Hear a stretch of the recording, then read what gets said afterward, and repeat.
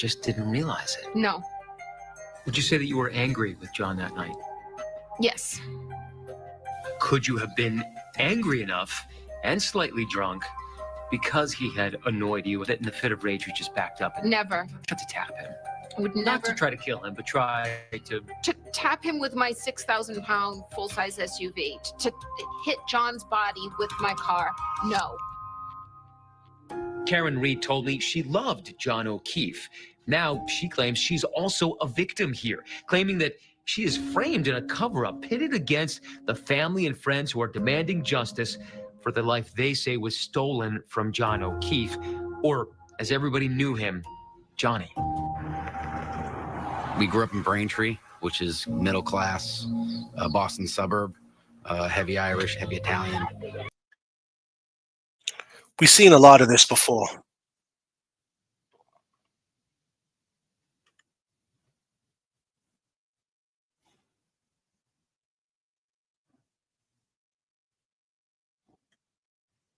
We've seen a lot of this before. We've seen a lot of this.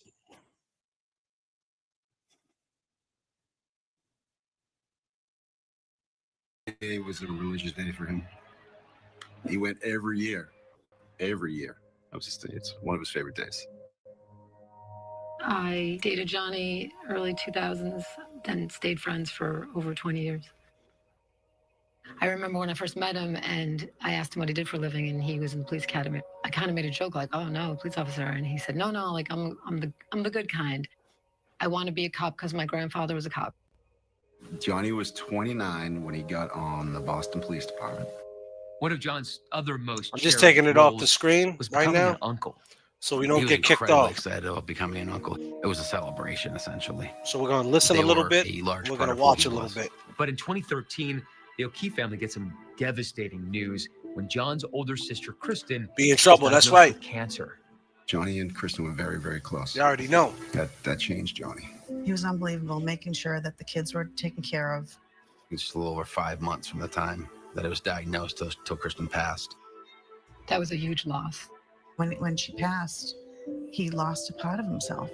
And almost unbelievably, Steve passed away almost exactly 2 months after Kristen did. In a very short amount of time, John loses his sister, his brother-in-law. He takes in their kids. How was he able to handle all of this? He had a big support system. And emotionally, how do you do it? I guess he just knew he had to. Johnny's niece was 6 and Johnny's nephew was 3. It wasn't even a question. Johnny was going to step in and raise those kids. Karen Reed's story begins 35 miles south of Boston in the town of Mansfield. Karen, before all of this happened, tell me what life was like for you. Routine. I took the morning train, literally, and just had a predictable, easy, fortunate life. What did you do for a living? I was in finance and asset management, what I always wanted to do. And then at night, I taught college juniors introduction to capital markets, investing. How did you meet John O'Keefe? I met John in 2004, February, at his sister's 30th birthday party. And so what drew you to him? I mean, what did you like about him? I thought he was handsome and he was sweet. And I mean, I was 24, so that was about the criteria at the time. It just came and went and didn't speak to him again. Not intentionally, it just wasn't serious. By 2020, more than 15 years later, Karen is living in the Boston area, and John is now a single dad, a cop raising 2 kids in the middle of a pandemic. And then he messaged Karen on Facebook. When I saw his picture, it was with several young children, and he told me, yeah, I have the kids now. I thought that was amazing. And he said they're 9 and 12. How serious did things get that second round? Pretty serious, very fast. Was there talk of marriage? No. No. Did you want that? I would have considered it strongly for John, but it's not ever been something that I've aspired to.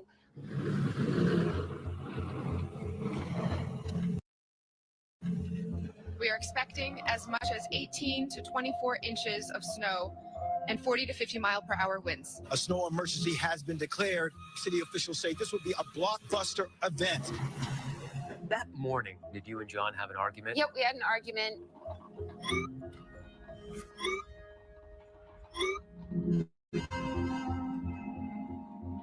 Karen says that morning John's niece was running late for school, and Karen offered to stop at Dunkin', something that she said John didn't really approve Yeah, of. I think they're playing the I was old one miffed first. because it just was in the essence of saving time. I would say of the arguments that we've had, it felt like one of the more unfair arguments. So I got my back up more than I normally did. Yeah, it's an old one. We get it, Brandy. We get it. It's an old one. But by that evening, But the two make plans trying to to make- meet up. They're trying to And make a show John's out of it. nephew's at a sleepover. His teenage niece is spending the night at home. Early in the evening, John O'Keefe goes out with a buddy. I'm looking at it right now. Karen Reed, The Verdict, a special edition of 2020. It's 2 hours. This is 10 minutes and 30 seconds in. So obviously they're splicing the old one in with the new one just to keep us watching. Down to C.F. McCarthy's. I ended up leaving my house. Of his murder, and this man will be at the center of the investigation and the controversy, speaking out for the first time. People need to know what has been going on. They need to know the truth. They're only hearing one side. God damn, Proctor. Like a relentless weed, moderate to severe Crohn's disease symptoms can keep coming back. Oh, man, Proctor. Look who popped out on Verdict Day, huh? Look who popped out. Karen Reed is free, and we got Proctor coming on 2020. Well, ain't that some shit, huh?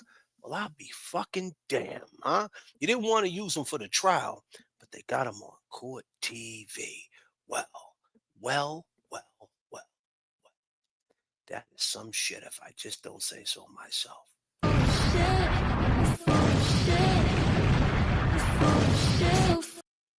See, what you probably thought was you did the same thing. They did the same thing to you that they did to Karen, right? See, Karen thought when she went on her interview, she thought, right? She thought that it was going to be over, right? On the last one she did, she was talking a little bit out of school, right? And then it was a hung jury. And then they twisted it and they actually used them sound bites in a court of law against her. It didn't hurt us. We're still not guilty. We're still free. Karen Reed's free. Karen Reed is not a defendant no more. Karen Reed can jump on an airplane tonight, do whatever the fuck she wants to do. Right, Karen? Ooh, ooh, ooh. Calm the fuck down. But these are just factual information.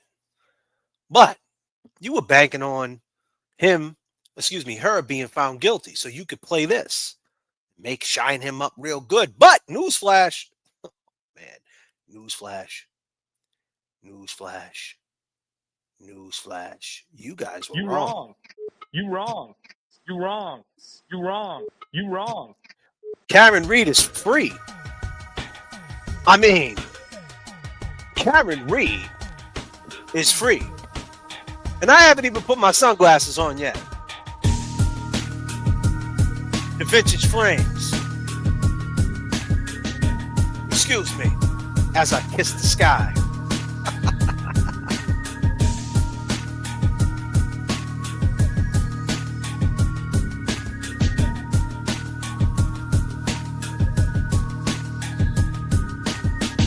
Woo! Let's go! What are we talking about here? Oh, these are the fresh ones too. They got the mint on them. The mint with the purple. Shout out to my guy at Vintage Frames, Miami. Looking out for his boy, J.F.K. show off. You already know. How we doing out there, chat? How we doing? Freedom is lovely. No price on freedom, for sure. For sure. For sure.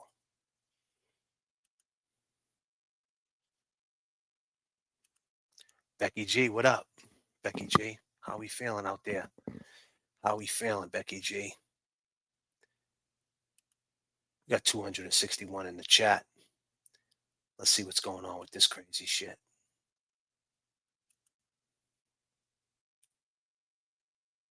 final hours of John O'Keefe's life, and witnesses testify about the calm before the storm. What was the mood in the group? Cheerful. Good mood. Everybody was just out having a drink. We all knew the storm was coming tomorrow. And, That's a lie. You know, just a typical average night. You saw John put his arm around Karen? Correct. John went over to Karen and he gave her. Thank you, a Toby kiss on the Bird. forehead. I was like, wow, that's the sweetest Appreciate thing I've you. ever seen. That's the sweetest thing I ever seen. So, on that pre-blizzard night, their morning spat now seemingly behind them, Karen and John are enjoying some drinks with friends, and after having a few at C.F. McCarthy's, they join another group at the Waterfall Bar just down the street. There was a table of people right away. We said hi to a bunch of people.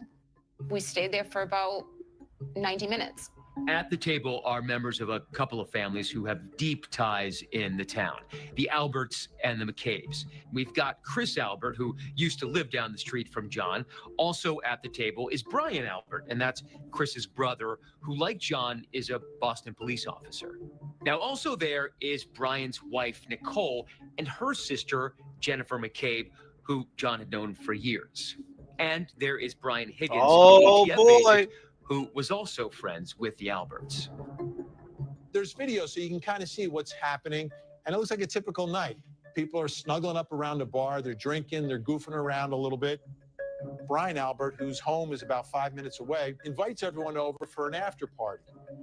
Now, there's already a party with some young adults taking place at his house because it's Brian Jr.'s birthday, so they all gather up and head out.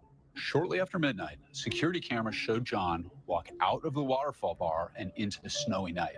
John has a cocktail glass in his hand. Seconds later, the two get into Karen's black SUV and they drive away. How many drinks had you had? I had probably about 4, and not 4 that I completed. It's all right. You're on either. I probation didn't now. Who drink, cares? Maybe more than a few sips at the waterfall. She was trash. Who cares? The Commonwealth, however, She got a year would probation. later claim that Gives a over the fuck. course of the night, Karen had 9 drinks before she set off in her SUV. You had 4 drinks, they say 9 drinks. So how drunk were you?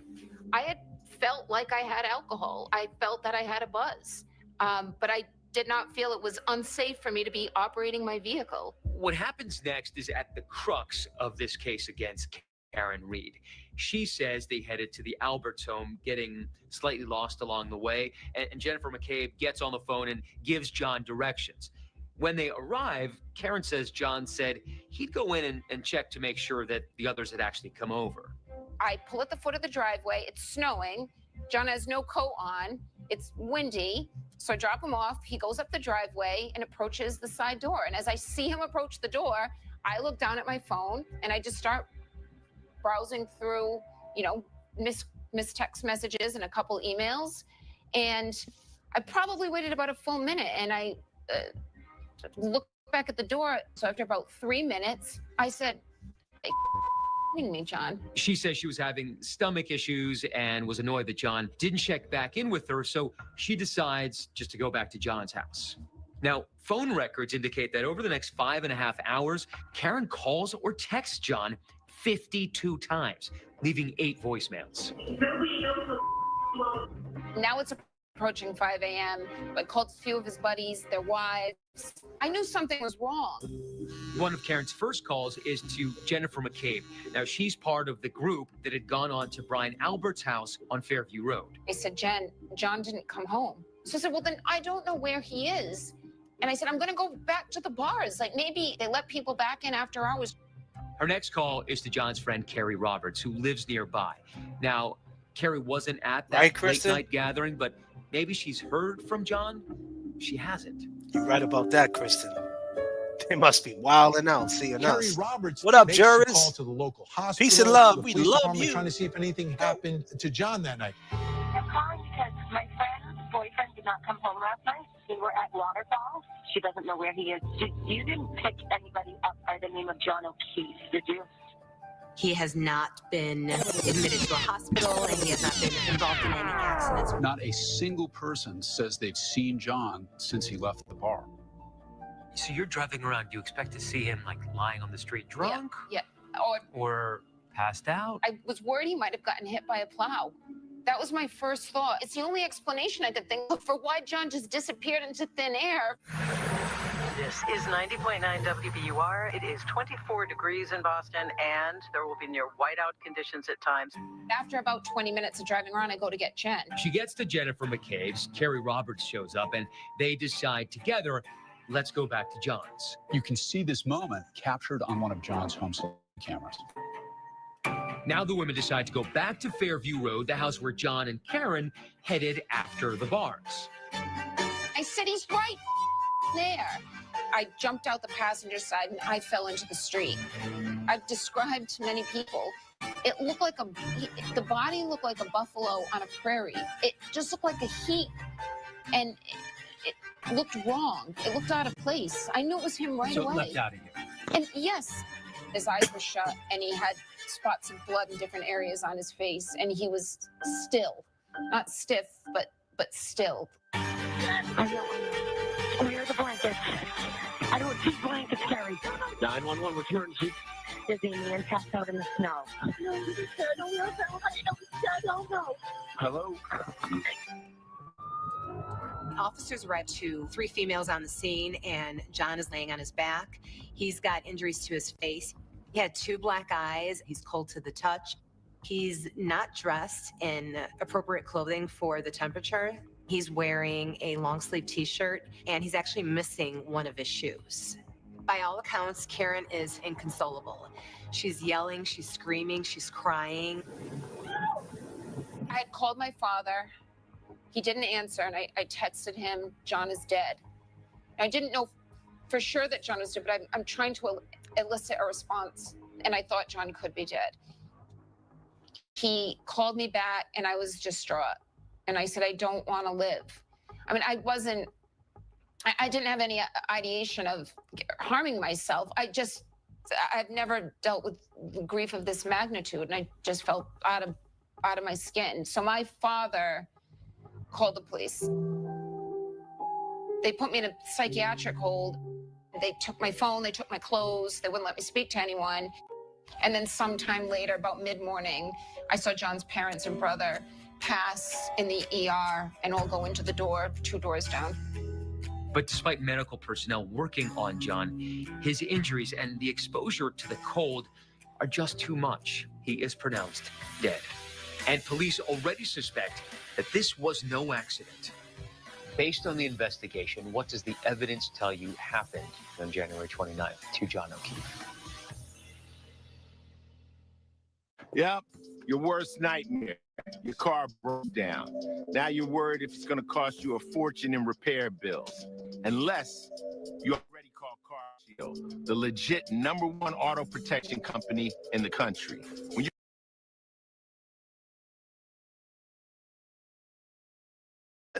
Yes, excuse me, people.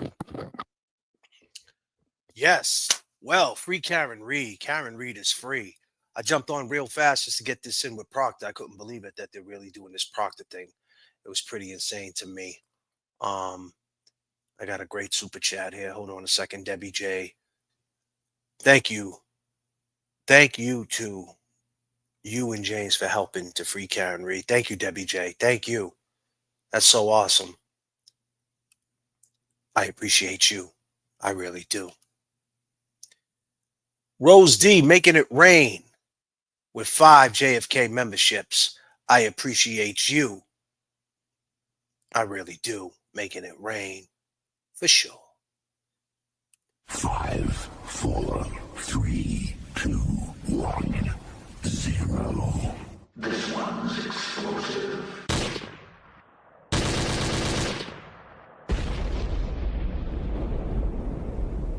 Let's go. We're working too. Yeah. I mean, my man had to run across 3 lanes. We're working too. Yeah. You know, I told you before, you got to read between the lines. R.I.P. Officer John O'Keefe. Karen Reed is free, which means is the real killers are still out there. So now, free Karen Reed, or we did that. But now we want that justice for John O'Keefe. And we're still going to Karen Reed between the lines. Yeah. Trust that. Trust Read that. between the lines. Uh-huh. What? All my long gamers, put your ones up. Long gamers, ones up. I know you feeling hurt. Your mind flipped. That was a moment in time. Can't rewind it. I seen your call, can't talk, declined it. Said I was sorry. Liquor had me blinded. I know about your issues, you're not feeling well. What you going through, girl, is a living hell. Sometimes I bug out, I just flip and yell. Just come out tonight, we can sip and chill.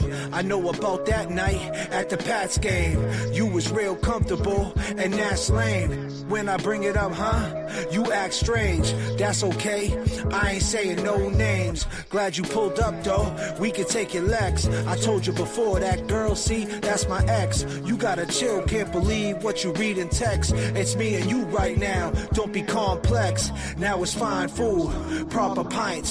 Storm coming through after 2 lots of white. We gonna be snowed in, so let's start the fights. I know you wanna talk, girl, but not tonight.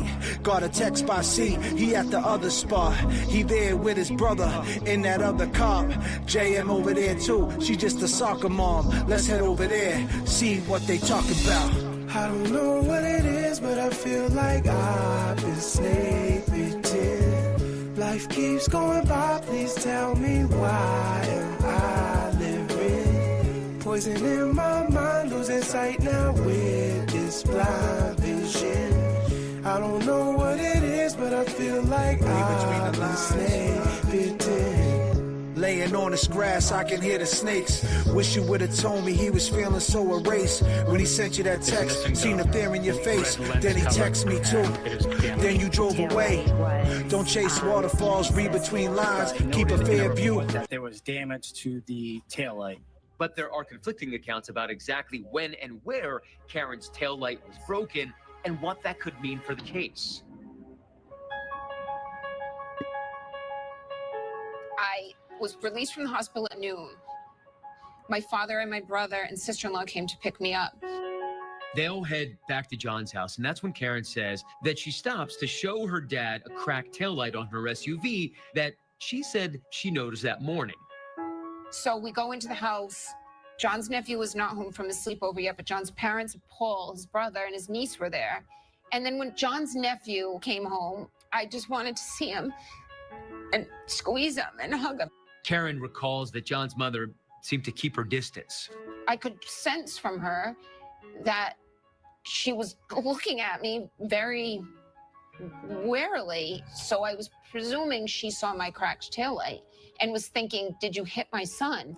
I was quite uncomfortable. I said, Dad, I think I need to leave. I said, I think John's mother thinks I did something to John. When we were driving home, I said to my father, I got to get an attorney. Getting a lawyer under those circumstances really is the right thing to do. Meanwhile, an investigation is underway. The Canton Police Department is now processing the scene. There's literally a blizzard hitting Canton, Massachusetts on top of this crime scene. It's snowing and it's windy and it's cold. So the evidence is changing. It's definitely a race against the clock. They bring out a leaf blower and they're trying to blow the snow to uncover whatever evidence might be. Fucking beneath idiots. The snowfall. According to police reports, what investigators initially preserved at the scene are 6 samples of what appears to be blood and a broken cocktail glass. Remember, according to the security footage, when John O'Keefe walks out of the Waterfall bar, he's got a cocktail glass in his hand. Now, the Massachusetts State Police come in. In this case, the state police completely take over the case because the Canton Police Department doesn't want even the appearance of a conflict of interest. The lead investigator will be Trooper Michael Proctor, whose misconduct will become part of the firestorm at the very center of this trial. This is the very first time that Proctor is speaking publicly in an interview about this case. He tells me about those moments when he and his colleague, Sergeant Yuri Buchanan, first head to the Canton Police Department. There he is. Does it change the nature of the investigation when you know Proctor that the deceased is a cop? No, nor should it. There's a little more emotion involved. That afternoon, Proctor and Buchanan interviewed Brian Albert, who told them John never came inside his house. And Proctor interviews Jennifer McCabe, who told him she had been on the phone trying to navigate John to the house, but she also says he never came in. Proctor also says Jen McCabe told him, and when Karen found John's body, she said, "Could I have hit him?" Proctor and Buchanan head to the hospital now to see John's body. Proctor says at the hospital they realized O'Keefe had been found wearing only one shoe. And the reason that became important, or was important at the time, during my training and experience, Yeah, whatever, I've been to motherfucker. pedestrian strikes where both shoes are right at the point of impact. So the body gets hit, but the shoes get left at the point of impact. I've seen them where people get ripped completely out of their clothing, and their clothes Lies. are at the point of impact.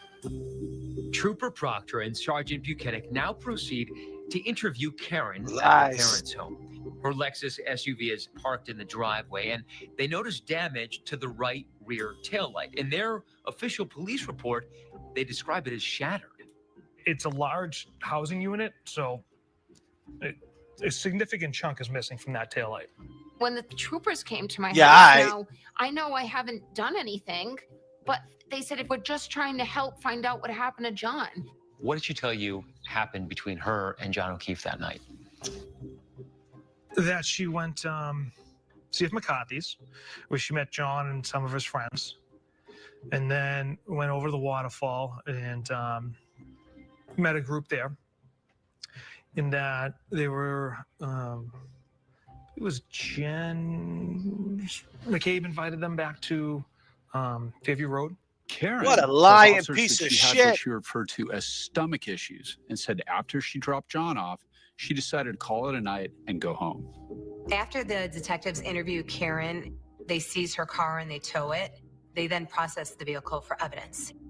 That night, state police investigators report finding pieces of red plastic taillight and a clear piece of plastic at the scene. Pieces that they say appear to match the missing pieces from Karen Reed's SUV.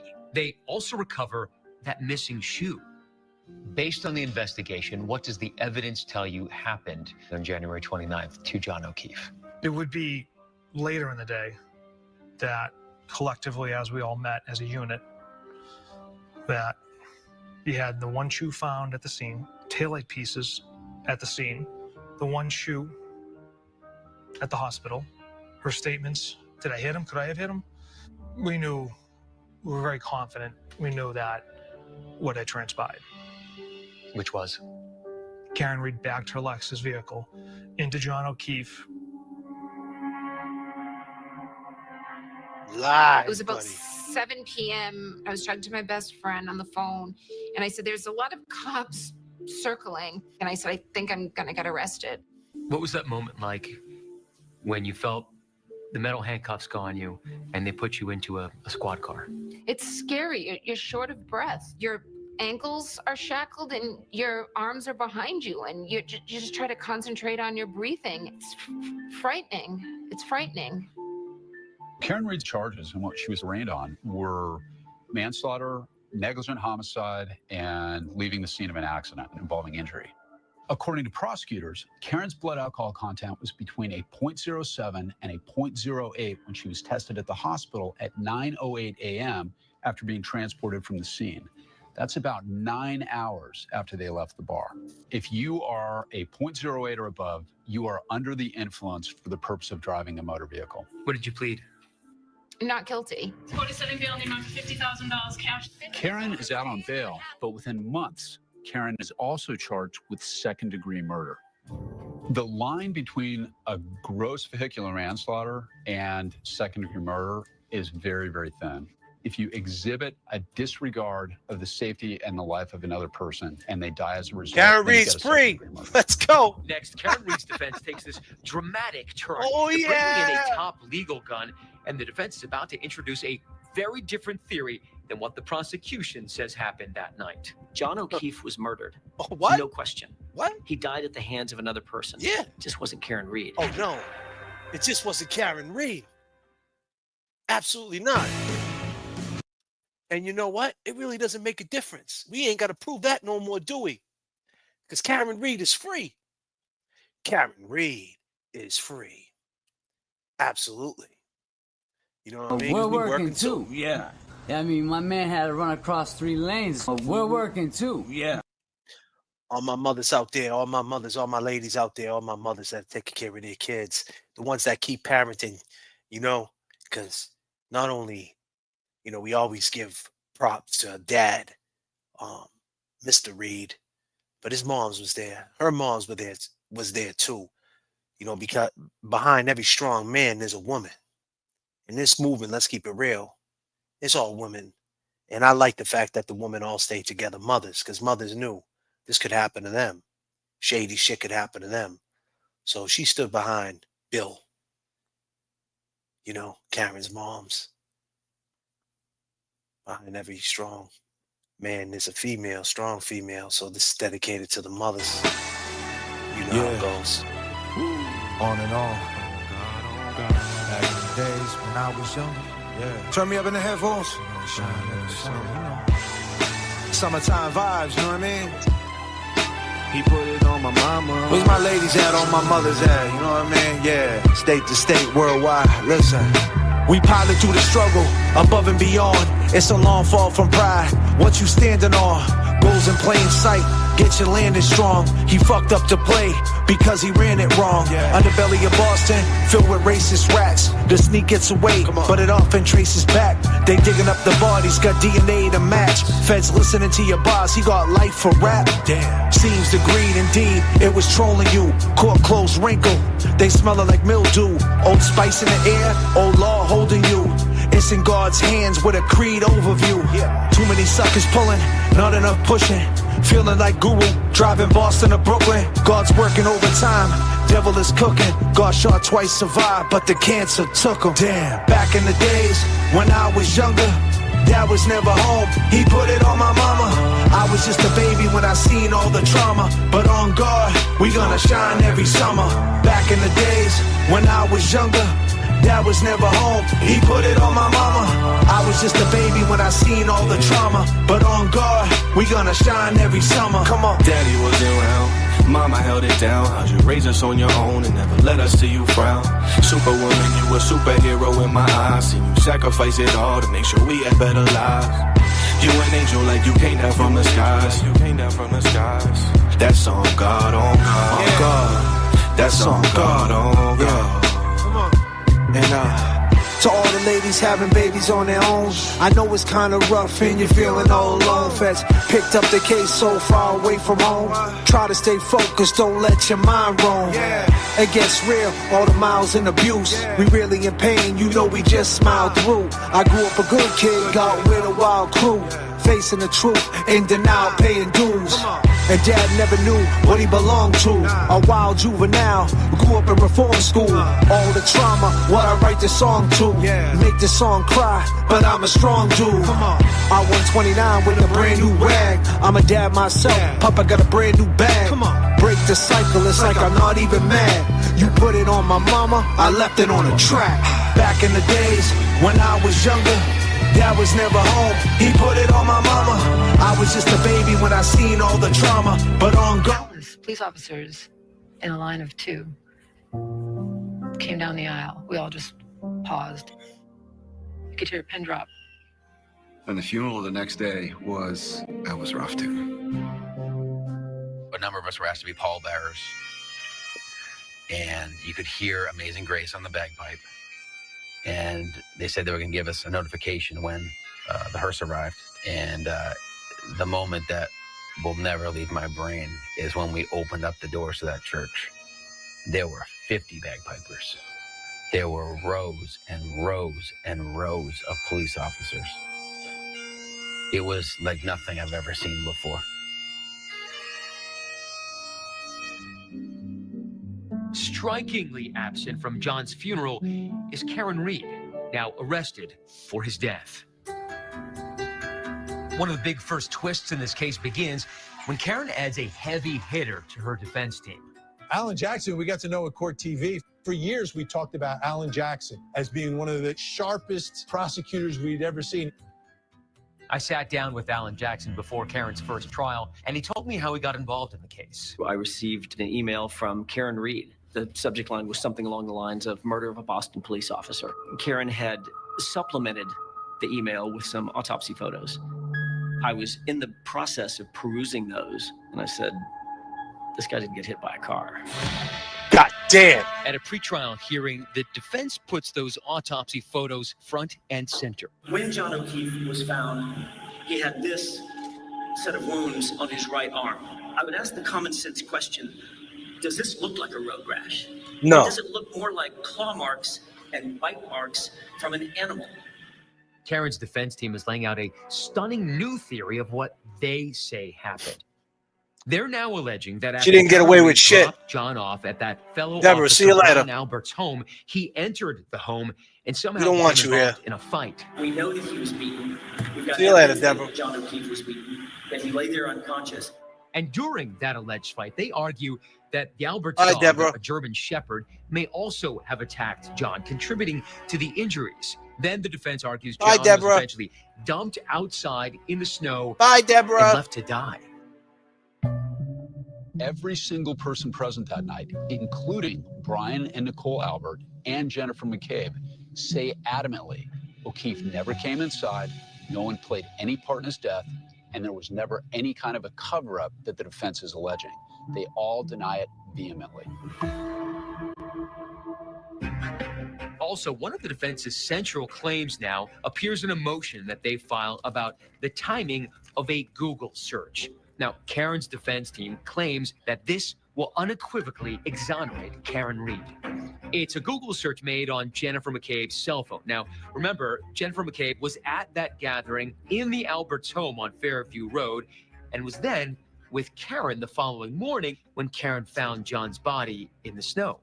The defense and Karen Reed and her family believes at 2:27 a.m., Jennifer McCabe is searching how long to die in the cold. She misspells how, it's H-O-S, but how long to die in the cold. Why would she Google search that if she didn't know that something was going on with John laying in that snow in that front yard? Jennifer McCabe says that she made that search after 6 a.m., and that was at the request of Karen Reed after they discovered John's body, which the prosecution also maintains. This Google search is what really brought a lot of people into this case. There are dozens and dozens of people here. You can notice all the placards around. They are protesting in favor of Karen Reed. Free Karen Reed! But it's not just John O'Keefe's friends and acquaintances inside that house that night that the defense is accusing of participating in this cover-up. They also set their sights on Massachusetts State Police Trooper Michael Proctor, the lead investigator in the case. The defense claims that Proctor, a lifelong resident of Canton, is close with the families inside that house that night, the Alberts and the McCabes, and therefore he's biased and prejudiced in their favor. These are claims the state completely rejects. Had you ever heard of Brian and Nicole Albert? Did that ring a bell? So I heard of Brian Albert. Never met him until I interviewed him. Now, Proctor tells me he did know You're a Brian lying Albert's brother, fool, Chris, bro. and wife, Julie, who'd been at the Waterfall Bar. But you knew Julie and Chris Albert. Yes, through a distant relationship with my sister. Did you know Jen McCabe? No. And McCabe's? No. No, never met the McKays before, prior to this investigation. Did you ever think at any point that you should recuse yourself from this case? No, absolutely not. Absolutely not. Wasn't too close to home, both figuratively and literally. No. It wasn't a concern of mine. It wasn't a concern of DA Michael Morrissey. It wasn't a concern of my supervisors. You know, I didn't know these people. There was loose connections with Julie and Chris. Loose The connections? defense is questioning the physical evidence found at the scene at this point. Like, why wasn't Karen's taillight found at the scene right away? And the fact that there were even additional pieces of evidence found days, even weeks later? Because in pretrial hearings, they insinuate that Karen Reed's taillight fragment may have been planted there. And that cover-up theory is a recurring theme throughout the pretrial hearings for the defense. And the state says that's absolutely baseless. Did you plant evidence? Absolutely not. And I'm laughing because it's such a ridiculous accusation. It's something I would never do. I've never done. You know, most people would. And there's no evidence of it. We're talking about people no in your evidence of it. Your neighbors who believe it. This is not strangers. This is people in Canton. Why do you think that is? That's just the loud minority. Really? The silent majority we've had an overwhelming amount of support. They're just not out there tweeting. The prosecution strongly denies allegations fuck of a outta cover-up, here, buddy. allegations of planting or mishandling evidence, and allegations that Michael Proctor has close ties to any of the witnesses in the case. Very early on, Alan Jackson told me that he could not understand why it was that every time that you went back to the scene, new evidence would materialize. He found that very suspicious. Maybe you didn't read the weather report I provided in my reports. Really? Which indicated? Over the next week to 2 weeks, temperatures range from 30 to 60 degrees with heavy rain. Snow melts at a rapid pace, and the more snow that melted, the more evidence unearthed itself. Yeah, all right, buddy. The jury didn't believe that, buddy. The stage is set for Karen's first trial. The jury didn't believe that, pal. On the witness stand. Come on, jurors. But there will be new evidence introduced at trial that the defense will use to discredit Trooper Michael Proctor and ultimately could end his career. The jury didn't believe that. Oh my goodness. Is this case over now? Oh, yeah, it is. Words, Trooper Proctor. Yes, Your Honor. They didn't believe you, Proctor. I love my work caring for people. I often assist women who struggle with urinary incontinence, women who have fallen trying to. They didn't believe you, Proctor. You know that, right? See, you were betting on Proctor that tonight they were going to air this and she was going to be guilty and this was going to help your career. That's what you thought. You thought, hey, this is great. Air it, hold on to it for safekeep. Play the first part, mix it in. That's all they did. They spliced some shit together. They took some old stuff and spliced it in with the new Proctor. The new Proctor feature. Yeah, real good what you did. You made something out of nothing. What'd you get, 15, 20 minutes with Proctor, and you made it into a 2-hour thing? We don't even care. We just want to see Proctor. Karen's free. We just want to see this clown Proctor because we're still riding. We got 628 people in the chat. See, Karen Reed is free, but that just means one thing and one thing only. That means it's time to go hard on these people because if you didn't know, you're not a witness no more, Kevin from South Boston. Big Bad Brian A., you're not a witness no more. Colin, you're not a witness. Jen McCabe, you're not a witness. Caitlin, you're not a witness. Allie, you're not a witness. Chris, you're not a witness. You guys are not witnesses no more. Julie with the donuts. Nicole, you're not witnesses. Karina, excuse me, you're not a witness, but we don't care about you. You guys are no longer the witnesses. You guys are the suspects. So now the twist and the turn of it is like, okay, let's talk about it. Karen Reed, they didn't even show half the case. They didn't even bring Proctor in, this scumbag. They didn't bring Higgins in. They didn't bring Big Bad Brian A., Chris Albert in. They didn't bring Nicole in, Julie in, Caitlin in, Allie in, Colin in. They didn't even bring in Richard Green, the guy who says that How's Long to Die in the Cold happened, which exonerates Karen. See, not guilty is cool.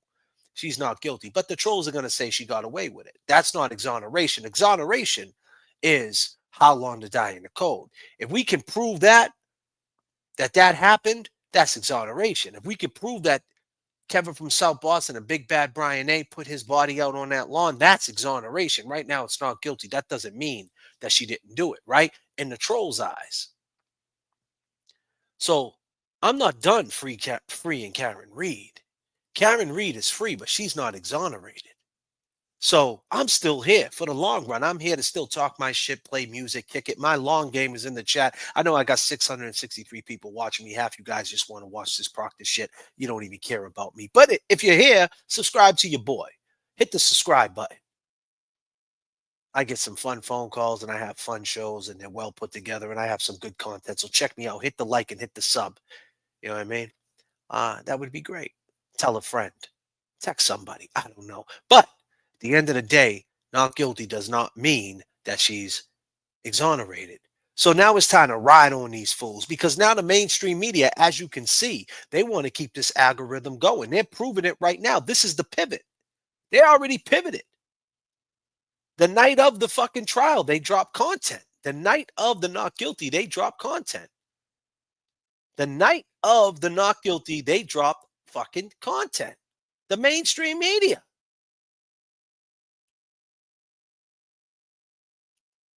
Even more astonishing, John O'Keefe's own family and friends are being confronted by people in their own community as they go to pretrial hearings.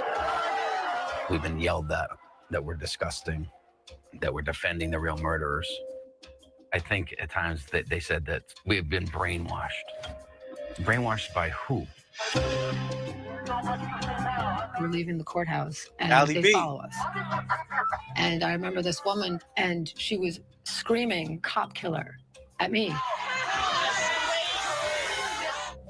I've never heard of such a thing in my life. We thought, okay, they boo us, okay, but they're not going to boo John's family, right? Then they did. It must have created a lot of anger. Yeah, not so much anger, but when you walked in, like the anxiety, like we were shaking broke going down. in because it was just Every time we went in, yeah. But then after like maybe the fourth time, we were just like, all right, let's just hold our head up high and walk through this with Johnny. I think everyone should be in agreement that the O'Keefes don't deserve this treatment.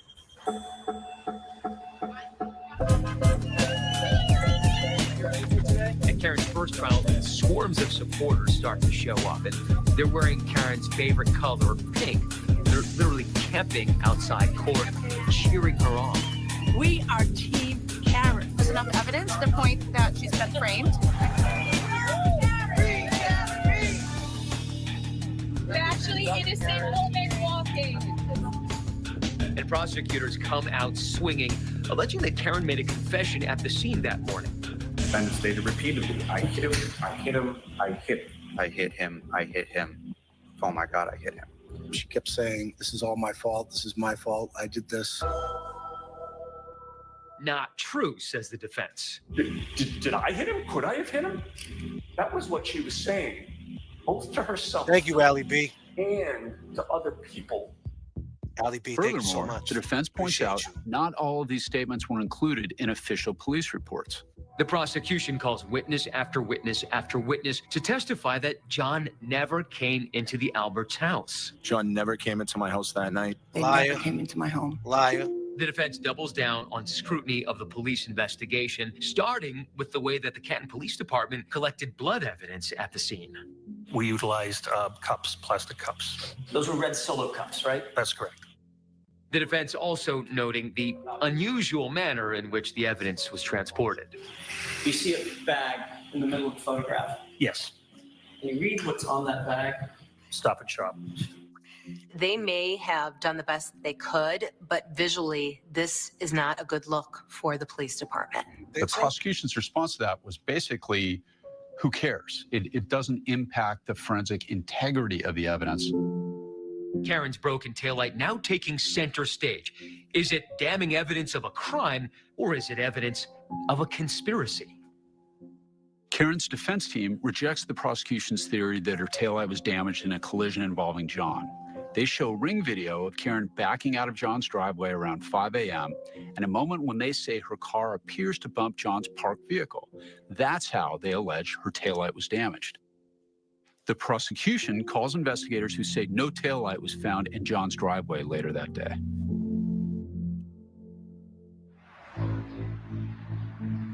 But the moment at that first trial that would forever change the case is when Michael Proctor takes the stand. Trooper Michael Proctor, Proctor.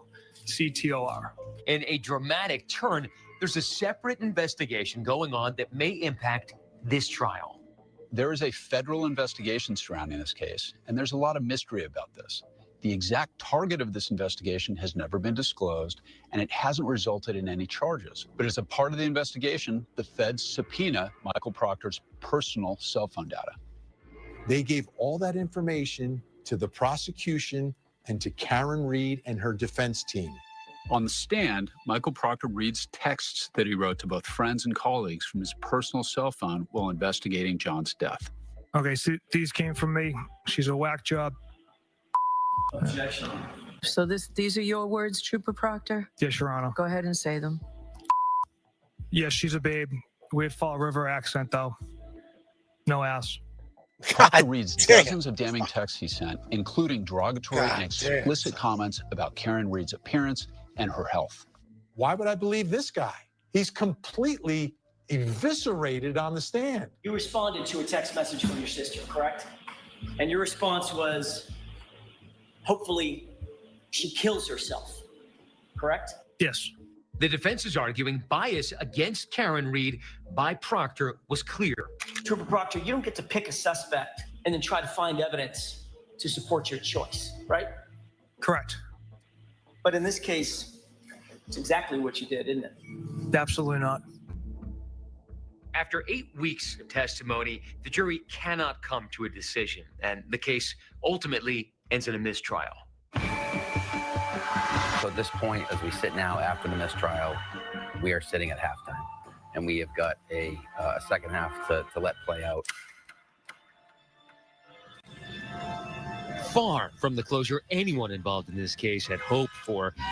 Now, a new, even more explosive chapter is about to begin. This is bizarro world. I am put on the stand in a murder trial. I don't know why I'm here. I have no connection to this case. These are not my words. I'm not really comfortable reading these. Do I have to say these words out loud? I've never seen anything like it. This case carries a malignancy, and that cancer has a name. His name is Michael Proctor. Oh! The defense He's crying. vigorously He for was a crying. mistrial with prejudice. This fucking is the dude was retrial crying. of the century. God damn, Proctor was just crying. The babies in Vietnam. This is me. The heroic mission. We want to see it. and their reunion. They're going to replay it. Hey, James, I sent you a link. Kev, I sent you a link.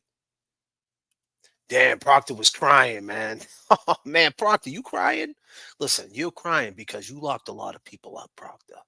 All right, and they're all coming home. They're all coming home now. They all got their appeals in. They're all coming home. You said they did this. I didn't do shit. He's lying. Why is that? He got fired. They're coming home, buddy. They're taking time served. Some of them been down 7 years, 10 years, 3 years, whatever the fuck, how long they've been down. Woman, too, up in Framingham that you set up. Oh, yeah, they're all coming home. Good looking out, Proctor. Good looking out. See, that's what happens, man. Your nightmares come true when you're a piece of shit. It just goes down like that. But did I tell you, Proctor? You didn't know when you were doing this. You had no idea, did you, Proctor? You gambled again. You were gambling. You thought. Oh, you definitely thought. Hank Brennan told you. Did Johnny tell you too? Joey? Is that his name? Johnny? Johnny D? The one who backed up into the SUV today and was picking up tail lights? Figure that one out.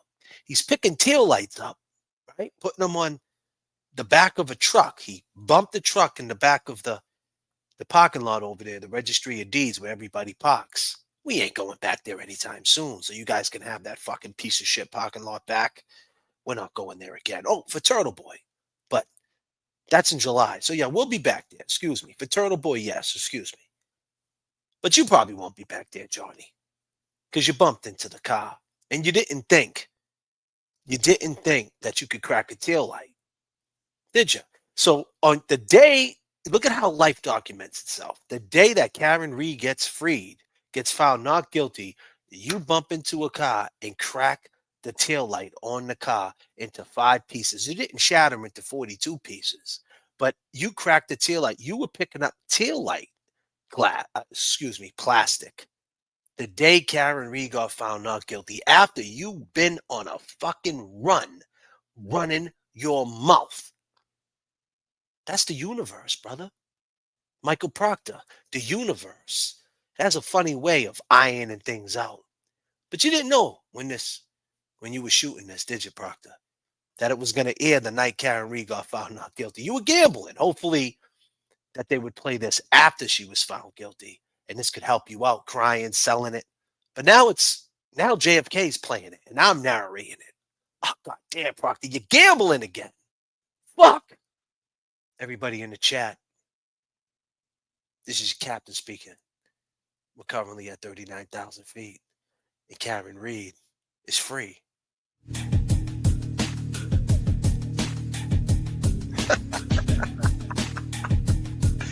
God damn, Proctor. You fucked up again.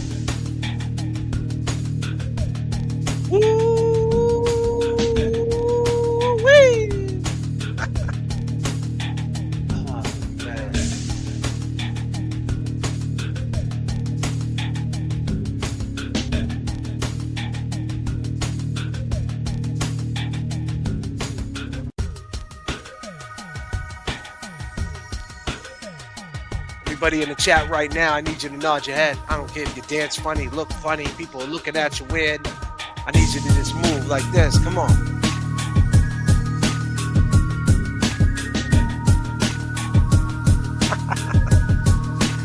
Oh, man.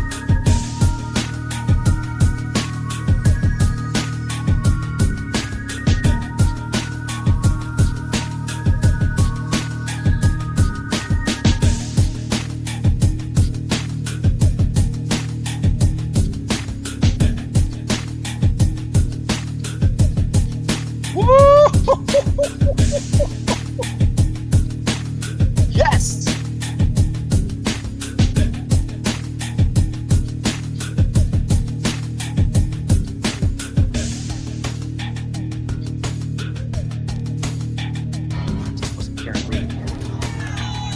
What happened with the state's people inside the court? The digital evidence is the centerpiece of the prosecution's case versus the people outside. All new interviews, the embattled trooper speaking out for the first time. They don't care what the evidence is. They are just all in on this theory that Karen Reed was framed. No one has fought harder for justice for John O'Keefe than I have. That's right.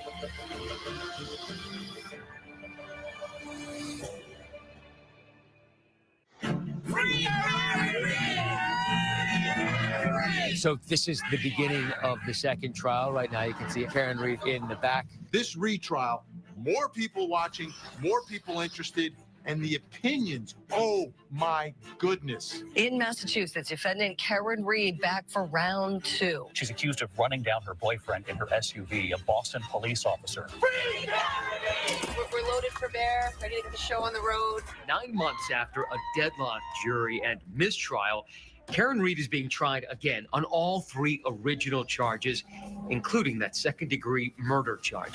Are you feeling more confident in this trial than the last one? I'm always confident in my team. Commonwealth versus Karen Reed. Whenever you have a retrial, there are going to be changes. It doesn't make any sense to use the same strategy as the first trial because it's clear the jury didn't buy parts of your story. So it's now time for the opening statements. Mr. Brennan. Some of the storytellers will also change. Original lead prosecutor Adam Lally is out, and Hank Brennan is in. Thank you, Your Honor. Brennan once defended mobster Whitey Bulger, so How'd that he work is out no for you? stranger to a high-profile How'd case. that work out for you, Hank? Hank Brennan understands what the defense is trying to do, understands what the defense wants the prosecution to do. I simply ask you to follow the evidence, follow the science. The prosecution's story this time is more focused, more vivid. Thank you, Nurse Put Deb. her foot on the gas pedal and began to press, not 25%, not 50%, up to 75% That's right, Randy. acceleration. In opening statements, both sides promise something new. A cell phone Let's is go, Donnie B. an amazing piece of technology. For the prosecution, Maria, what the up? new comes in the form of digital evidence. That's And right, there'll be Maria. some remarkable data that you will use in this case to find the truth. Damn Hank right, Brennan Norman. wants this jury focused on the evidence coming from John O'Keefe's phone, the evidence coming from Karen Reed's SUV, evidence that he says does not have bias. If digital forensics does not connect with the jury, I don't see how the prosecution can win. Thank you, Mr. Jackson. In their opening statements, the defense takes a scientific approach. Ladies and gentlemen, the scientific evidence and the medical evidence will establish that John O'Keefe had to be injured somewhere else, somewhere warmer, and his body had to have been moved out into the cold. Understanding exactly what happened that night, to me, is a very complicated question. And the defense never misses an opportunity to mention the name Michael Proctor, the lead investigator on this case. This case carries a malignancy, a cancer that cannot be cut out, a cancer that cannot be cured. And that cancer has a name. And his name is Michael Proctor. It is not hard to conclude that Michael Proctor's words provided the jury with reasonable doubt in the first trial. And it doesn't take the prosecution very long to remind the jury of 3 words. She said, I hit him. I hit him. I hit him. I said, I hit him. It was preceded by a did and proceeded by a question mark. So did I say the 3 words, I hit him? Yes. Did I hit him? So you're saying that the entire time it was in a question mark? Yes. It's like that my cousin Vinny moment. I shot the clerk versus I shot the clerk. So I'm wondering if this jury will have that same interpretation. And the prosecution adds something that was lacking in the first trial. Commonwealth calls Peggy O'Keefe. Emotion. Peggy O'Keefe testifying about the phone call that every mother dreads. Yeah, she said John was found in a snowbank. And I didn't understand, which I said, what do you mean found in a snowbank? She said, they found him in the snow. They don't know what happened. She was a very powerful witness, not just in what she said, but how she said it. It really makes the jury understand that, a man, a real person is gone. Good morning, Your Honor. Good morning. Commonwealth will call Ian Whiffen. Okay. Ian Whiffen is a digital forensics examiner, and he analyzed the contents of John O'Keefe's phone for the prosecution. And he was able to track the movement of the phone as it left the bar and then drove to Fairview Road. Do you have an opinion where John O'Keefe's cell phone was? My opinion is that the device never moved far away from the flagpole. It tells a story of a man who's in a car, a man who steps out of a car, and a man who never goes inside. According to Whiffen, the circles on this map indicate O'Keefe's general location on the property. Based on his cell phone data, the smaller the circle, the more accurate the information. But defense attorney Robert Alessi was focused on the larger circles. The phone of John O'Keefe could be anywhere within the largest white circle, correct? Correct. And therefore, the phone could be in the house, correct? Based on the low accuracy information, yes. The answer is yes. Yes. I came into this case, I thought it was black and white. Digital evidence is what it is. But what we are learning through this case is that it's a matter of interpretation. With the court's permission, could I begin with clip 7? Yes. Maybe more than a few sips at the waterfall. And 4 drinks you felt fine to drive? Yep. Numerous clips of Reed's televised interviews have been played by the prosecution throughout the trial. And I don't care what your viewpoint is of Karen Reed. When you listen to them and you watch these clips, there is no way you can tell me they make her look good. My name is Yuri Buchanek. Yuri Buchanek was former Trooper Michael Proctor's supervisor. The prosecution needs him to minimize Proctor's involvement in the case. In the cases where you're assigned, do you investigate the case alone? Never. It's always a team effort. Buchanek did everything he could to downplay Proctor. Like, oh, Trooper who? Well, he's one of many here. And that's just not true. At the same time, Buchanek, who was disciplined after it was revealed he was in the group chat where Proctor was sending inappropriate text messages, must also defend the work of Proctor. Do you think this case was handled with honor and integrity by Michael Proctor, Sergeant? The investigation was handled with integrity by Michael Proctor. The Commonwealth highlights the movement of Reed's vehicle while in front of the Fairview home. Their expert reviewed the onboard computer system of the Lexus, which tracks the SUV's motion. So again, the initial forward motion is 34 feet, and then backing up an additional 53 feet. And finally, regarding this part of your analysis, do you have an opinion to a reasonable degree of engineering certainty as to whether the defendant's Lexus was decelerating, accelerating, or remaining the same? It was accelerating at 74% throttle. Next, Dr. Judson Welcher provides something the prosecution did not have at the first trial: video. The accident reconstruction he puts together is a series of slides and videos which he claims explain how an impact could have occurred. Let's have the car drive into me. I did this at very low speeds. This is from a camera that we have pointing down at it. But even a 2-mile-an-hour impact redirects me back and causes me to rotate and take a step. not every judge would allow this type of evidence. So that's a win for the prosecution to actually get these videos in front of the jury. Opinion with a reasonable degree of scientific certainty, that is what happened. This is a real expert. And the question now is his opinion versus the opinion of the experts for the defense. Who will the jury trust? But if the defendant is worried, she's not showing it. How would you sum up the prosecution's case? One word. Unjust. The prosecution rests without ever calling Michael Proctor to the stand. And while the jury will not get to hear from him, you will. He's sitting down exclusively with 2020. There he is, Proctor. Did you say 12 o'clock? Okay. See you tomorrow at 12. I can't hear clearly on the phone anymore. Let me show. Proctor, what's up, Proctor? Damn, my link ain't working for my. I don't know what's up with the link, fellas. I just sent it to you, Kevy Kev, sent it to you, James. For some reason, when I go on it, it's saying, oops, go to home page 404. There's nothing here. Wow. Something's up with that link. Ain't that a bitch? You know, this guy, right, has a lot of nerve, right? Today he was picking tail light pieces out of his car.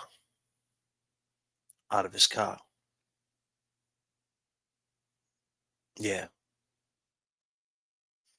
Johnny D, how you feeling tonight, man? You real quiet, brother.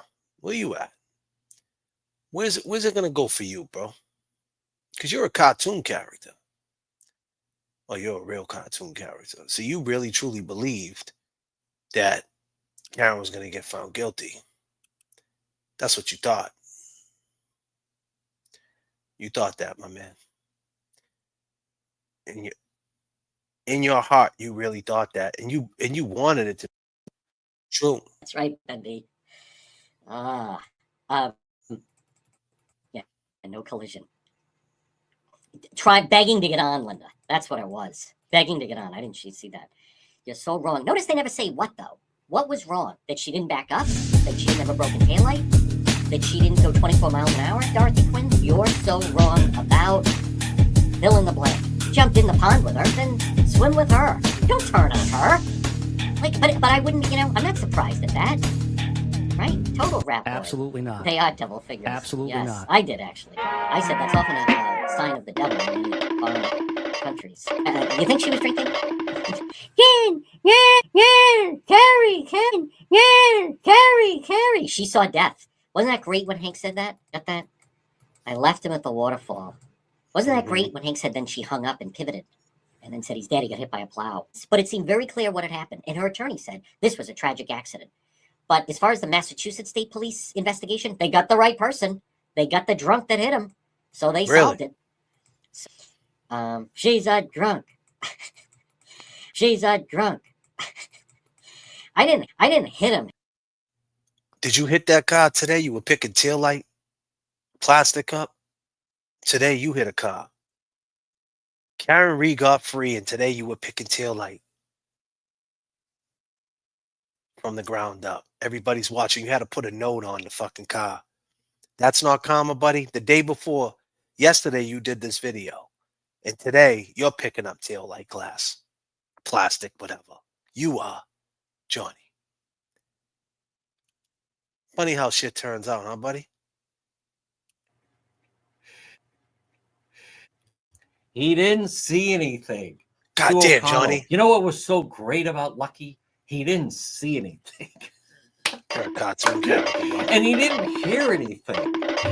These people are fucking idiots. These people are fucking idiots. Oh. We're fucking idiots? Did you know that Karen Reed is free, bro? Did you think about how this video was going to age, my man? Did you think about that? Did you think when you make content, you got to always think how it's going to age? We got 827 people in here. When I do videos, I think how they're going to age, how they're going to look down the line. This didn't age too well for you, my man. Auntie Bev and the McAlberts. What? The McAlberts. How much they paying you? Karen, my queen. Oh.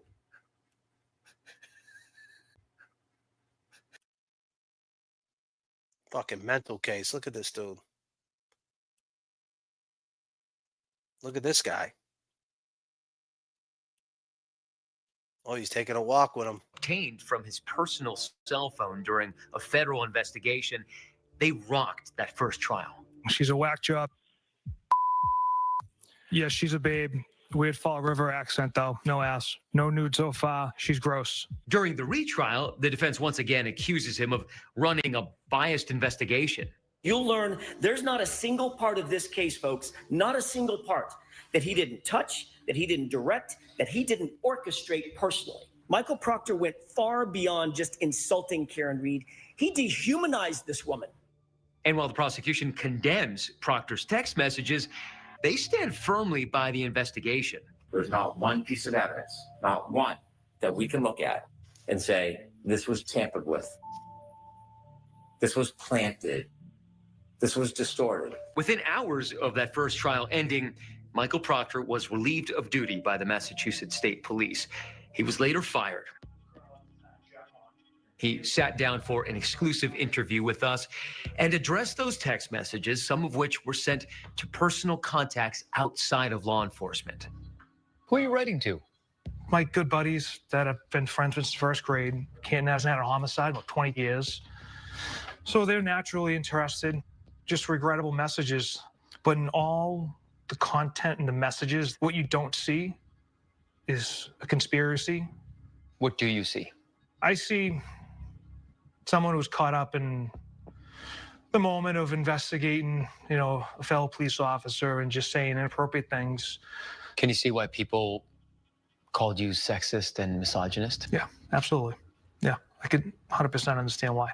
As those text messages are entered into evidence, prosecutors begin to address the defense's claims of bias, and they ask Proctor about the integrity of his investigation when he takes a stand in the first trial. What, if any, impact did that have as far as your investigation was concerned?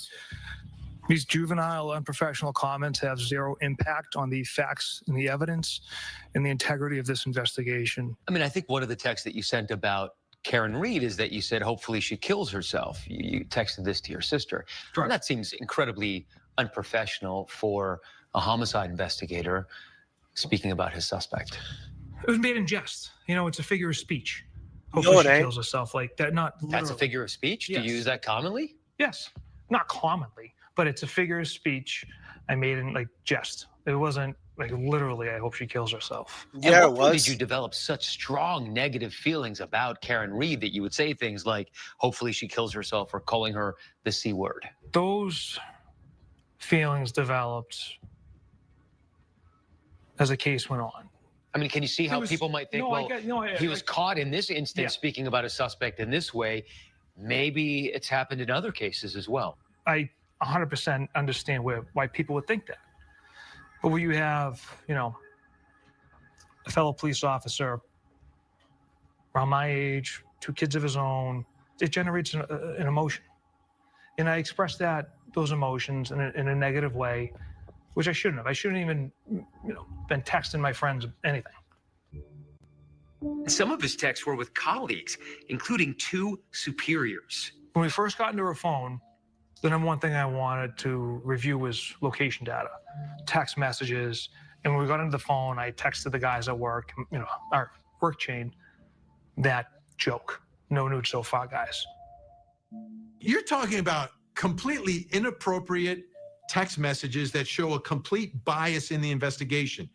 And Proctor is sending these to his supervisors, and he's not being admonished for it. What's going on here? Is this business as usual? Is this being adopted and accepted by other members of law enforcement? Does the bias of one investigator or the exhibited bias, does that compromise an entire investigation? No. But could that bias have led to additional mistakes? That's the jury's job to figure out. Can you see how the impropriety of the text messages opens the door for the defense's allegations that there was some sort of conspiracy and cover-up here? There's no evidence because it didn't happen. I spent 2 days on the stand. That was Alan Jackson's opportunity to bring that up and question me on it. Specifically asking you whether you planted evidence. Yeah, not one question. Boston has a history of police and law enforcement corruption. Yeah, that I agree with. Oh, you agree Not with in it? this case. Didn't happen here. So why would it be so unreasonable for people to think, well, it's happened elsewhere and recently in Boston? Why couldn't it happen in Canton? They believe that the state police, multiple units within the state police, the Canton Police Department, about a dozen civilians are all in this conspiracy to frame a woman we don't know. And over the last 2.5, 3 years, not one person has said, wait a minute, I'm not going down for this.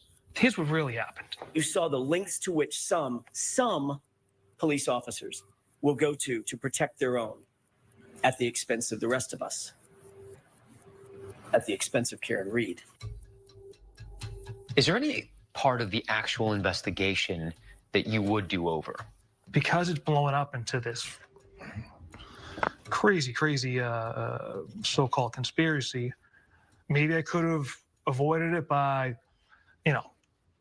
looking at other people's cars just to say we did it. There's some witnesses maybe we could have interviewed a little sooner, but overall, myself and every detective in that office worked this case like we always do. So I wouldn't change anything. Nothing. No. Wow. Things are about to change for Michael Proctor. I just remember dropping on my knees and laying on my lawn, like crying. Yeah, buddy.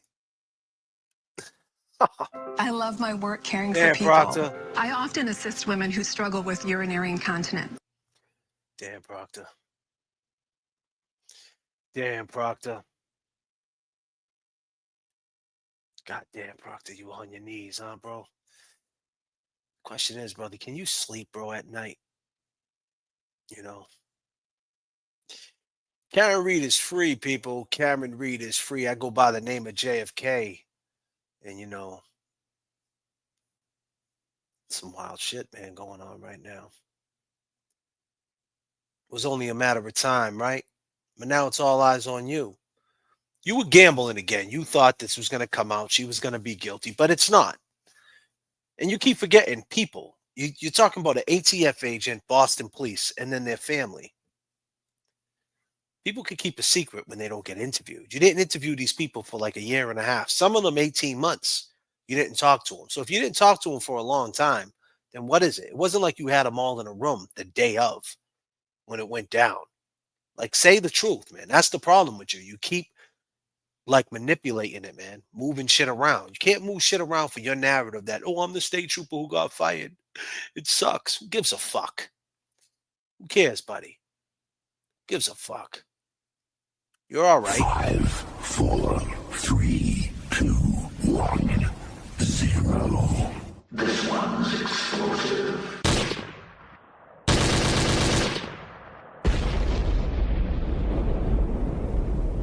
Let's go.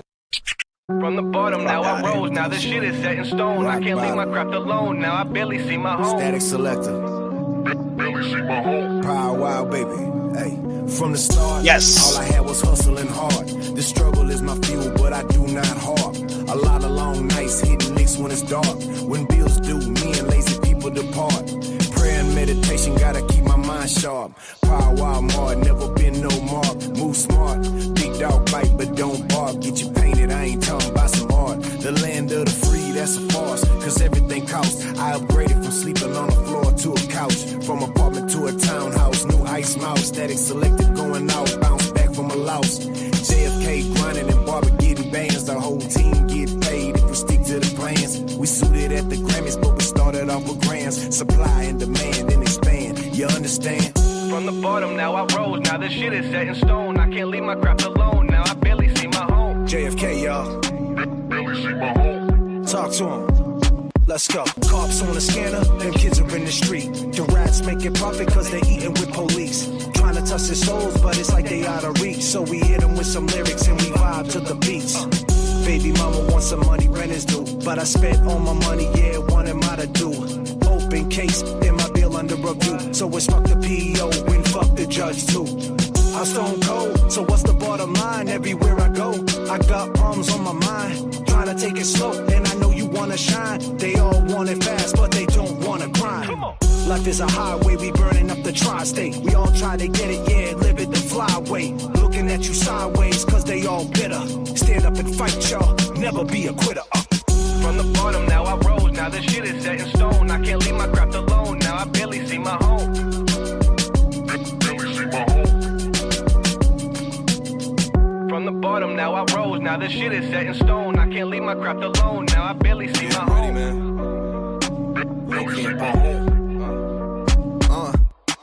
Heard they wanna see me fail, but all I know is prevail. Hope there's something you can feel, cause I gotta keep it real. You ain't no god, that's the only thing I fear. I got these guys on this paper trail. From Appreciate it. Now I rose, now this shit is set in stone. I can't leave my craft alone, now I barely see my home. Always on the road, and I could never stop the way I'm always on the go. Now let's roll, working double OT, low key. I got it for the low ski, OG. Cooling at the camp with the broskies. If you talking bad about me, you don't know me. Trooper Michael Proctor is relieved of duty effective immediately. Suspended without pay. Proctor suspended without pay pending an internal investigation into his conduct. I just remember dropping on my knees and laying on my lawn, like crying. I couldn't even talk. I was complete hysterics. And I just remember my mother being like, what? And I kind of gathered myself, and I'm like, they relieved me of duty. What was it like handing over your badge, your gun, your cruiser? What really got me was my union rep. He had to come over to my house and pick up all my uniforms. And the one time I broke down was putting my Class A uniform. You know, you go through a 6-month academy, and you're very proud to put that uniform on. Yeah, that was tough. In March, the State Police Trial Board dishonorably discharges Michael Proctor on 2 charges, including unsatisfactory performance. God damn, Proctor. Police conduct standards. I don't know any trooper that's been punished for personal text messages on their personal phone, let alone fired. He's appealing the trial board's decision. God a supervisor on one of Proctor's text chains is also disciplined for failure to counsel a subordinate during an investigation, and he loses 5 vacation days. The Massachusetts State Police say their disciplinary action is determined on a case-by-case basis. People in every job do and say stupid things. They're human beings. They make mistakes. But we have to expect a higher degree of professionalism from a lead investigator in a case like this. With the second trial underway, public fascination accelerates and the trial takes on a life of its own. The public interest has actually grown for the retrial. First time around, people heard about the case. Second time around, people know the case. Social media is having a field day. Karen Reed. I am just obsessed with this case. Birthday shout outs to Karen. There are dinner giveaways for Karen Reed's Defense Fund. So I'm looking very forward to meeting some of you in person, to sharing a nice, intimate dinner with you. And on the free Karen Reed page, it's almost like a reality show with Chef Alan Jackson behind the scenes serving up meals for Reed and her team. It's a reflection of the modern age. For Karen Reed, there's supporters who have raised money to help her defense. Karen Reed going online, making herself accessible. Karen, we love you. Has garnered financial support, emotional support, and, you know, the court of public opinion support. But when you look at it from the perspective of the victim's family, especially those 2 children that were relying on him for their care, the idea that there are raffles and giveaways, it's arguably pretty grotesque. She's the happiest murder defendant in America. There's a long way to go with this second trial. How does that feel? We feel like we have a simplified strategy. The evidence will show exactly what happened. I think that she hit him. I think that she knew she hit him. I don't think that she knew how badly he was injured.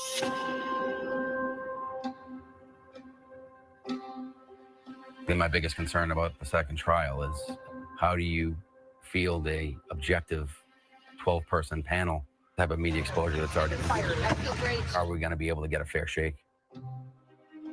And there are these billboards urging locals to remember John, which can be seen across the Boston area. Johnny's friends and family, they got together and they wanted to remember Johnny. The goal was to ensure that the public sentiment, that folks understood what void was created from Johnny's murder. It's not just about the defendant. It should be about the victim. Amidst everything in the courtroom, John O'Keefe's friends and family remember the guy who loves sports and the uncle who had silly treasured moments at home with the kids, like dancing with his niece to California Girls by Katy Perry.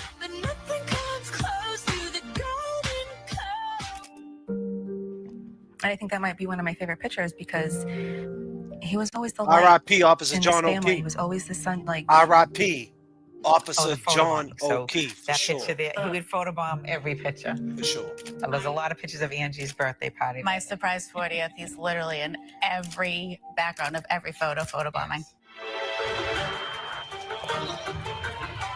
And while Reed's team prepares to present the defense in the second trial, John O'Keefe's family and friends are in court every day, only feet away from Reed. I think the hardest part is having to see John's mother sit that close to Karen and watching her laugh, giggle, smirk. There's an undertone of anxiety, but I think that there's a general presence of hope that we're going to find justice. And when we come back, Karen Reed's team fights back. There was not a single eyewitness to a collision. There was not even a single eyewitness to a backing event. Neither side wants to walk out of that courtroom losing. We're here. Progressive's accident response detected an accident and sent for help. Did we beat him? Where's Superman? Saving the world, maybe? Yes, yes, yes. R.I.P. Officer John O'Keefe, for sure. It sucks. You know, Proctor, you're crying, right? But it could be worse. You could be dead for 40 months in the ground. That's where John is. John's been in the ground for 40 months, and you're crying about your little state trooper uniform. I understand. You became a statey. You were making what? Making big money down Logan Airport. Big money down there at Logan, right? Doing the details. The casino. Sucks. You lost your power. You were Superman for a little while. You lost your fucking power. You crying because you got caught, or you crying because, come on, we know why you're crying. You're crying because you got caught. That's what usually happens. But you don't want to admit it. You're not there yet. You will. You'll be there soon. Let me go through some of these super chats. Thank you so much. You guys been more than great, generous tonight, for sure. Can she sue him now? She could talk a lot of shit. Thank you for the street smart, common sense freedom. Karen Reed, yes. Debbie J with the 99. Do you believe the rumors that Higgins' place is up for sale and he's relocating out of state? I heard the same thing too. I wouldn't doubt it. He's been around. He's an ATF agent. I'm sure he knows his way. He knows his way around town. Nancy Horner, bless you, J.F.K. Thanks for keeping it real and keeping us entertained along the way. Jen, she's coming through. Thanks, J.F.K. Your commitment to truth over power. Thank you so much. E-Bags, my girl again, coming through. Karma is a beautiful thing. Yes. And my man Chad. McAlberts, put Proctor on the lawn like John. McAlberts, put Proctor on the lawn like John. Why not? I was going to have an action-packed show tonight with my boys, but for some reason or another, my link is not working to my invite button on my StreamYard. So I'm very disappointed in that. I don't know why.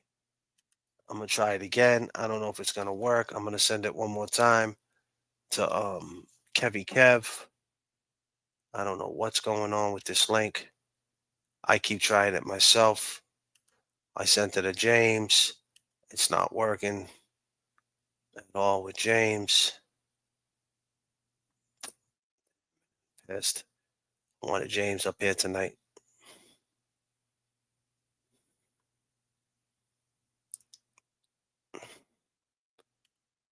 Yeah.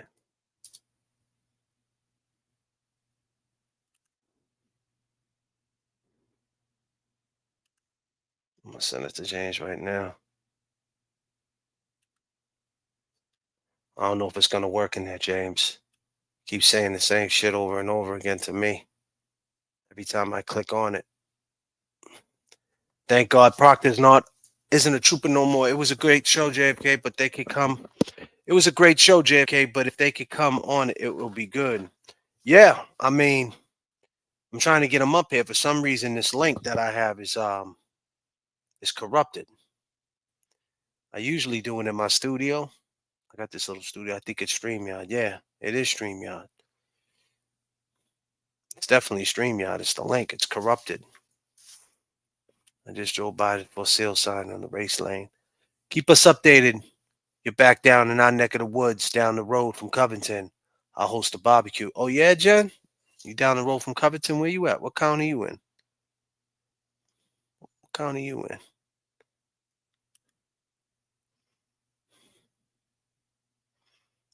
Gamut as O'Keefe supporters and Karen Reed's legal team enter the courthouse in Dedham. Karen, any thoughts on Nancy today? Feel great. Go get him. It's day 24 of the retrial, and it's the defense's turn to present their case. Alan Jackson begins by asking for a mistrial. There was no eyewitness presented. There was no video evidence, no audio evidence, no evidence in the form of physical evidence at the scene by searches that were done by officers on the morning of January 29th, 2022. 999 times out of 1,000, the defense loses that motion. But what I like to listen to is the arguments that are made, because it sort of gives you a little bit of a preview of what the closing arguments will be. They did not prove that there was actually a collision. Jackson says the state experts may have proven the SUV went backwards, but they have not proven that it was a collision connected to that backing maneuver. But Judge Beverly Cannoni isn't buying it. Motion is denied as to all claims. You can't blame the defense for trying, but it would be highly unusual for a judge to grant any mistrial request at this point in the trial. The defense calls a longtime friend of Michael Proctor to the stand, and he confirms he was on a text chain with Proctor and other friends when the former trooper sent his now infamous texts. Good morning, sir. Would you please state your name? Jonathan Diamandis. Those text messages were entered into evidence, and the defense quickly wrapped up his questioning. I have no further questions. Thank you, sir. Thank you. The prosecution says not so fast. They actually want the text read aloud, and then an objection is raised in the courtroom from the witness. Could you read all of them, please? These are not my words. I'm not really comfortable reading these. Do I have to say these words out loud? A compromise is reached. I don't want you to say words that are not yours. I'll say the words, and I'm going to ask you if I'm reading them accurately. Is that better? Yes. When prosecutors put bad evidence in front of a jury, they're just getting in front of it. They want to be the ones to say, okay, we're going to put this in front of the jury. We're not hiding it from you. Next up is former Canton police officer Kelly Dever, who wins the award for most hostile witness. Ms. Dever, do you want to be here tonight? I have no relation to this case, so. I didn't ask you that. I asked you if you want to be here tonight. Objection. This isn't direct. So it's your witness. I understand. She can. No comments, just questions. Not, I understand that. Dever once made statements to federal authorities about the Reed case, but later recanted, claiming it was false memory. Sometimes you have to call a witness who you don't get along with, who you know is not for your side, because they have information that's going to help you. Prosecutors aren't going to call her, so Alan Jackson and the defense had to call her. Do you want to be here today now? I am put on the stand in a murder trial. I don't know why I'm here. I have no connection to this case. You have no idea why you're here? You've never talked to me. Nobody on the fence seems to talk to me since prior to the first trial. So I don't have any idea why I'm here. No clue whatsoever, as you sit here, why you might have been called and stand. No. Whatever her value was to the defense was lost in the sea of hostility by the witness. That's all I have. The defense would later call forensic expert Dr. Marie Russell to the stand. All right, Good morning. Mr. Alessi, whenever you're ready. Thank you, Your Honor. Good morning. Good morning. And she testifies about the marks on John O'Keefe's arm. Can you determine that those are from a dog? I believe they are, yes. Her credentials are real. I mean, she's done the work. She has treated people who have been bitten by dogs through the years, but she's not an experienced expert witness. So when you see her on the stand, she's not the strongest of experts because she's not used to doing this. There is no recognized standard anywhere for methodology on how to identify a dog bite wound, is there? There is no published standard from an organization that I am aware of. When you considered... Brennan asks the doctor if her opinion on the case changed after she watched Reed's televised interviews.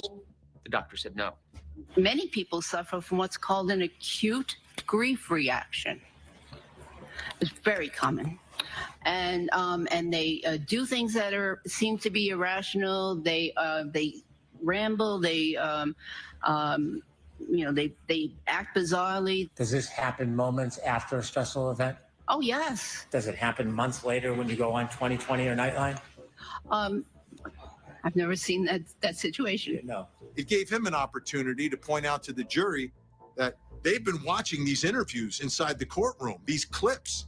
And these clips are months and months after the death of John O'Keefe. So I think in that moment, Hank Brennan did a nice job of scoring some points and bringing some credibility to his side and perhaps undermining the credibility of Dr. Russell. Next up for the defense is Brian Lucky Lochran. Now, he's the snowplow operator who came down Fairview Road during the storm, and his value to the defense is not what he saw, it's what he didn't see. How much of the front lawn could you see? I could see all the way to the front door. What was on the ground on the Alberts lawn at that point in the area of the flagpole? Nothing. Did you see a 6'1", 216-pound man lying on that lawn? No. The prosecution attributes that to Lucky simply being too busy dealing with the task at hand. When you plowed that night, did you have any reason to look for somebody who was lying on the side of a yard? No. Then the defense's most important witness, Andrew Rentschler, is a biomechanical engineer, and his company conducted a series of tests. And based on these tests, Rentschler offers a different opinion as to whether John O'Keefe was even struck by a vehicle at all. I did, yes. And what is that opinion? My opinion is that the evidence is inconsistent with Mr. O'Keefe being struck on the right arm by the SUV. Things get testy during cross-examination. When you looked at all the tests you did, the plastic broke differently in each and every case, every experiment, didn't it? Sure, it's broken like that, and I've never seen a case where you get these types of abrasions. Well, I didn't ask you that. Is that funny? It's not funny. Okay. So I'm going to strike the comment. Next question.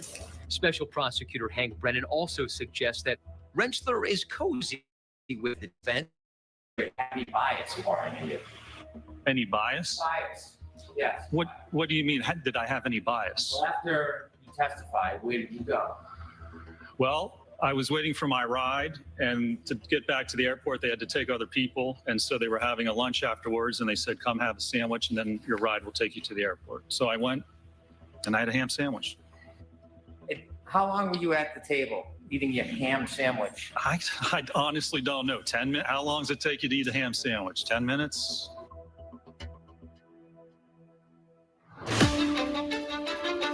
After an exhaustive 33-day trial, both sides deliver their closing arguments. Find Karen Reed not guilty, not guilty, not guilty.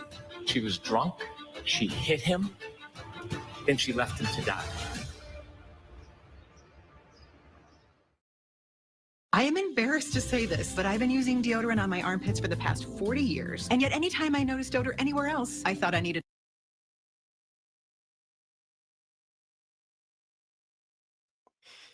It's crazy, man. Karen Reed is free.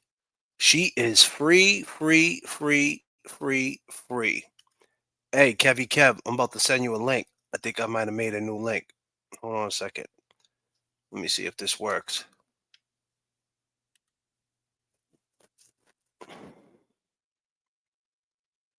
This one's a 7-piece. Hold on a second.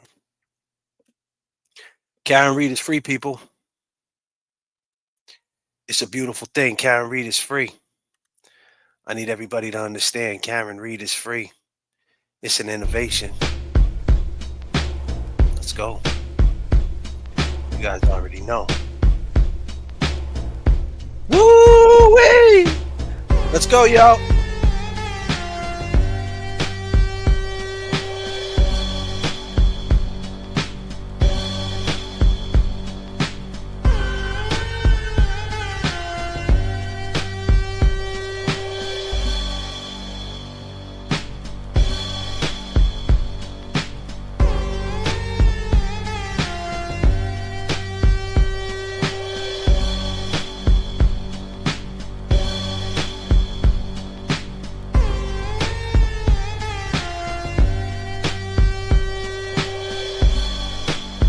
Yes. We're invincible, people. Let's go. They try to hold us down. We're invincible, man. Come on, y'all. Y'all already know. Karen Reed is free. Let's go.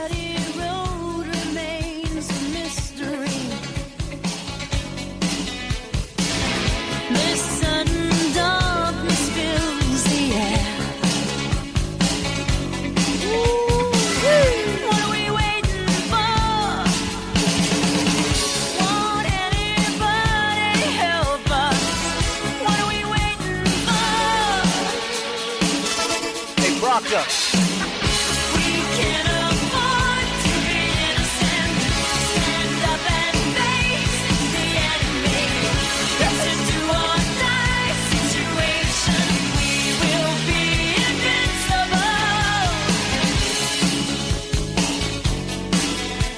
Yes, you're now rocking with J.F.K. Hit that like button and subscribe. Let's go. Dream you cannot justify. We're gonna scream until we're satisfied. What are we waiting for? Nothing.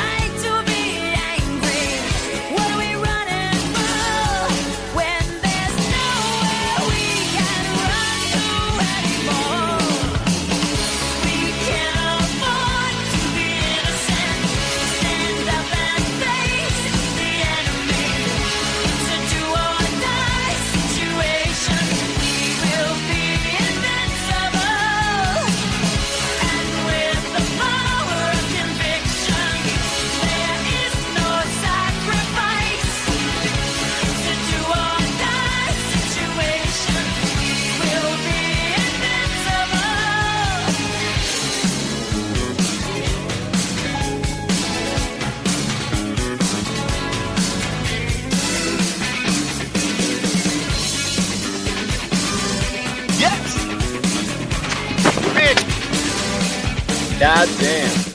God damn, your man JFK figured it out.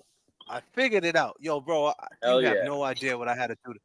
I had to figure that out, man. I've been, the whole time I've been doing so much troubleshooting to figure it out. So I had to go back into StreamYard and I had to invite, I have to show you. So you get inside StreamYard, it says invite right here, right? And every time I hit that invite right in front of me, here, let me take it back. It's a totally different platform the way it looks right now, too. Yeah, let me do this. Sorry, guys. Hold on. Let me bring this back. Sorry, guys. Let me bring this back. Not guilty. Not guilty. Thank you.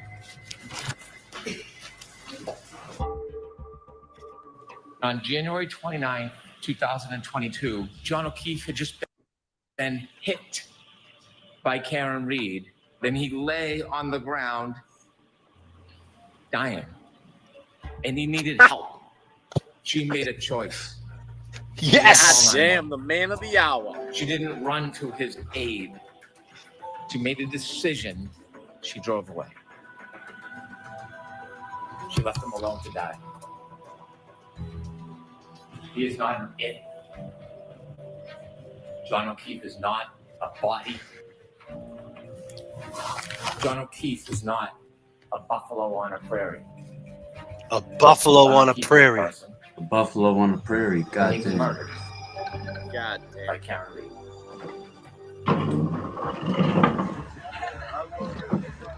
You might have a buffalo on the prairie. Your side. I don't think mine could have gone better. What do you want That's all I'll say. This has been a long 3 years, around 3 years. So we're all kind of on pins and needles, just waiting. As the jury continues to deliberate, the crowds outside the courthouse continue to grow. Oh, yeah, they did. And you can see the Karen Reed supporters wearing their pink outside the courthouse. Not right me. now, there are I Karen had Reed blue ones supporters today. pouring into the street. We're getting closer. We are inches away from a verdict. They edited this shit today. The jury, if you agreed upon a verdict. Yes. Mr. Foreman, on murder in the second degree, what say you? Is the defendant at the bar guilty or not guilty? Not guilty.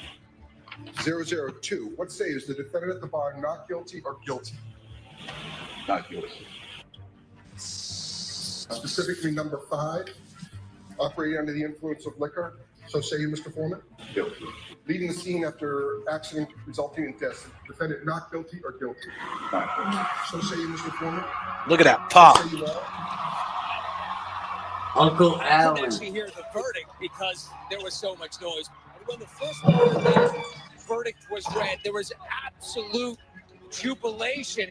As that not guilty verdict comes in, a member of Karen Reed's defense team is in tears and you can see Karen's hands trembling.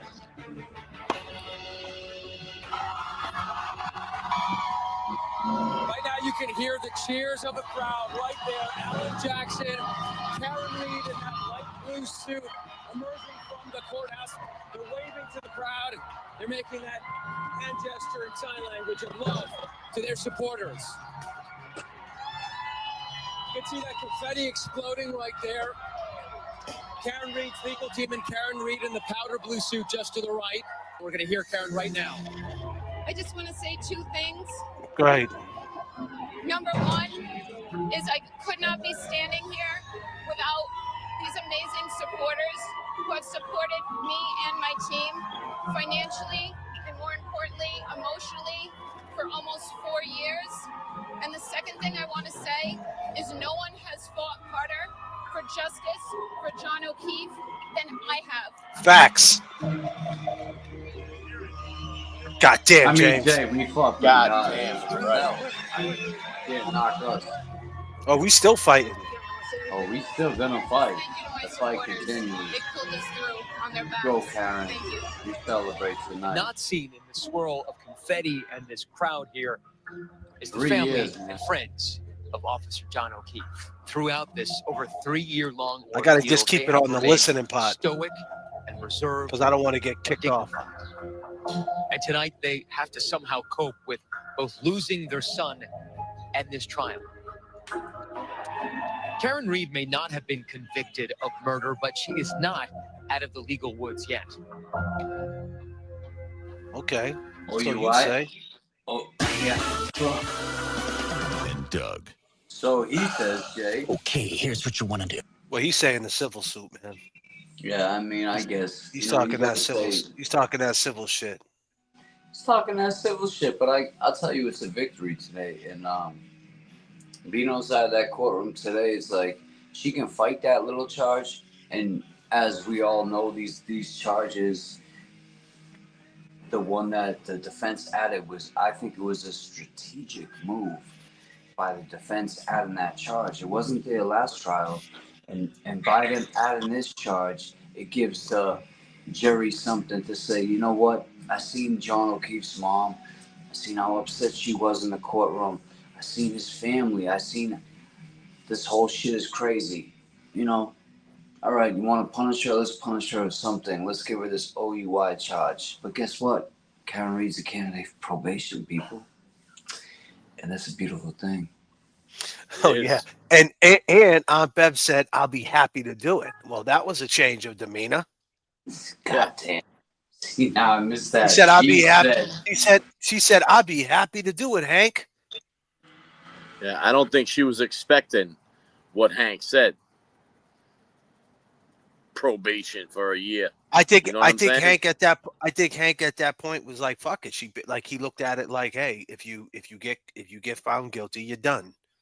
If you get, you know what I mean? If you get found guilty, I'm throwing it on you. If you get found not guilty, what am I gonna do?" Hank wanted to get paid too. I think He at wants that point he larger knew. paycheck. Well, we You know what I'm talked saying? about this early on. Remember I told you, James, about the swerve. I said they wanted her to testify. Maybe it's a swerve. I used to, all my long gamers know when Hank Brennan first came into the case. I said, what if Hank Brennan is in this to make a swerve to try to get Karen on the stand and try to give her some type of punishment?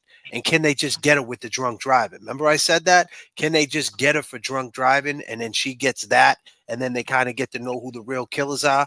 Well, at the end of the day, that's what happened here because she got found not guilty and she got repercussion. So, Peggy, if you're watching right now, You can still think in your mind that Karen did this. That's okay. But keep in mind, we're still going to be here on the JFK channel. The Layover, Fuckery Donuts, Kevy Kev, James Jackson. We're still going to be here. Trust and believe that. And we're going to go because we want to know what's next for the witnesses who ain't witnesses, the witnesses who ain't witnesses no more. We said coming into this, you got to free Karen Reed to get justice for John O'Keefe. And that's exactly what we plan on doing.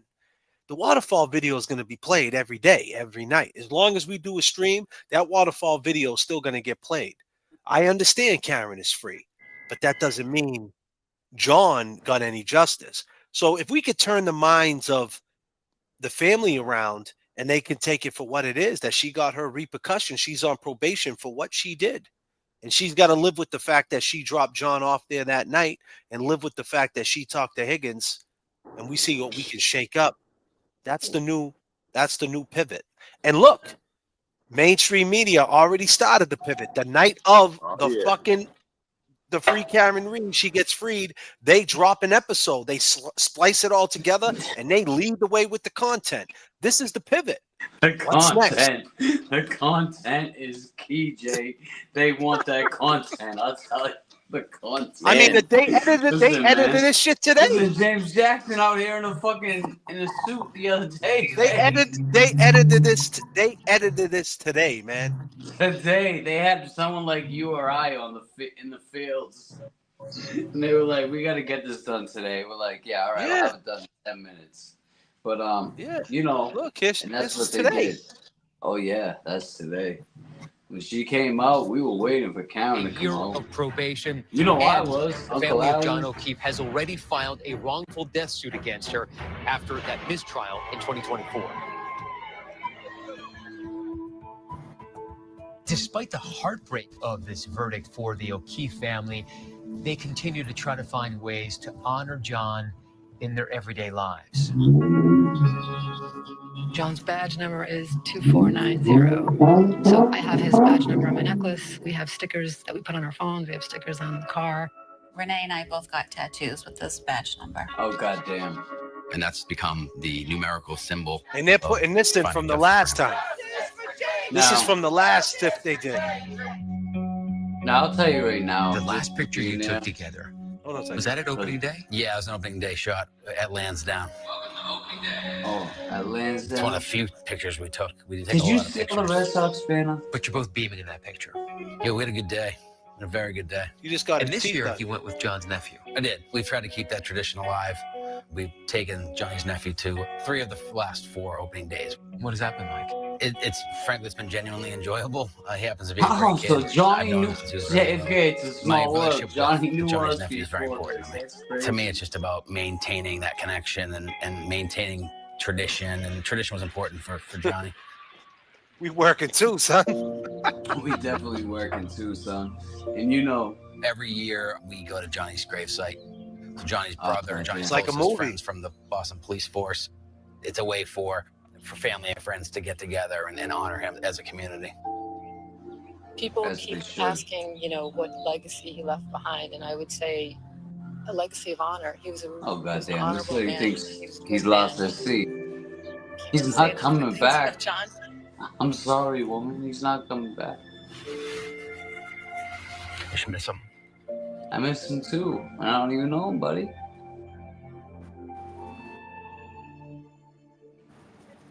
David, this is the end of a very long, emotional journey for so many in that community and beyond. No question about that. For Karen Reed tonight, relief. And for John O'Keefe's family, major disappointment. We should point out that Why? the civil suit against her is still ongoing. That's our program for tonight. Thanks for watching. I'm David Muir. Thanks for watching. Thanks for watching. Your man JFK came through like the feds, kid. Came in like the Man, what have we learned? We learned that the pivot started tonight. Not guilty, Karen Reed. What's next? They already dropped the content. They're already splicing videos together. They're taking stuff from the old. They're putting stuff with the new, and they're going straight for something, another algorithm. You know what the next algorithm is, right? They got Proctor to get up in there. He thought he was gambling, Proctor. Proctor Right. thought, listen, I'll do this interview with you 2020, and hopefully she gets found guilty. And if she gets found guilty, then you could drop this. This will make me look like $1 million. I get my job back. Everything's all fucking good. But it didn't Guess work what, out that Proctor? way. No, Didn't no, happen. no, It Proctor. didn't happen. They dropped it the day she gets found not guilty. And I get it, man. You're singing that shit, Proctor, ain't you?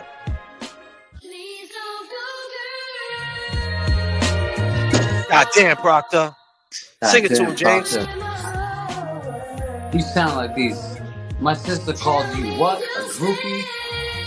Oh, goddamn. My sister called me. Damn. You thought Oh, you it were gonna got get that. wild. You It thought you got were gonna get wild that last state night. trooper. You thought you were gonna get that state trooper suit back, didn't you? That's what you thought, Proctor. That's what you Yeah. thought. Guess where that's I need hanging? everybody. There's 1,000 people in the chat. I need everybody. I need everybody to subscribe to J.F.K. Show Off. Subscribe to my man Kevy Kev 781, and go subscribe to James Jackson JAMES Yeah, JKSN 10,000 James views Jackson. on this. I'm watching this live. I did earlier, just a live, the verdict in 10,000 views already. It's crazy because J.F.K. and I have been saying this from the beginning. Kevy's been here with us. It's all eyes on you now, Kevin from South Boston. And that's the pivot. The pivot is what's next for them. You already got Proctor talking. Why can't Higgins talk? Now, Proctor said the investigation is. Proctor just said, the lead investigator, that this was a straight investigation. This is what I heard. So if I was going to watch this, and I didn't know about this case, I would assume, Kev, that she got away with murder, because I believe Proctor tonight. Proctor's crying. The fucking dude's crying. Well, he's crying on Orion. I mean, this guy's crying in his backyard, watching his kids jump on the trampoline, thinking that trampoline's gonna get taken by fucking whoever I rented it from last month, and now the trampoline's gonna be gone, and Proctor's whole. I mean, maybe Rent-A-Center is coming. Rent-A-Center is coming, Kev.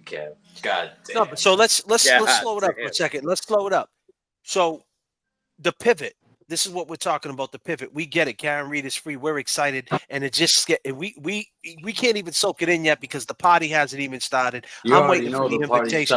I'm waiting for the invitation from Karen Reed herself. So me, Kev, James Jackson. Hold on, James. So we could turn around. We could DJ this up. We could play the beats, the music. We can have a good time and meet all the people, right? And do it the right way and finally set it off the right way. But based on what the media set tonight. Right? And this is what we're into. We're on YouTube. We're media too. We're the new media. All right? We're the new media. They set it off. And they set it off with the pivot. That, okay, we got Proctor talking. And Proctor says there was never anything wrong with this fucking investigation. We're all crazy. I would never do that. I was just running my mouth. So that means if Proctor can talk, the main shitbag, then is Higgins going to talk? Is Big Bad Brian A. going to talk? Is Colin going to talk? Is Nicole going to talk? Julie going to talk? Jen McCabe? Right? Caitlin? Allie? How's long till Tristan? they talk? How long till they talk? So that's where it's at. So if you think the media is done with trying to pull these witnesses in to keep this algorithm going, and the problem is they're not going to talk. So now the media is going to turn. This is my tunnel vision thinking about this. They're going to turn on them a little bit. And then what happens when they find out that Higgins, during the time that everybody was so quiet, actually made a phone call? And he said, who do you make? He made a phone call to us. I appreciate the things that you two do, you and James, right?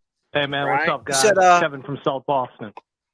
Hey, man, what's up, guys? He said, Kevin from South Boston. What's up, Kevin from Southeast? What's happening? Listen, I appreciate the things that you two do, you and James, right? But let me ask you something. Those two dudes that you're accusing, right? They're decorated dudes. What happens? Like, when you look at this from both sides, and this comes out that she actually did it. Oh, hold on a minute. Higgins, I just want to let you know, when this comes out that she actually did it, she got found not guilty, buddy. She's free right now. So Higgins, I just want to let you know when it comes out from both sides, pause if necessary. Go ahead. Hold on, but she's not guilty today.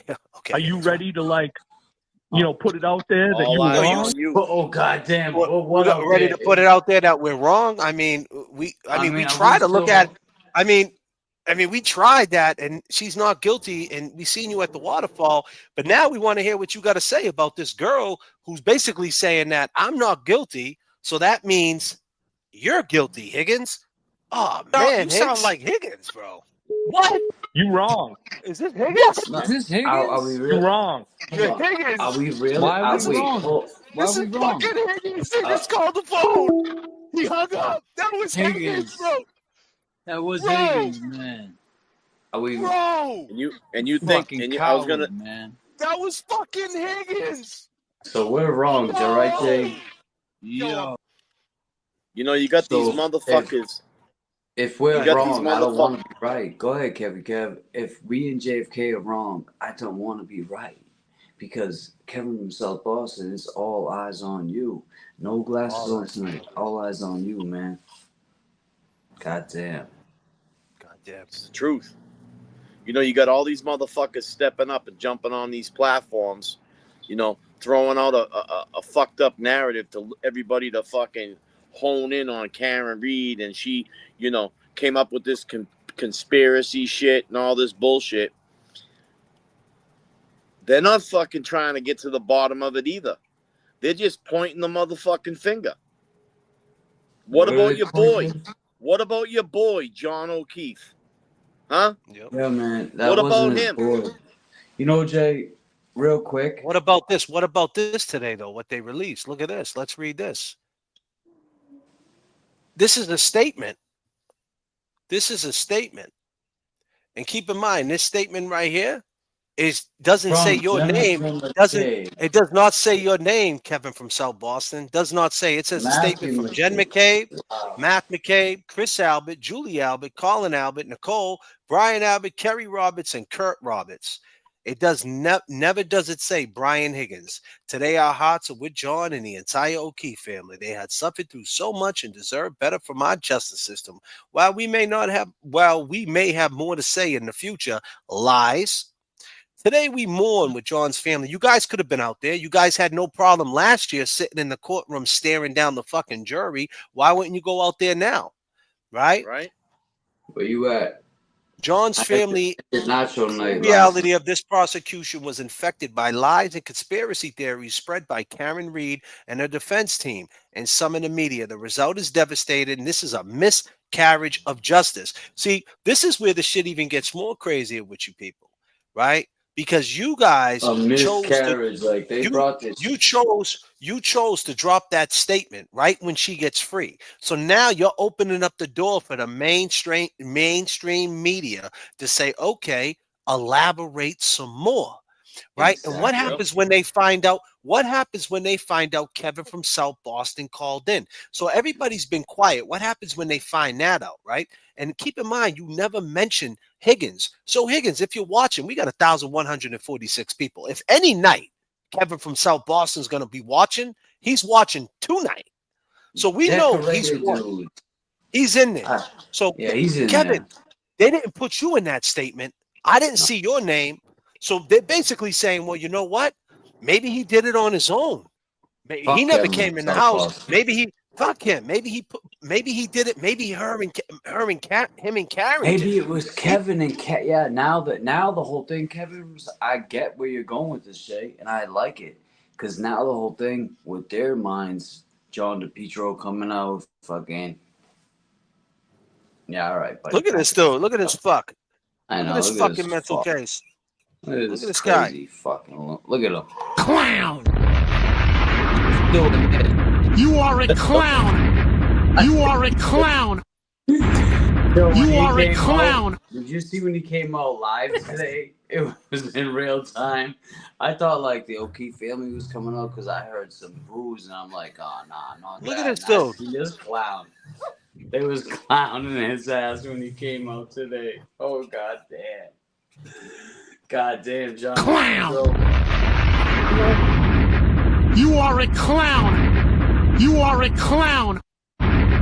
You are a clown. How'd it fucking feel to pick up all them pieces of fucking taillight? And that's how, this is how karma works. The day Karen Reed gets found not guilty, you're in the back of a parking lot picking up fucking taillight. Right. What is the chances of that? With all the shit you talk, what is the chances of that? God damn, James. I got to take it up to 39,000. We fucking up. You wrong. You wrong. Sorry. God damn. You wrong. You wrong. God damn. Let's go. Let's go, JF. Take it up. Oh, man, yo. It's almost summertime, right? What do I got up in here, man? Oh, shit. Damn, James. Nah, JB. That shit is wild. Hey, man. I'll tell you The what, cops are man. coming. That's the sound of the beast. Let's go. That's the sound of the police. That's the sound of the beast. That's the sound of the police. That's the sound of the beast. That's the sound of the police. That's the sound of the beast.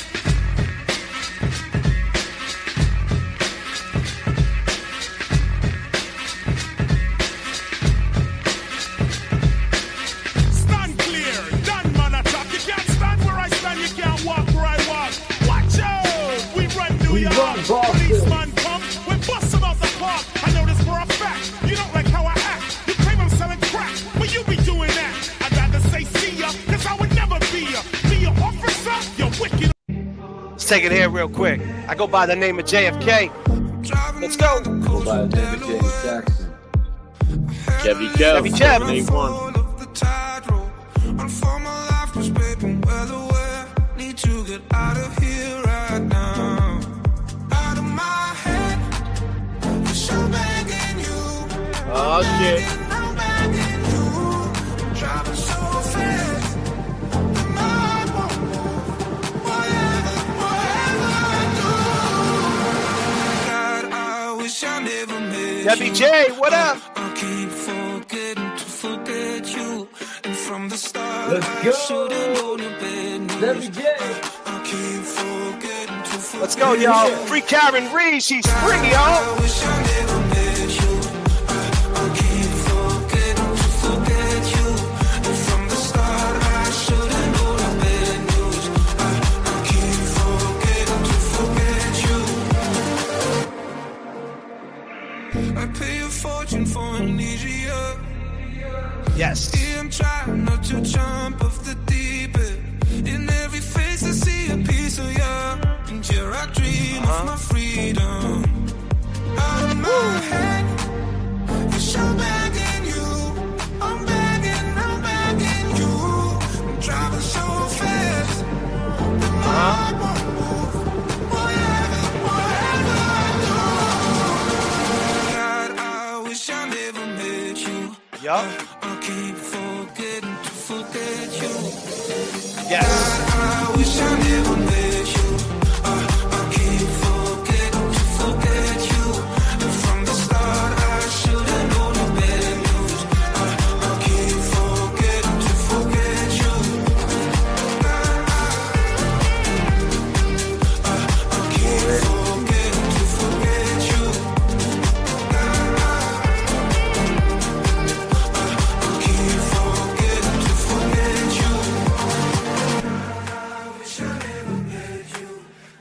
I keep forgetting to forget you.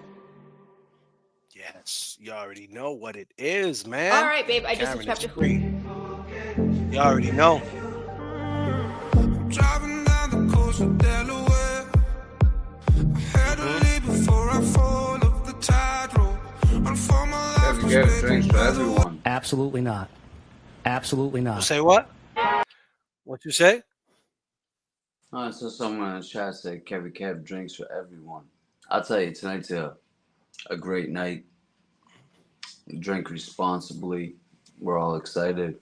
I know there's a lot of parties going on from bar to bar, from Dedham to Malden to Lynn to Swampscott, wherever you're from. There's a lot of parties tonight. Well, you know what, man? We usually start this off, right? And I need James to start it off like we usually do with that one word. Talk to the chat, James. Beautiful people. Beautiful people. This might be the last time I ask you.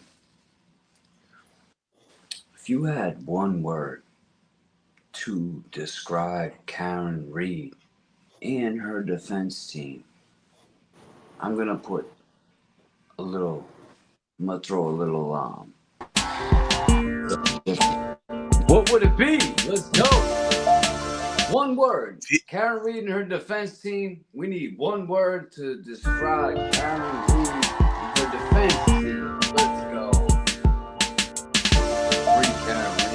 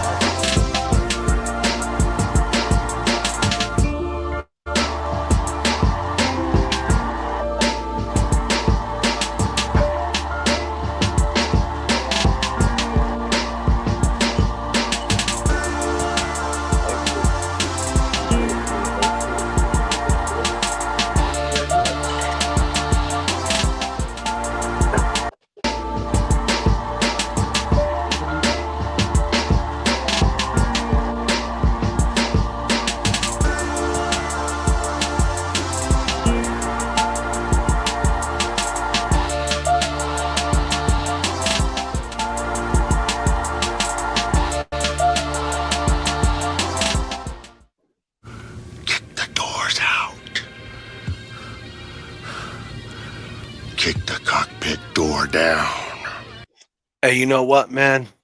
I'm going to drop it. I'm going to take it to 1992. You know, because right now, right? Karen's doing the Diddy, man. And I ain't talking about the P Diddy. She's doing that other Diddy right out that door.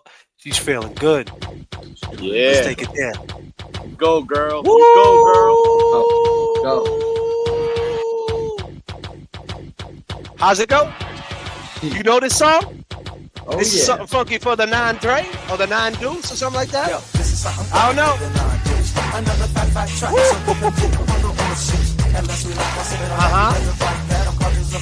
Go ahead, Kelly. Walking out like this.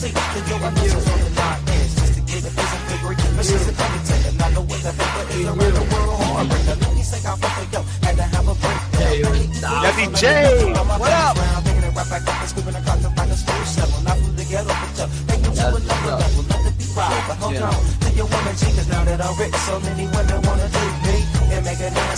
Huh? Damn. Let me speak for the week. I'm either rookies. My time is held up extremely for cookies. Cause the clock is good 92.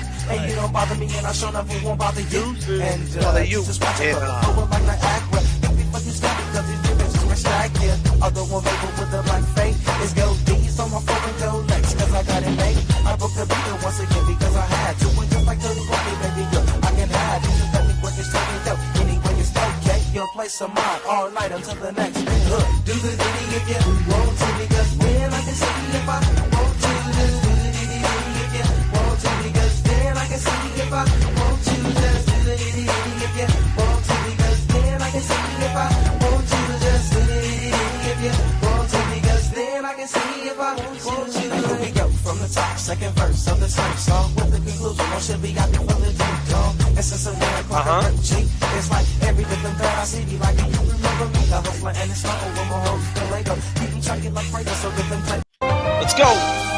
Yo, man, it's nothing but love, yo. And we feeling good over here. Cheers to the boys. Cheers to the boys. Cheers to the boys. Yes.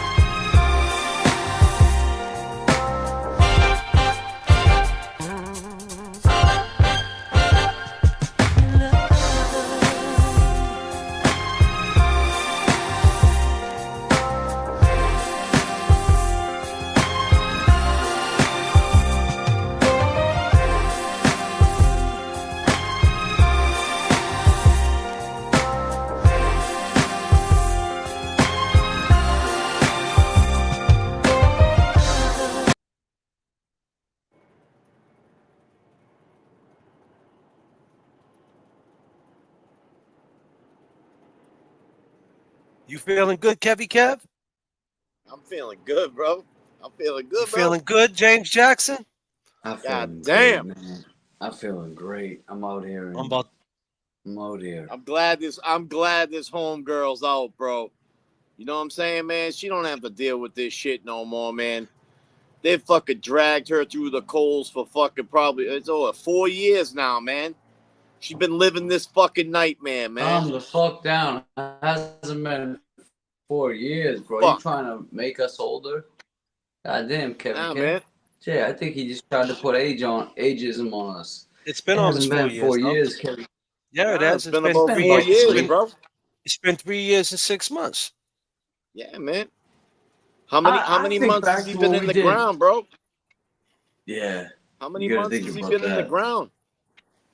Well, 40 you know, months. a lot, and I just 43. want to touch on that real quick. A lot of people asked me today, Jay, when they said, "Where's your sidekick, J.F.K.?" I said, "He's taking care of business out and where he needs to be right now."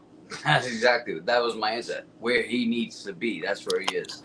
But we got into this about, you know, the heel toe, the waterfall video, but most importantly, we got into this when.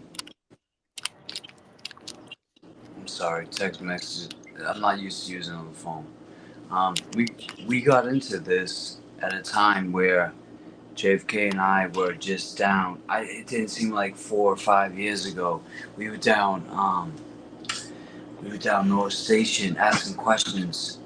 Do you think Karen Reed's innocent or guilty? And these people, they didn't even know about the case yet, Jay. So to hear like this has been 4 years is so crazy because, I mean, 4 or 5 years ago, JFK and I had already done the streaming, the YouTube, the 50 plus bar challenge.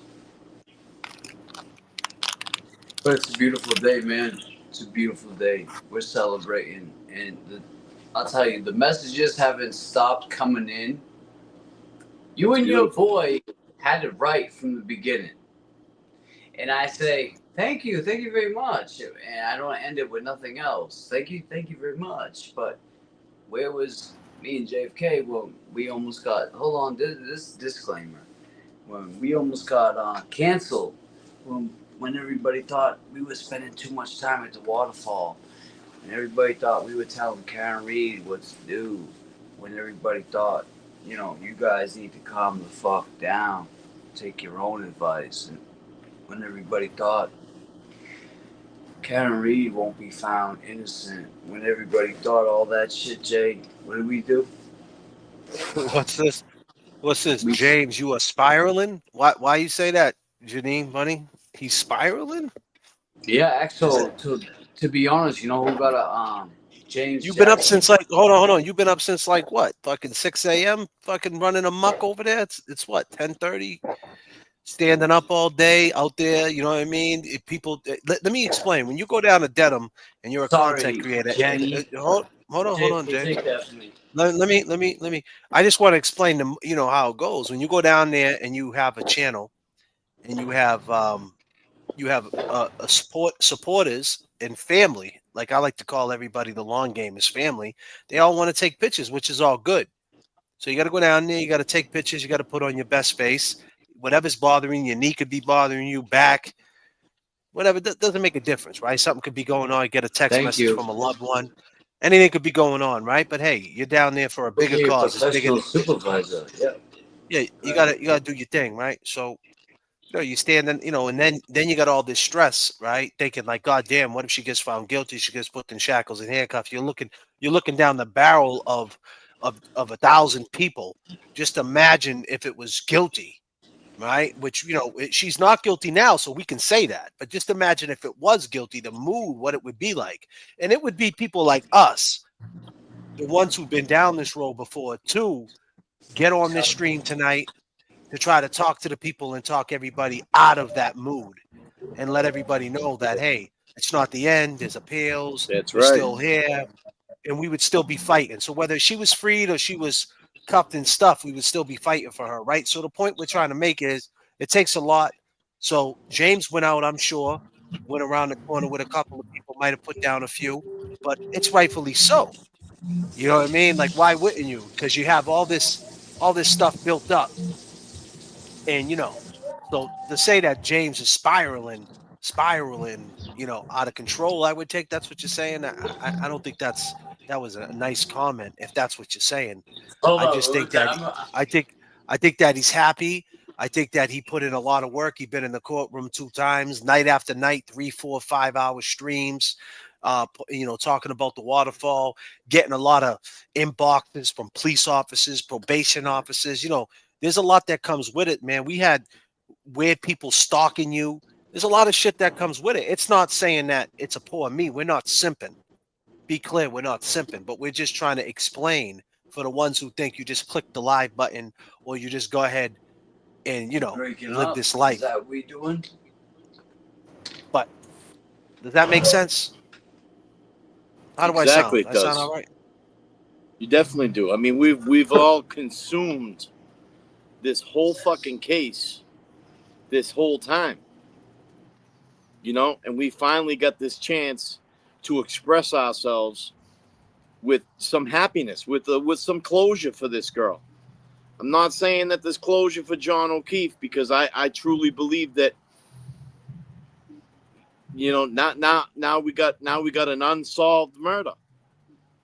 We got an unsolved murder of a Boston police officer. Who's gonna pick up the slack now? And that's what we're gonna have to try to push and get out there. John O'Keefe, he needs some fucking justice. I missed that because it went out, but all I can say is I heard a little bit of J.F.K. talking about how I'm a little bit excited. There was people out here today. There was people out here that I met, Jay, and they were for John. They were here for John. They were in the 2490. She didn't want to be on camera, and I appreciate that. But she was here for John O'Keefe, and she didn't tell me whether or not she thought Karen was guilty of this crime or not. But we stood in the same grounds, and to have grounds with somebody like that who grew up with John O'Keefe and be where I'm at, that felt good to me. And so I know, these trolls came in today. Actually, the guy who we played one time on our podcast, we should have probably not gave him that, because now he thinks he's somebody. He's the TikTok and Crocs guy, and he did TikTok and Crocs for a long time. And then he said, I can punch the guy who punched the taillight. The taillight. Yeah, I'm tell you right now, look, me and you, guy who punched the taillight, you ain't punching a taillight like that and breaking it. I can guarantee that. And I'm just saying. TG, let me just take this. TG from SB says, what did Catherine say? Note my objection. She said, fuck around and find out. Yeah, when she said that, fuck around and find out. We did. Now what? Let freedom, with read in there, ring loud and clear. Not guilty. Thank you, TG. Absolutely.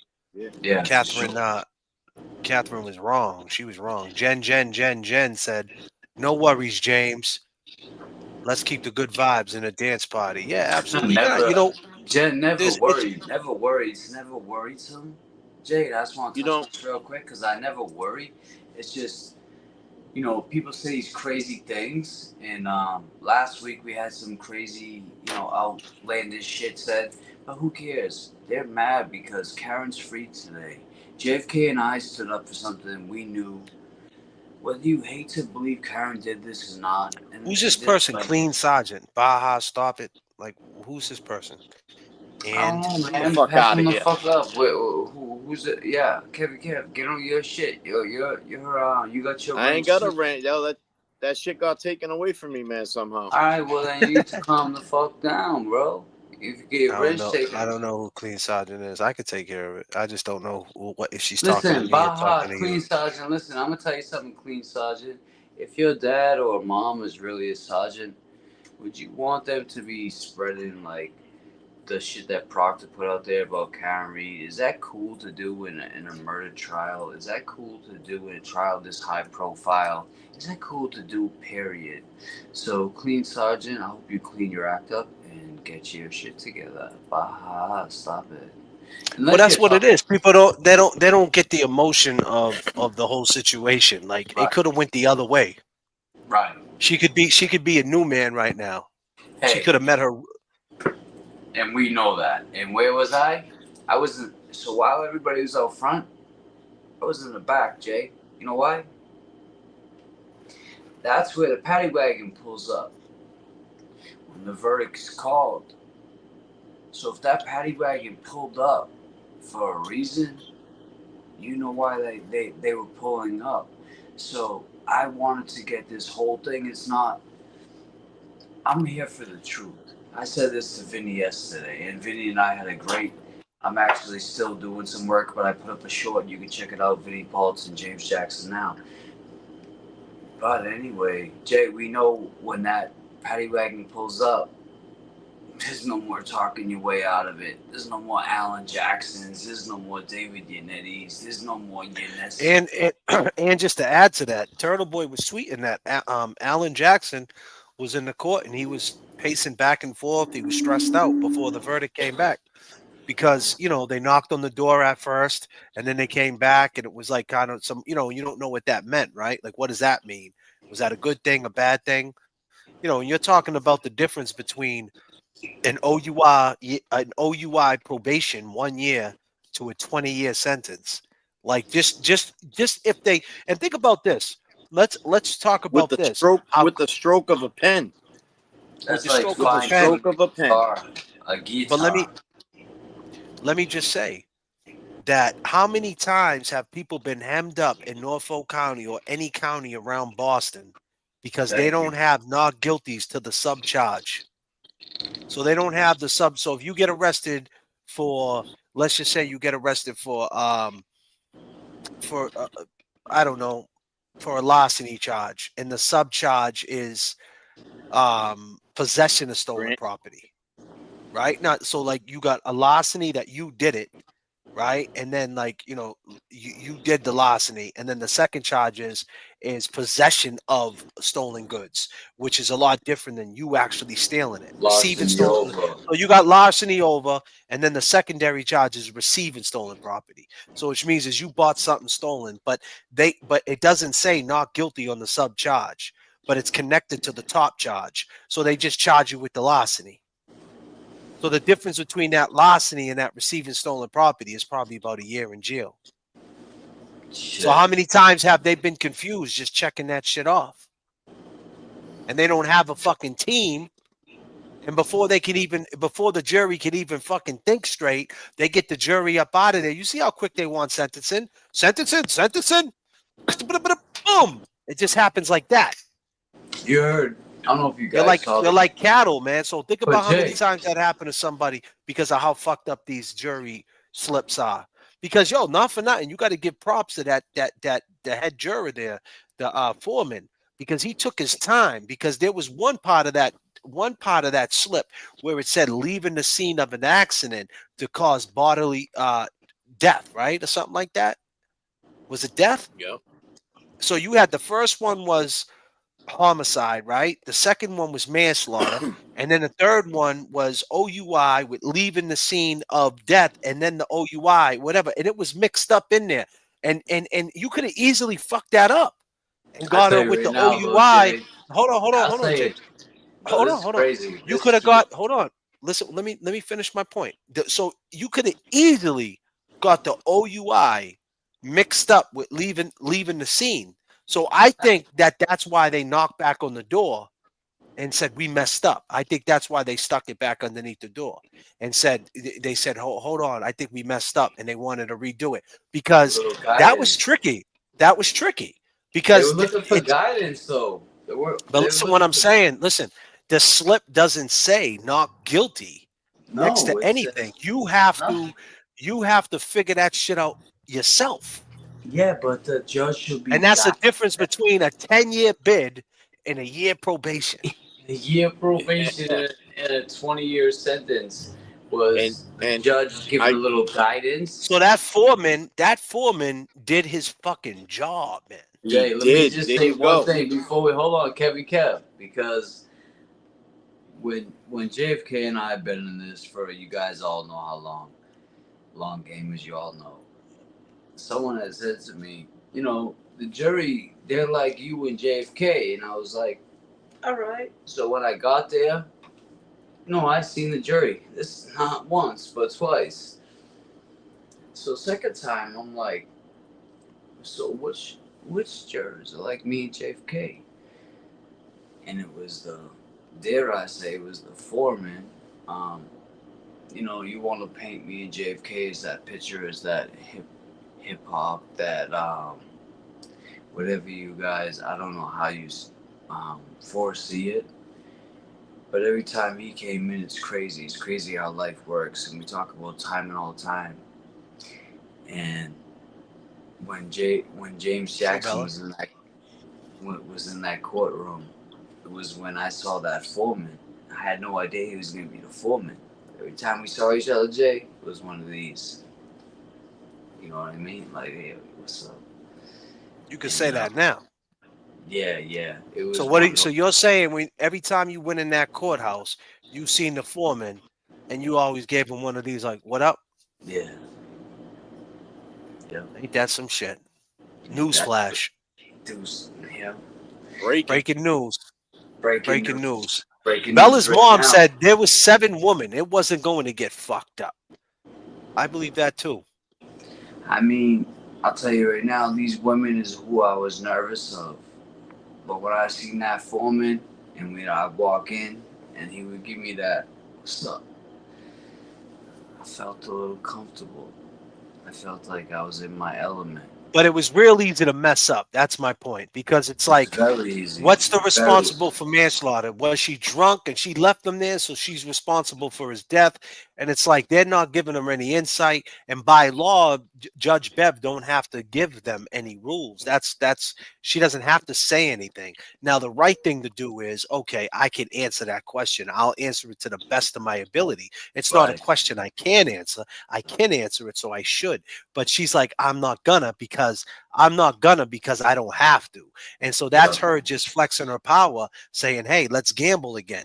Just like 2020 gamble tonight with Proctor. This whole shit's been a gamble, right? And Yo, dare when I did say, this, I see you they're playing losing this big early. time. When did this Proctor shit come out, man? Because Came out tonight. Came out tonight. What do you mean? You didn't hear me. You didn't hear me So talking you about guys this. want to tell? Yeah. So listen, let's talk about lining up footage. Who lined that up? Court TV? Because I'll tell you right now, me and No, Vinny. 2020, bro. Oh, wait till I'm just gonna send the Vinny shit to you. You're gonna see, and we're gonna chop it up together like we do, and process it together. And you're gonna be like, oh goddamn. Let me answer this question. So Havina's mom said, but when was it recorded? It probably was recorded 6 months ago. It probably was recorded at the beginning of the trial. Yeah, They it was recorded probably that shit when they did his wife's. So what happened was they were sitting on that footage, right?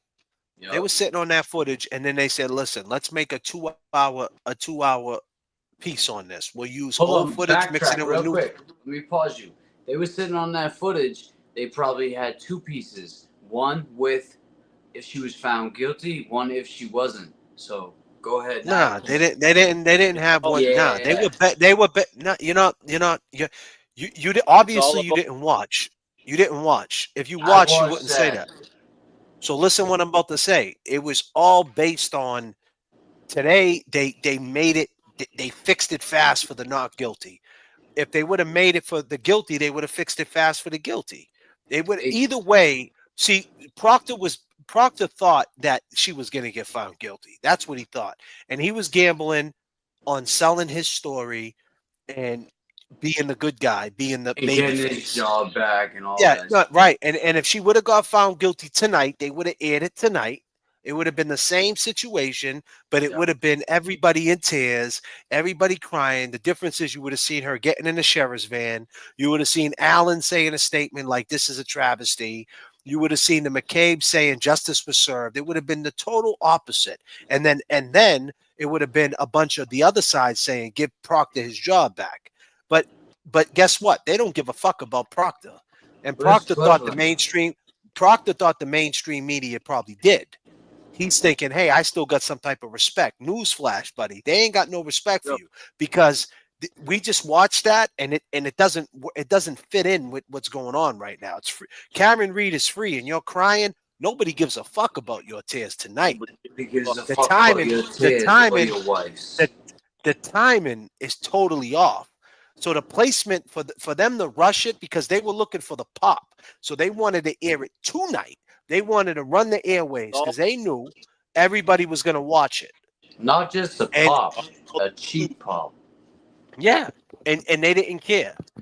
And then you got this statement right here. They put this statement out on top of that. So you add the Proctor footage with this statement right here by the culprits, right? Today our hearts are with John and the entire O'Keefe family, as if our hearts are not with John, as if we don't care what happened to John. Well, see, that's where you're wrong. We always said free Karen Reed, just was John O'Keefe. So now we're reading that, and now we've seen the Proctor interview. Now we're saying, what's up? Where you guys at?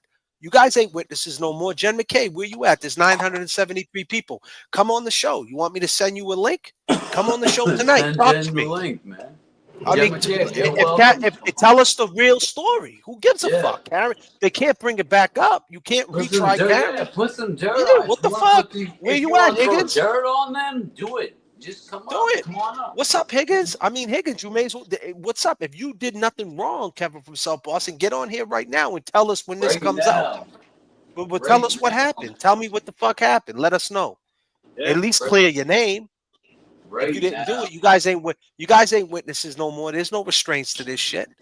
And if you think there's pressure from us, these little small YouTube channels, wait till the mainstream media starts tapping on your door.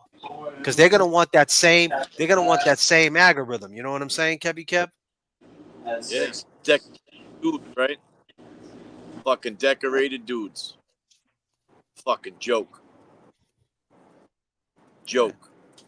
And that whole shit was all about the views, man.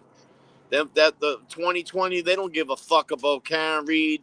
They don't give a fuck about Proctor. They don't give a fuck about nothing but a paycheck, man. You know? Well, they did it perfect, but your man J.F.K. took it, stole it, and put it right up on YouTube. And we watched it tonight. And, you know, we seen it, and we seen Proctor crying, and I laughed in real time because I thought it was funny as shit. I thought it was you guys funny want to too. watch that? I was trying to log rewind in. that shit back. Oh, goddamn. Here we go. I could bring that shit I came back. up like I gotta this. find it. I was incognito today, Jay. Less pictures than when you were here. I was like, goddamn, like this. Yeah, free Karen Reed, free Karen Reed. Nobody could see who I was today like this. But, you know. People must have thought you were rocking with the other side, huh? Yo, yeah, James, can you answer me something? You were out there today?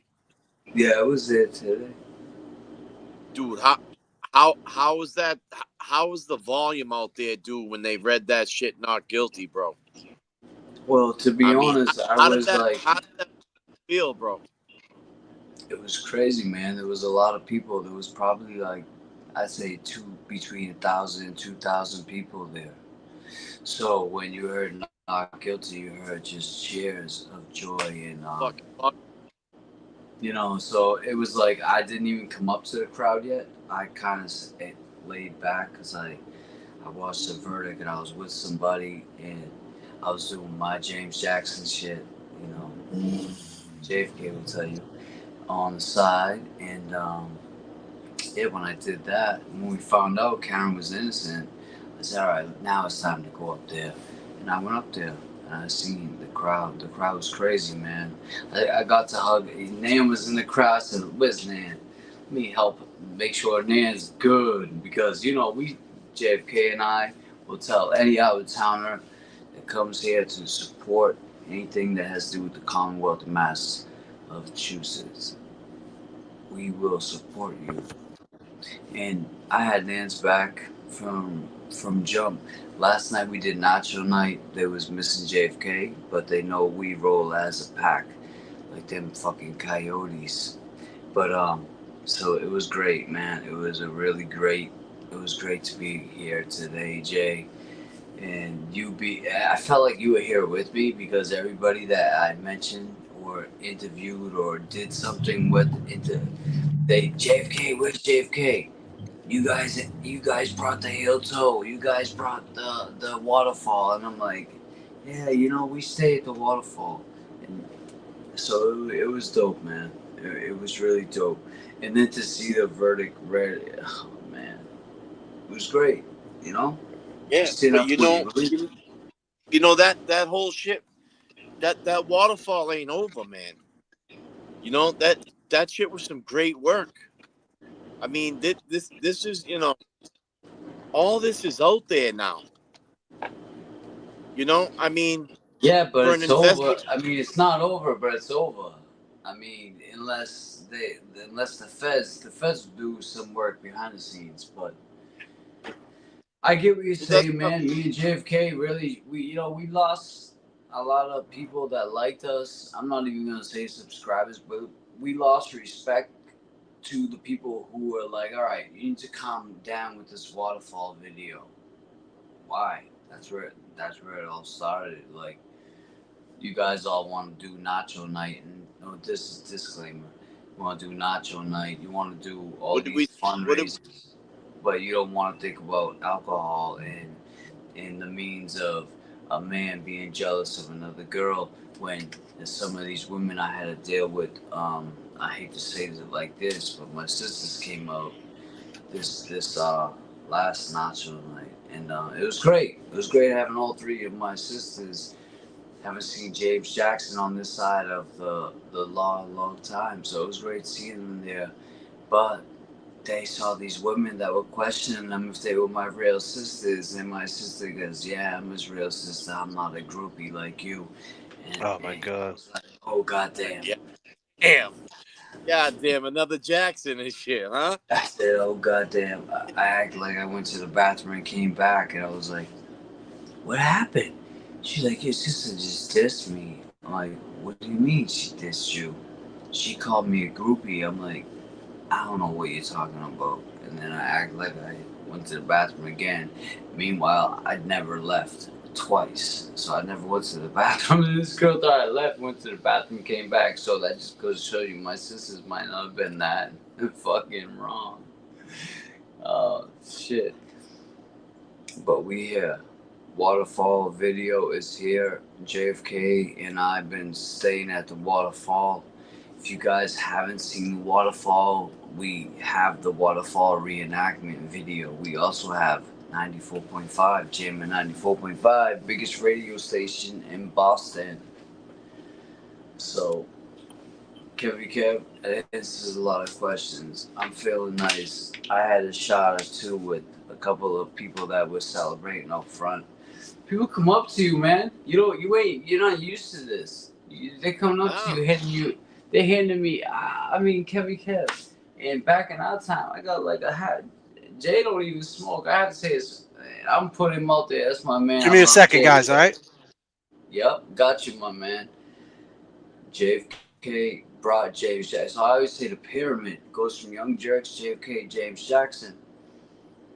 JFK will wait until this whole shit is done. Streaming, everything live.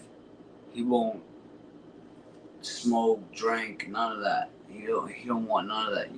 Kev, you know Jay, you know who he is. So my point is, they come up to me and they're like, "Oh, James Jackson, quiet. He ain't gonna do none of that." But it's like, goddamn, stop doing this shit to me, people. You're giving me shots. You're giving me fucking free weed. First of all, I won't take your weed. Second of all, they come up with the gummies. I'm like, God damn. Gummies like a half ounce, Kev. I said, I ain't never done gummies like this. But it's cool, man. You see people that love you and really respect you and respect what you and your man been doing. Positive necessary, not man. But, you and your boy who been putting on for the last, 4 years. JFK and I, we had a vision and we saw this vision. And him and I talked every day on the phone, aside from all this live streaming. And we talked and we said, there's got to be another way. This has got to happen another way. And we just kept trying to figure it out. But we couldn't. every time we would always come to, okay, it could have happened like this, but no, this. And it was always something, man. And we knew at the end of the day, like, we knew we would be right here today. I'm actually in the seaport. And I can say this now, I'm in the seaport. So, Kevin from South Boston, I'm in the seaport. Where are you staying tonight? Are you staying with them water jugs in front of your fucking door? Because I'm not tonight, Kevin from South Boston. I might have a few bowl basket waters. I don't even know where these are from. Can you get these in Boston? Oh, I don't think so. Someone brought them. When you think about it, James, he ain't celebrating. Kevin from South Boston, he ain't celebrating. You know, might be. It's all them. In my eyes, it's all eyes on them. Yeah, it's all eyes on Kevin. For sure. You know, but I'll tell you, man, it's all eyes on us too at all times, and I learned that. So you gotta be very careful what you put on this. You know, this Game of Thrones, when you went to the YouTube, Twitter world, you don't want to put your kids, anything to do with anything intimate. We started getting a lot of intimate questions last night on my channel about Nan, and I said, yeah, Nan did some stuff for me on my case that I called her on. Like, little do you guys know that I used my 911, but it was 911 Nan, and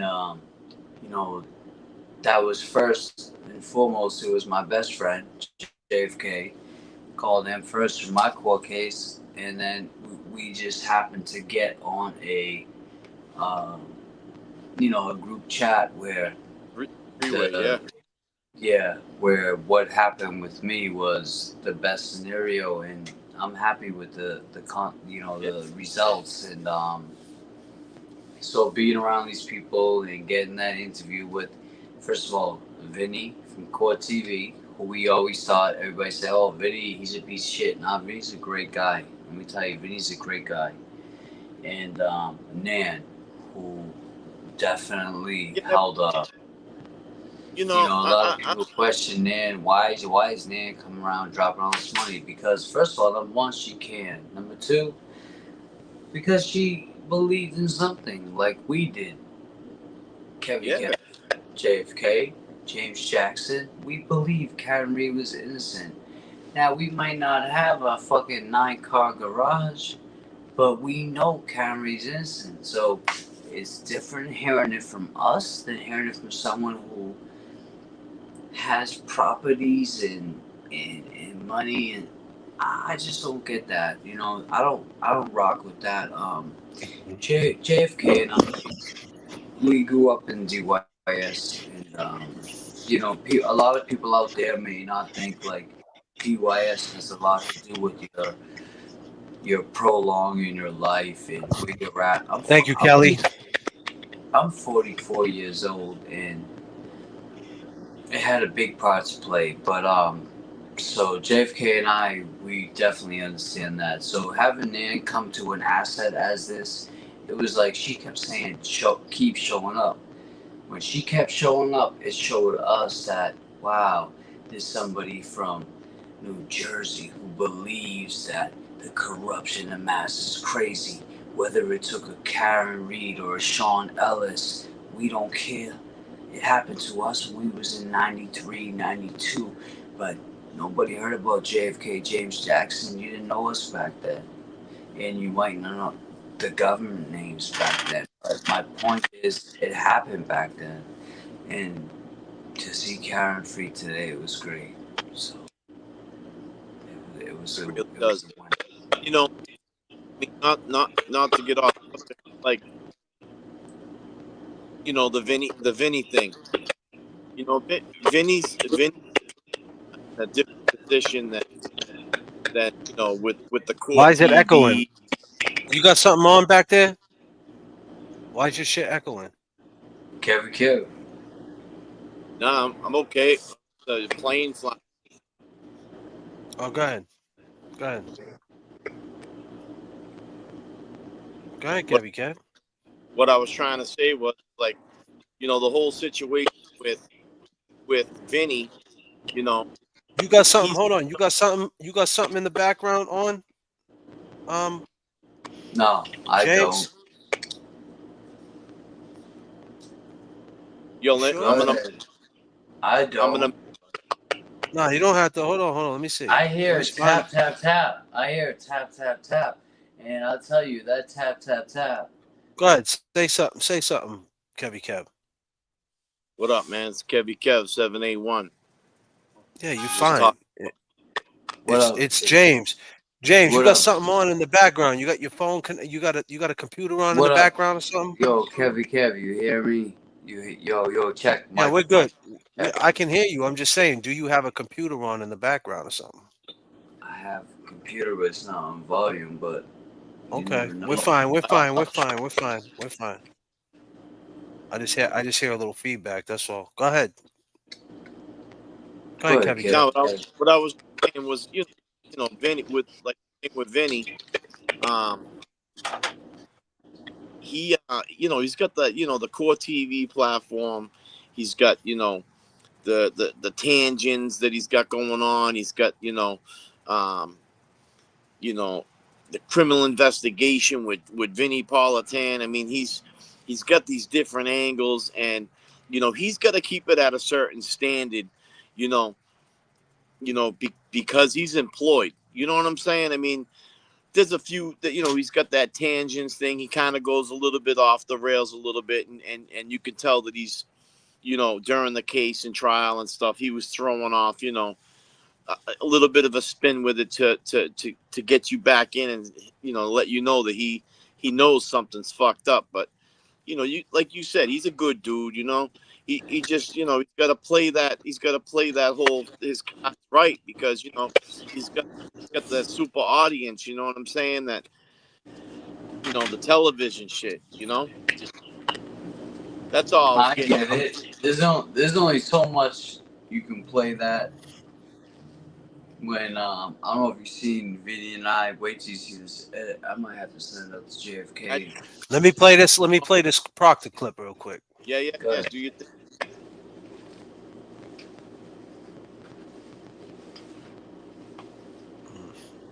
What is going on right now?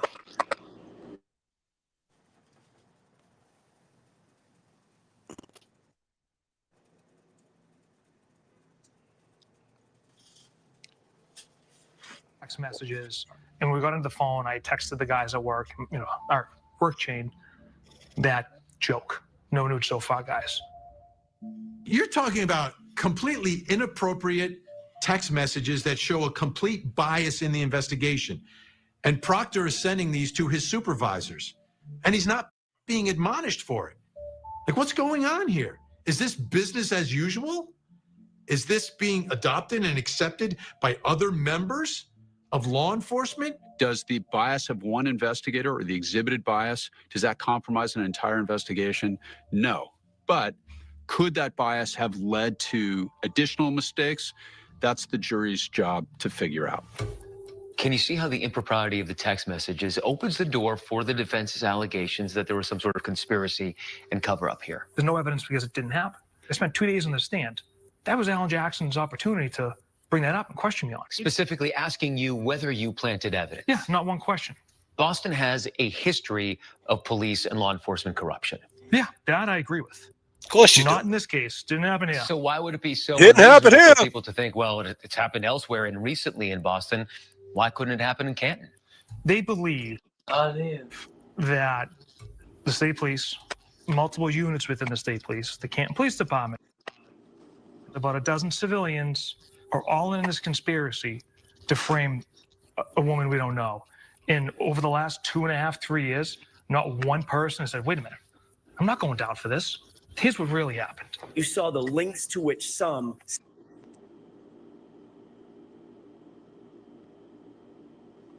Here's what really happened.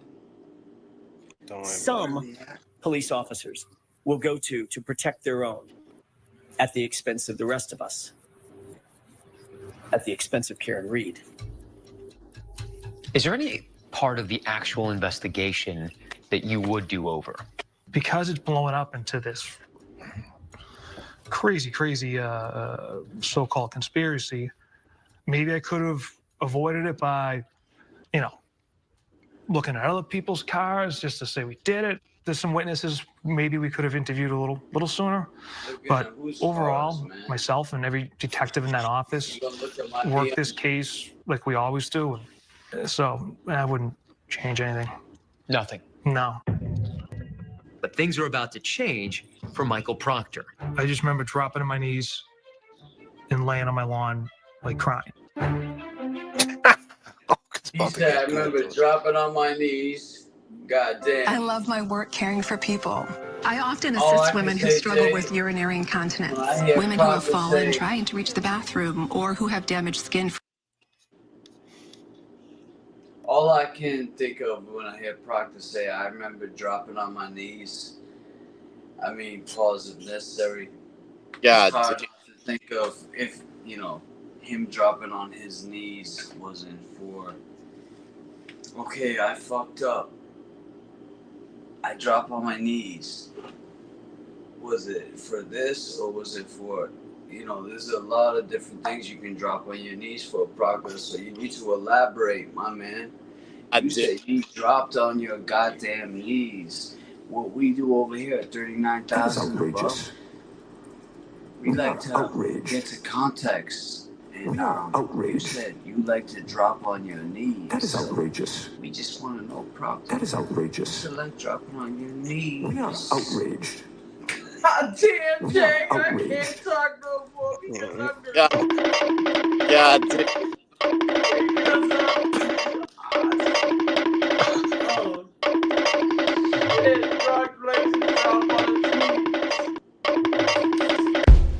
God damn, son. God damn, son. God. Man. I appreciate you, James, too, right? Yeah.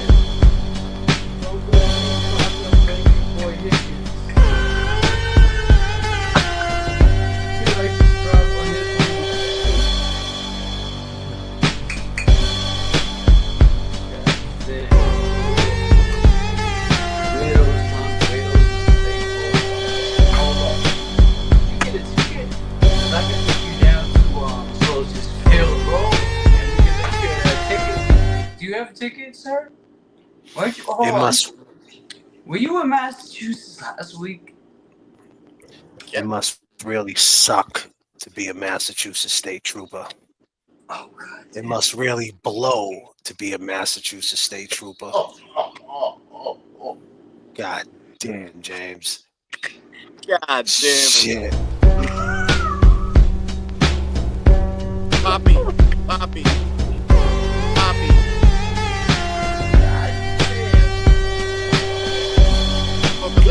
So, Boston, you got your man Proctor putting off you trying to. God. Take him all, Jay. I smoked the tobacco, Poppy.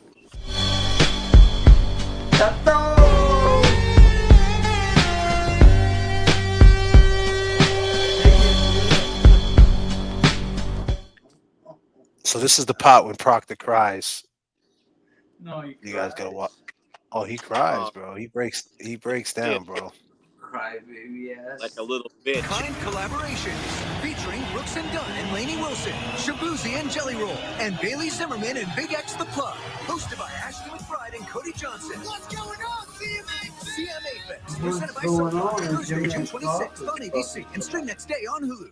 It's time to party! Monday, July 7th. And now we're in the jungle. Ready to find some love. Let's dance, Paradise. I have a pic of James on CNN. Good things are coming. New beach. You heard, James? New challenges. CNN.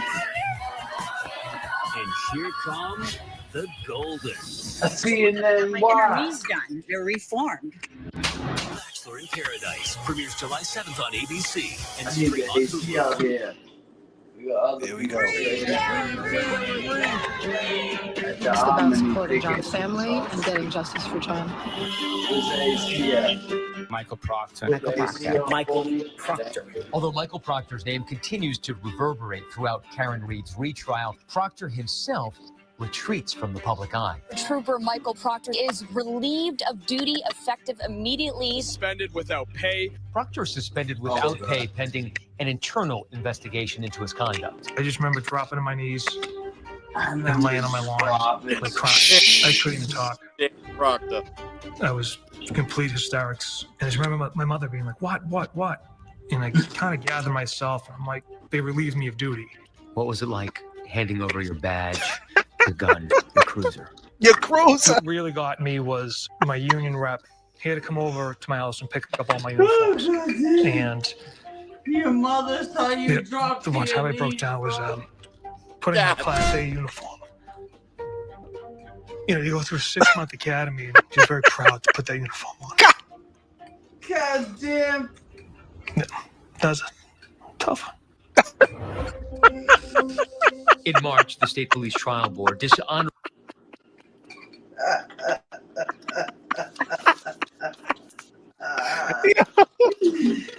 He said my mother dropped to my knees with me. Yo, oh, God damn. Proctor, listen, calm the fuck down, man. Your wife was on TV wilding out like Nick Cannon. This shit is crazy, Proctor.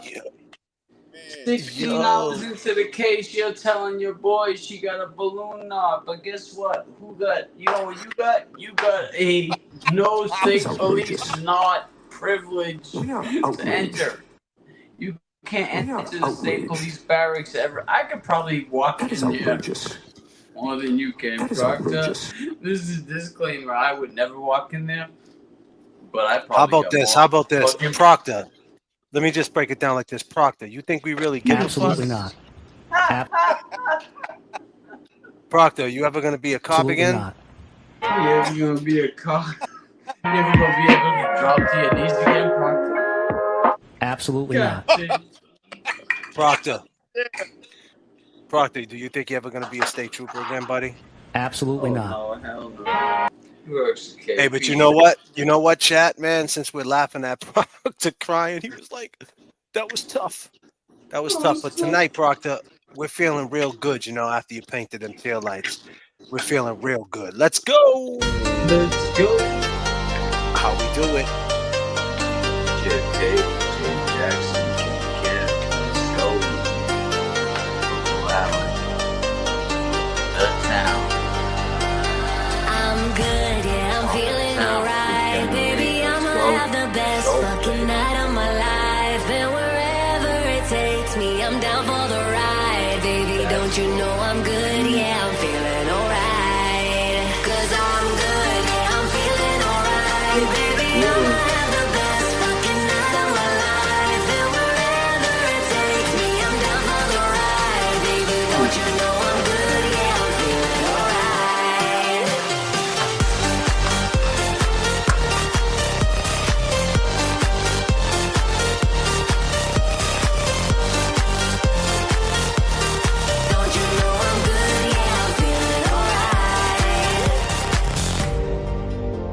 You know I'm down for whatever tonight. I don't need the finer things in life. No matter where I go, it's a good time. Yeah. And I don't need to sit in VIP. Middle of the floor, that's where I'll be. Don't got a lot, but that's enough for me. Yeah. 'Cause I'm good, yeah, I'm feeling alright. Baby, I'ma have the best fucking night of my life. And wherever it takes me, I'm down for the ride. Baby, don't you know I'm good, yeah, I'm feeling alright. Yeah, I'm going out. Yeah, no, I'm live right now. Me and J.F.K live. Yeah, no, I'll go out. I'll call you back. Yes. Me and J.F.K live right now. Alright, I'll go out. Call me before you. Yeah. Alright.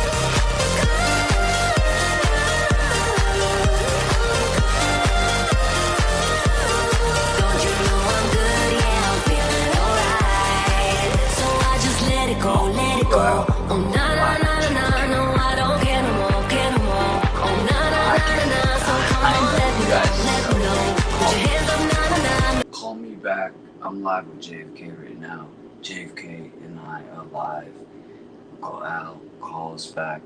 Congratulations on your victory. I'm sorry. Yeah, I'll talk to you later. All right, bye. Chat, sorry. Is there any part of the actual investigation that you would do over?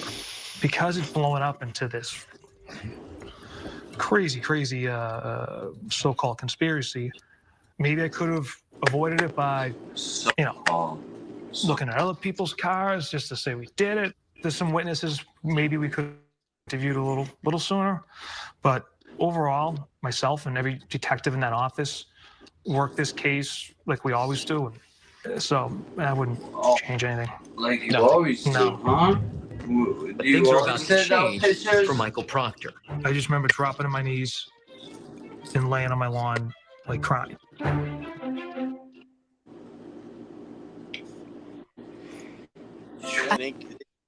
What did you say, J.F.K.? What have you been saying right along? What have you been saying right along? This ain't a what? Say what, brother? What have you been saying this whole time? This ain't gonna. What? This ain't It's not gonna age well, brother. Tell him. Tell him. It's not aging well. Kev, that can be. It's not aging well. It's not aging well at all for this guy. At all. Yeah. You know, he's doing this. You know, he really thought in his mind he was gambling. He thought, hey, maybe if she gets found guilty and they got this piece of content, they can place it at the right time and will shine me up good. Saying I would do the investigation the same way. I tried. Higgins didn't do it. Big Bad Brian A didn't do it. She did it. The tail lights were there. Everything was there. I'll get my uniform back in no time if I just say this or listen. Proctor, I get it. Your wife's right. Go ahead, Kev. It's fucking too late to cry coyote, bro. Oh, there's coyotes everywhere. It's never too late. Wait, too late. No, it's a wrap, man. It's a wrap, man. He's watching that tonight. He's watching that tonight, right? And he's like, damn, man, they played that shit like my gamble didn't work. It would have been perfect. He's telling his wife, honey, the reason why I did it, because if this was reversed and it went it's the same way you go up to the roulette table. You put $300 on a number. If it hits, that's $9,500. Right? Right there. Now, if you miss, oh no, hold on. Right? I don't think But people understand 9,500 right there, JFK. Right there. That's 9,500, right? 35 to 1. Yep. 35 to 1, 300. That's 9,500, right? Sure is. I know. So that's 9,500 if you put 300. But if you do 2 spins that same way, say you're chasing a number, you do 2 spins that same way, you're down 600. Your wife's looking at you like you just lost $600 in 2 spins. You look at her though and you say, honey, yeah, that was 600 I just lost. I could have just got new tires. I could have just got new tires for the hoopty that you drive. But you know what? Fuck it. If it would have went the other way, I could have bought you something better. I could have bought you something. I could have took back that fucking that coat, you know what I'm saying? Bag. You know what I mean? It could have went the other way. That's how you live with the gamble, right? That's how you got to live with the gamble. So he's looking at his wife. He's right. So he's looking at his wife, going, honey, could have went the other way. If she was found guilty today, I would have looked like $1 million. But instead, you look like a fucking idiot. You look like a degenerate. That interview was pre-beard, honey. You gotta understand, honey. That interview was pre-beard. Now I got a full beard.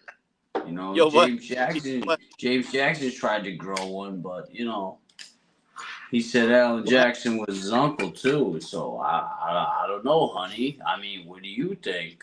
I mean, honey, listen, honey. If you want to know what we think your husband is a cornball. I mean, from where we're from, he's probably that guy that we were just like, goddamn, Proctor, you almost there. Like when you go to slam dunk it, and you come in running so hard and you slam it off the fucking backboard. It's like, that's what you did. You ran the whole court for that backboard slam. But, Proctor, you tried, and I give you that. You tried, but what you fucked up was you were announcing this shit to your friends who had nothing to do with this case. Not even 6 hours into the case, you're talking about she got a balloon knot. She got a leaky balloon knot. And you're a piece of shit, man, for saying something like that, knowing she had health conditions. And, so Proctor, what does your wife got? Listen. On my knees and laying on my lawn, like crying. I couldn't even talk. I was complete hysterics. And I just remember my mother being like, what? And I kind of gathered myself, and I'm like, they relieved me of duty.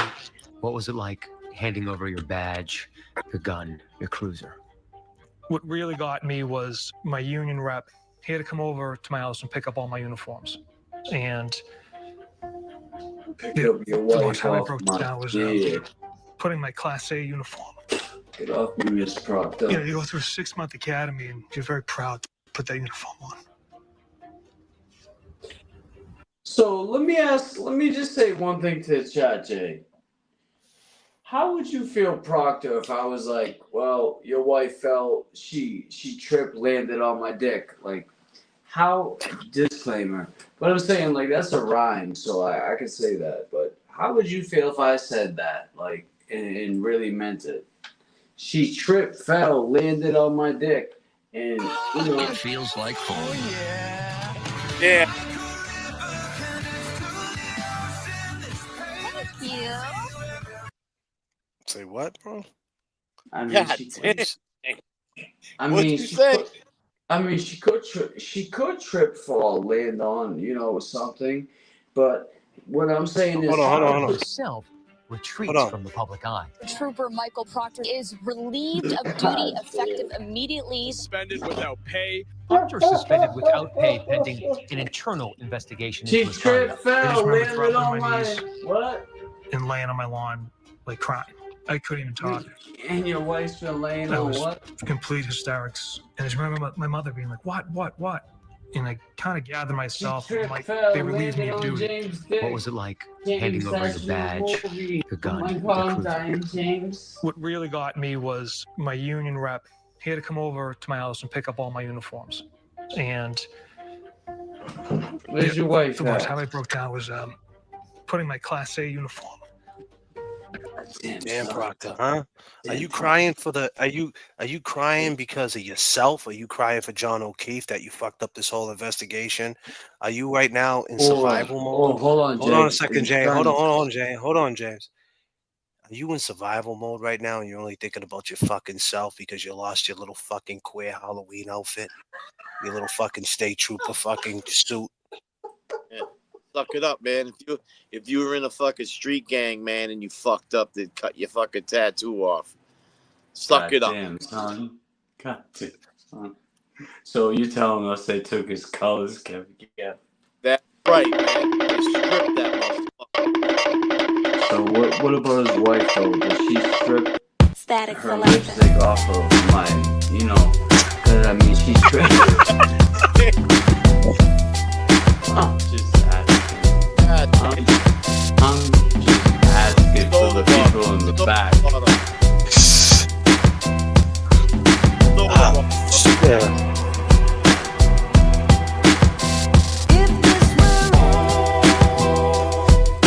I mean, we just listen, we're not used to these, but we gotta take some phone calls, shit. We gotta take some phone calls. I see a lot of look at this. I see a lot of Chloe, bro. James, you're wilding out tonight, huh, buddy? Yeah, man, I've been through it. I've been through it and back from this. Hold on, let's listen. Let's see him break down. He breaks down right here. Let's see the real breakdown. You ready? I guess he breaks down right here. He breaks down right here. You ready? Yeah. I'm about to go break down the shower. That's my only thing. You go through a 6-month academy, and you're very proud to put that uniform on. Yeah, we get it, Proctor. I was very proud when your woman puts the uniform on too. God damn, Proctor, I don't even want to tell you what your wife did with your uniform. Oh All right, man, dude. let's finish this. Let's finish this shit. Let's see what happens. Me Hold and on. J.F.K. was on the cover the whole Hold time. on. Let's go. Yeah, that was tough. Tough. That was tough. Hold up, you crying, Proctor? Let me tell you something. Your wife don't like that bitch ass shit. That's why she keeps leaving your ass. And that's why you say fucked up things about women, because you don't know. Yeah, it was Dove. It was what? I don't know until doves cry. But you was on someone. I was complete hysterics. And I just remember my mother being like, what? What? Gather my Your mother, huh? You put your mother in this, bro. Bro, brought your moms. Say something on that. Of course, bro. He's saying my mother's like, what now? Like she didn't watch you up on the fucking stand, dude, on TV. You were on fucking TV, bro. Yeah, but what if his mom thinks highly of him, man? And she's like, what? You're a piece of shit, but now you're a real piece of shit. I mean, I don't know. Who the hell knows? I'm not Proctor, but all I do know is if that was my mom, I would say, Mom, you need to get off this internet shit. What I'm trying to say, man, is like, hey, like, what did you do? Go over and unplug her fucking TV at her house? Like, she didn't know he fucking said all this shit? No, you fucking go over and kick it. You kick it down. You kick it off the fucking... If it's on the wall, you punch it. I don't know, Kev. I'm not there. I'm not Proctor's family. But what I do know is that was my mom. She had a TV with me on there, looking like this. James is out of his... No. James is good. J.F.K. will tell you. James is good. Karen Reed is free. Let's go.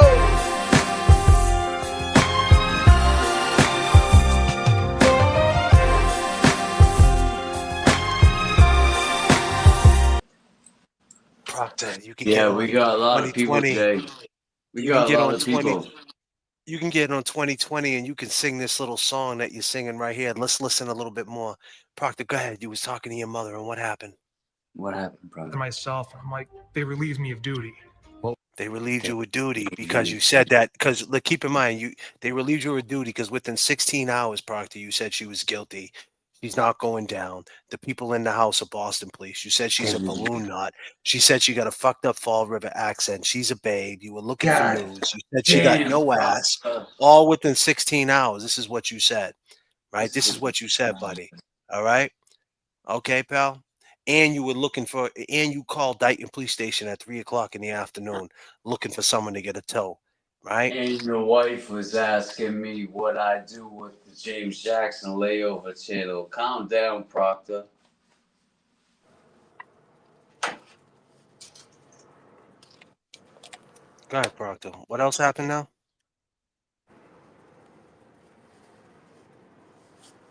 What was it like handing over your badge? What was it like handing over your badge? Then he asks the most dumbest question right here. Badge, your gun, your cruiser. And your cruiser.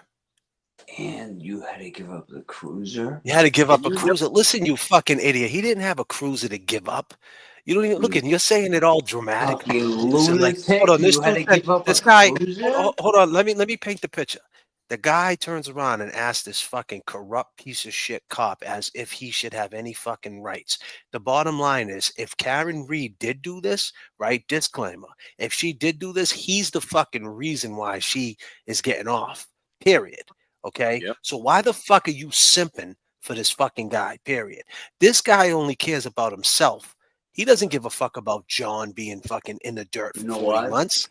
He don't give a he's shit. crying. This dude was making money in Terminal C and Terminal A, making probably $150 an hour, yelling at fucking cars not to get the fuck out the lane, dropping people off at the potches. Get the fuck out the lane, kicking homeless people out of Terminal B because they're sleeping because they're freezing outside, and he's kicking them out. You gotta go. Get the fuck out of here. Instead of buying them a car. Crazy though. Hold on, real quick. That's what he How was many doing. times He's a me and piece of shit. J.F.K. handed that person $20, not even thinking about this. That's just disclaimer. That's just who we are. But go ahead, Jay. Keep talking. I just thought of that when you said kicking the people at the terminal who are there with. Well, that's where they make the most money. They make the most money but down it's the like airport. we giving away money to those people that are down there struggling. And this motherfucker's out there trying to make money, saying, "Yeah, Karen Reed's guilty." You think? Listen. She got a balloon You knot. think? Look at the way he was talking. Listen. Look at the way he was talking about Karen Reed. Karen Reed. Let's keep it real. She's a straight girl. She worked at a bank. She's got a good mother, a good dad. Imagine if it was a black dude. Imagine if it was a Puerto Rican dude. Imagine if it was a white dude who was down on his luck and addict. Right? I'm just saying, what if it was a white dude that was all messed up on his luck, an alcoholic, a fucking dude that's back on the drugs again? You think Proctor would have any remorse? He wouldn't have any fucking remorse. Look at the way he's treating Karen. I mean that. I'm not trying to make this a race thing, but I'm just saying that's the type of guy he is. This guy went into business for himself. Period. He went into business for himself. That's what he did. He went to business for himself. Now he's simping and he's going into survival mode. And he gambled. He was hoping that when they played this fucking clip that she was found guilty and this could clear his name. Like, look, she was found guilty. It didn't make a difference about my investigation. I wouldn't change anything. She did it. Them are the facts. I fucked up, but she did it. But now guess what, Proctor? Newsflash. JFK, James Jackson, and Kevin from South Boston. Kevin 781. We're live and we're playing this clip back to back before anybody else is touching it. We're doing it in real time. It dropped tonight. We're playing it tonight. We're not playing it tomorrow. We're not playing it the next day. We're playing it in real time. Karen Reed today found not guilty. Proctor on 2020. We're here real time. 11/27 on June 18th. We're playing it.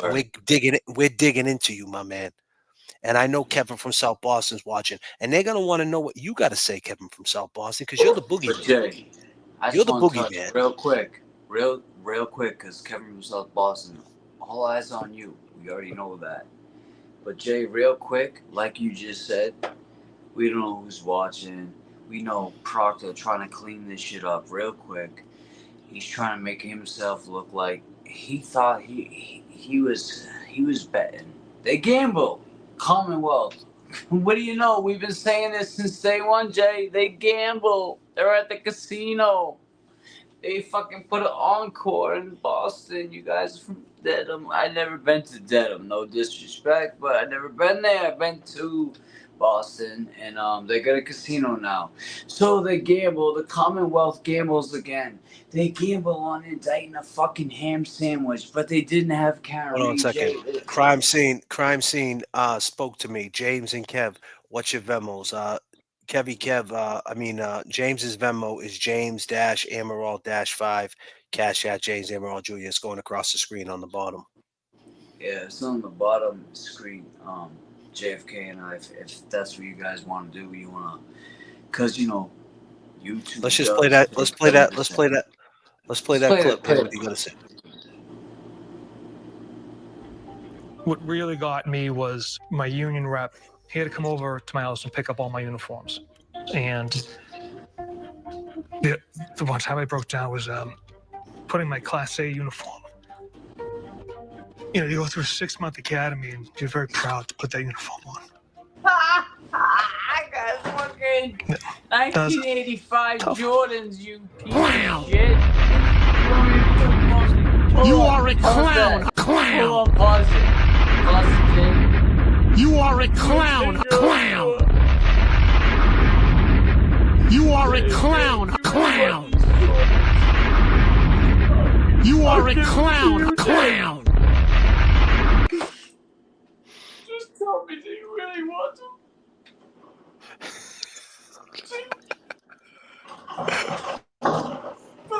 Hey. Oh, everything I give you. This is it. This is it. This is life. The one we get. So go and have a ball. This is it. This is it. This is life. The one we get. So go and have a ball. This is it. Turbulence in the chat. Turbulence in the chat. Keeps the prank rocking. This is your chat. This is your chat. God.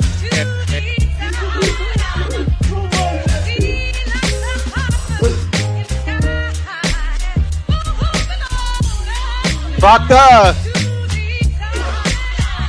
Alright, he's Jordan. Hey, Proctor, just. Jordan. Oh, God. Proctor, I do appear 5 hours. You're a clown. You're a clown. I'm over those days. I'm celebrating J.F.K.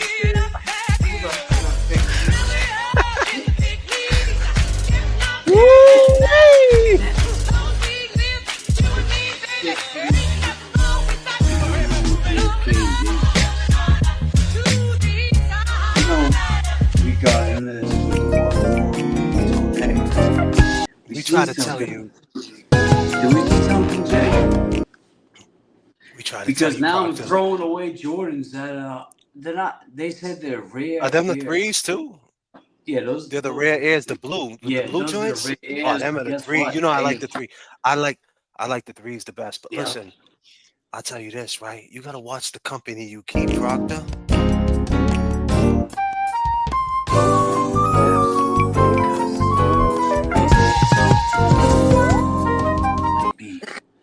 Come and knock on my door. We'll be waiting for you. Higgins, are you coming over?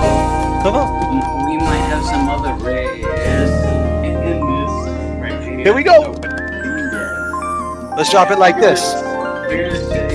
Oh, we see he's like play. Oh, but so we might have some other rare ear footage that you never seen. So just stay tuned. But those rare ears, Proctor, you said you cried. You did. You cried tonight. I feel bad for your wife, not you.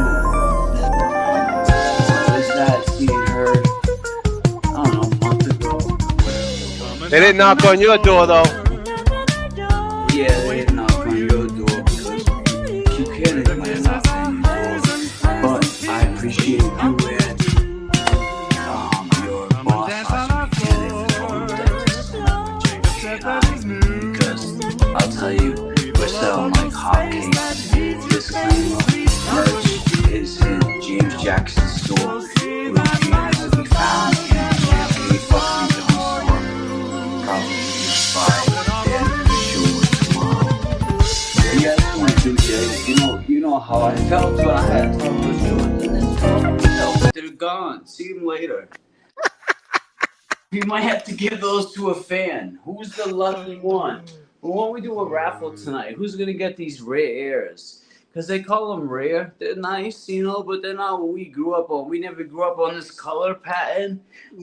So Jordan, anyone that's not a Jordan person, we grew up on if Jordan wore them in the games, then they were Jordans. He definitely wore these, but not this color pattern. But they said rare air because they put the Nike Air backwards. It's almost like my boss converted. Same thing as carrying these case converted. So it's kind of the thing. If you want to buy them, you can buy them. J.F.K. Sign one, J.F.K. I'll sign the other, James Jackson, and we'll do something, Jay. James Jackson. James Jackson. If you didn't know, girl, you know it's true. Karen Reed is free. He's free. Let's go. Let's go.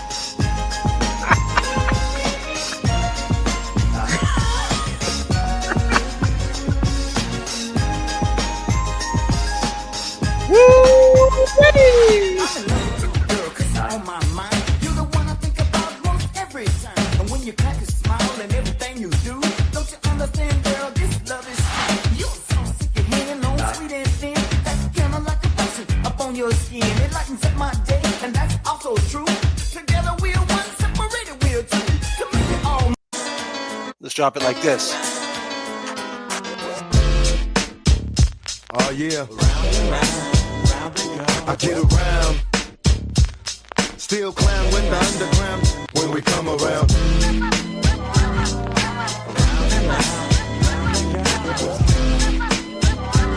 Stronger than ever. Back to get wrecked. All respect to those who break their neck to keep their hopes in check, as though they sweat a brother majorly. And I don't know why your girl keeps paging me to tell me that she needs me. Cries when she leaves me, and every time she sees me, she squeeze me. Lady, take it easy. Hate to sound sleazy, but tease me. I don't want it if it's that easy.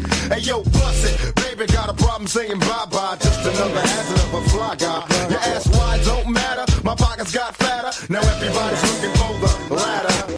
And ain't no need in being greedy. If you wanna see me, try to leave a number, baby, when you need me. And I'll be there in a jiffy. Don't be picky, just be happy with this quickie. But when you learn, you can't time it down, baby doll. Baby doll. I get around. Get around. What you mean you don't know? Check go. I get around. The underground just don't stop for hoes. I get around. I get Still around. down with the underground clapping around they go. I get around. Yeah. Hey yo, shot. Woo! Man. Yeah, man, it's crazy that Proctor's really trying to save face, talking about he was with his mother, he had to give up his suit, give up his badge. That was tough. That was tough. You know what was tough? That you didn't go in the house and man up and go look Big Bad Brian A in his face and say, bro, what happened last night? Oh shit, man. We got some serious turbulence. Needed this music tonight. Thanks for showing up. We got Nan in the house. Yeah, me and Nan in the house. We are gonna try to link up, God willing, and before she leaves on Friday, I'd like to, because J.F.K. and I took Nan to the North End. We showed her. Thank you, Nan. Thank you, Nan. We appreciate you always. Thank you for showing up. Thank you for being there today. I got something for Nan. Yeah, I got something, Jay. You gotta pause with that something for Nan. What did you say? You already. All right. Let's play the clip with me with Nan. Unless you got it on deck. If you don't, then I gotta finish saying what I'm about to say. Yo, Nan. I got a song for Nan. Nan, thank you so much. I forget the song, but J.F.K. I always play a song. That's what I do, man. But real quick, before you play a song, I know you do. And before you play a song is J.F.K., Nan, and James Jackson. J.F.K. and I took Nan to the North End. Nan appreciated that. She been to Hampton, Dedham, but J.F.K., we are outraged. Don't take Nan to the North End. We are very outraged by that. If you bring Nan to Boston... Tell him about the character, dude. Nubs. Well, I felt bad for Nubs. JFK was ready. You know, JFK was ready to give Nubs $150,000. But I said, JFK, you got to calm down, Jay. Hold on, you know what? That's not. Absolutely not. What? Absolutely. Calm the fuck down. Hold on. This is for Nan. Forever young, man. Keep killing him, man. Keep killing him. Let's go. Yo. Attention from the flight deck. Attention from the flight deck. Karen Reed is a free woman. She is on this flight tonight with $39,000 above the bullshit. Nan is in the house. She's actually in the first class, just chilling, watching Die Hard is the movie for your in flight. Kevy Kev is on the controls, and James Jackson is causing all types of turbulence. Let's go. He's in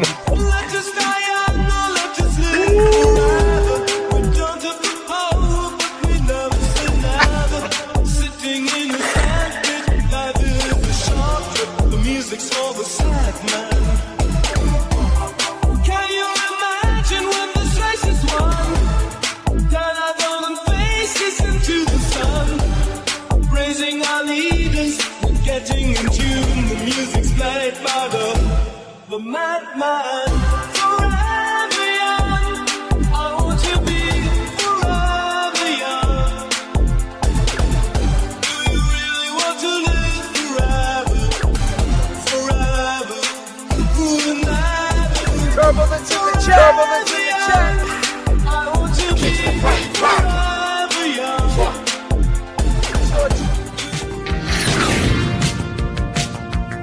Turbulence in the chat. Turbulence in the chat. Man, this one's for you, girl. Let's go. This is your chat. This is your chat. This is your chat.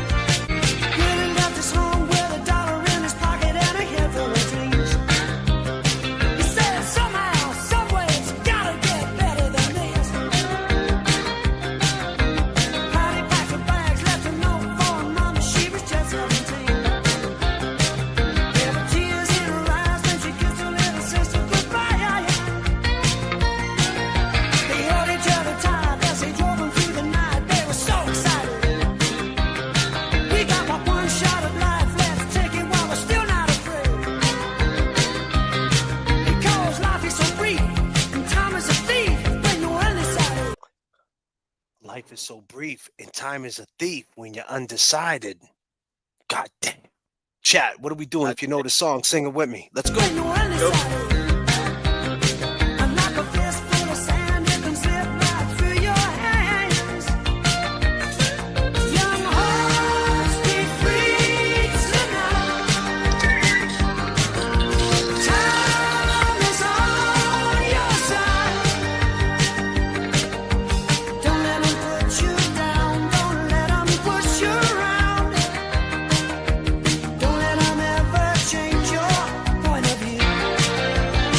Turbulence in the chat. Turbulence in the chat. Keeps the fight back. This is your chat. This is your chat, people. Paradise was closed, so we headed for the coast in the Bristol. They took it to a room apartment that was jumping every night of the week. Happiness was found in each other's arms, as expected. Up like a lunatic. Ooh, young hearts be free tonight. Time is on your side. Don't let them put you down. Don't let them push you around. Don't let them ever change your point of view.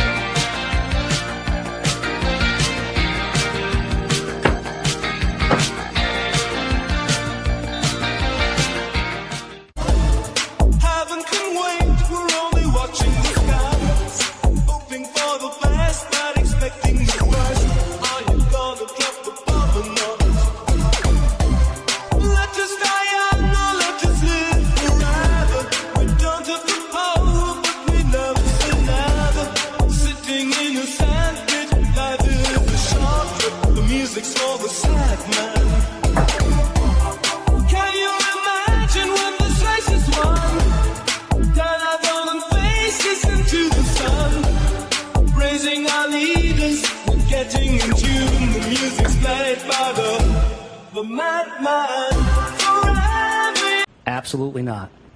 Absolutely not. Hey, Proctor, you ever getting your job back? You already know what that is, right? God Proctor. damn. Proctor, are you coming to the Karen Reed Freedom Party? Absolutely not. You didn't get the invitation? Absolutely not. God damn. That's outrageous. Oh, god damn. Outrageous. Hold on. Wait, Jay, let me ask him a question, please. Good. Yo, bro. Hey. Hey. So, hold on. Kev, calm the fuck down. So, Proctor. so Proctor, you heard J.F.K. and I on Jim 94.5. Do you think that what we said was the truth? Do you think that Brian Higgins is a piece of shit? Do you think that you are gonna make a big name of this? Absolutely not. Absolutely not. I just want to slow it down, right? I want to talk to all my ladies in the chat because we know that most behind every strong man is a female, and Karen Moms held it down for Bill. She was there the whole time, and that must have been real hard on her, and she was real strong. And all my ladies, we know that this movement is filled with ladies. Nan is one of them. And I just wanted to say to all my ladies out there tonight, as I'm paused up, all my ladies out there tonight, y'all are amazing. Let's go. Go. One's in the chat. One's chat for the women. J.F.K. You look perfect when you wake up. I'm the lucky man in your bed. One's in the chat. You're wasting time, put no makeup. Don't know how it got in your head. Things you think you need to change, things that keep us running late. Girl, that ain't what makes you J.F.K. Cause your smile, your eyes told you about 1,000,000 times, but I'm about to say no one it that again. this was something that he You look amazing. James Jackson, his family, for knowing You that look something he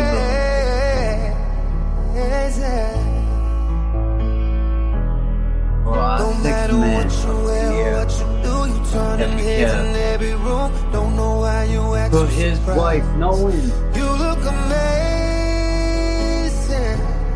every time. Rocking with J.F.K. and James Jackson.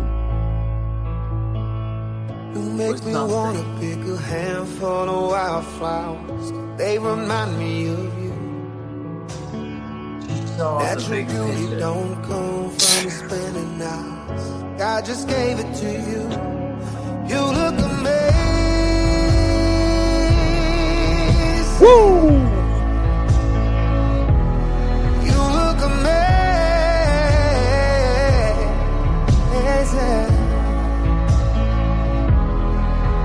Ladies, if you know this song, sing it. What you do, you turning heads in every room. Don't know why you act so surprised. You look amazing.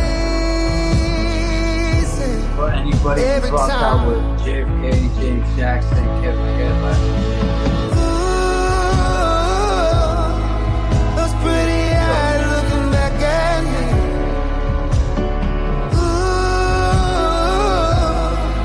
If they can only see what I see. You look amazing.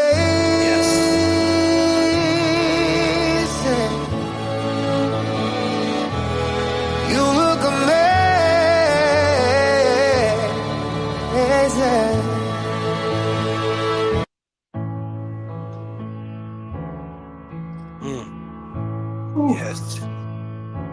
Yes. Yes. You look perfect when you wake up. I'm the lucky man in your bed. You wasting time, put no makeup. Don't know how it got in your head.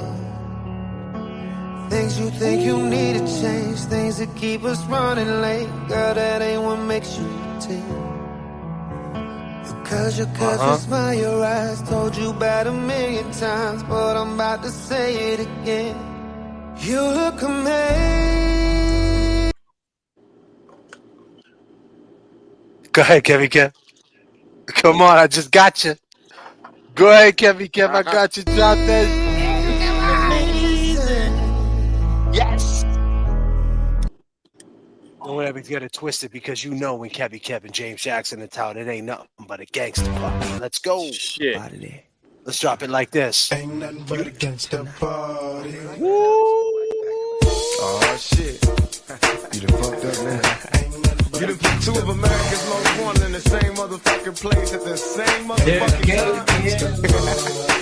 Y'all niggas about to feel this. Break out the champagne glasses and motherfucking condoms. Have one on us, alright? Yo, check it. Picture perfect. I paint a perfect picture. With precision, my intentions to get with you with that and double OP. Dog, my fucking homie, you the cold ass nigga on them all. Show enough. I keep my hand on my gun, cause they got me on the run. Now I'm back in the courtroom, waiting on the outcome. Waiting for the outcome. All this on the niggas' mind, but at the same time, it seems they trying to take mine. So I'ma get smart and get defensive and shit, and put together a million march for some gangster shit. So now they got a place to multi-millionaire motherfuckers Get ready for the throwdown, the shit's about to go down. Me and Snoop about to clan. I'm losing my religion. I'm vicious on these stool pigeons. You might be deep in this game, but you got the rules missing. Niggas be acting like you savage. They out to get the cabbage. I got nothing but love for my niggas living life. I got a pit named P, she niggerina. I got a house out in the hills, right next to Chino. And I think I got a black beamer, but my dream is to own a fly casino. Like Bugsy Sleep, and do it on legal and get scooped up by the little homie in the Riga. It feel good to you, baby bubba. You see, this is for the G's and the keys, motherfucker. Now follow as we ride. Motherfuck the rest, two of the best from the west side. And I can make you famous. Niggas been down for years. So how can they blame us? I live in fear of a felony. I never stop felony. Motherfucking G's. If you got it, better flaunt it. Another woman. Two of America's most wanted. And hold up right there.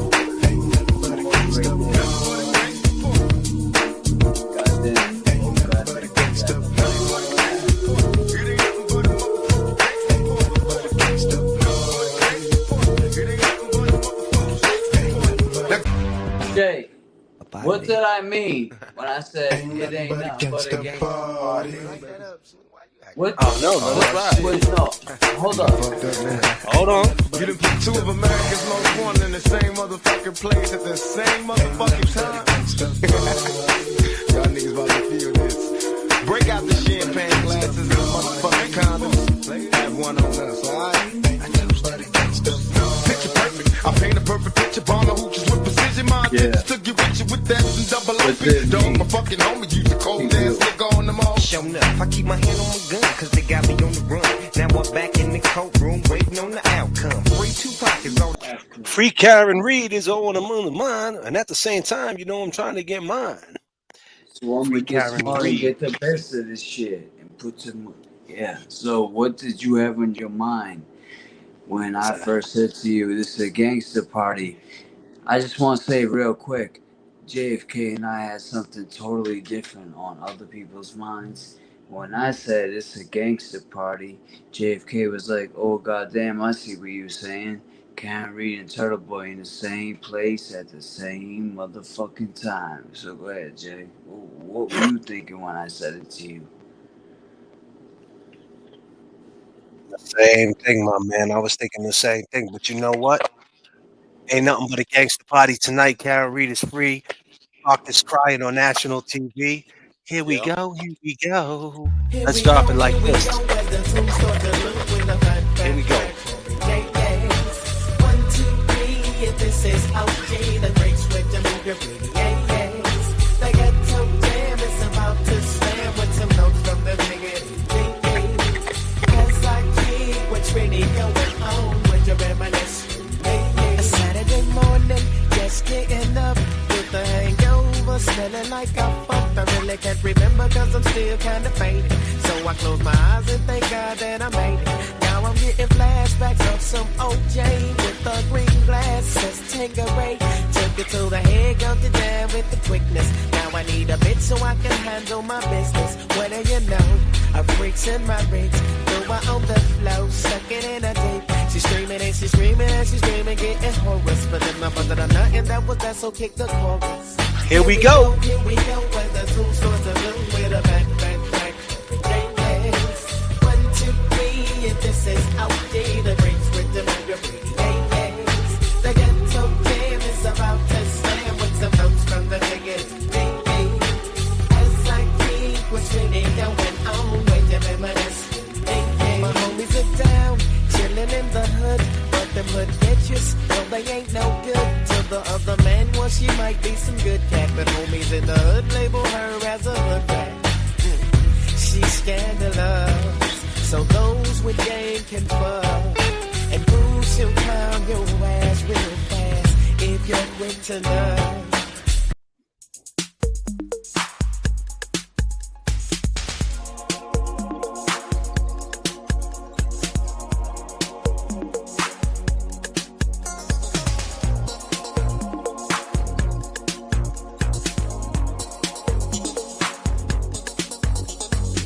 J.F.K.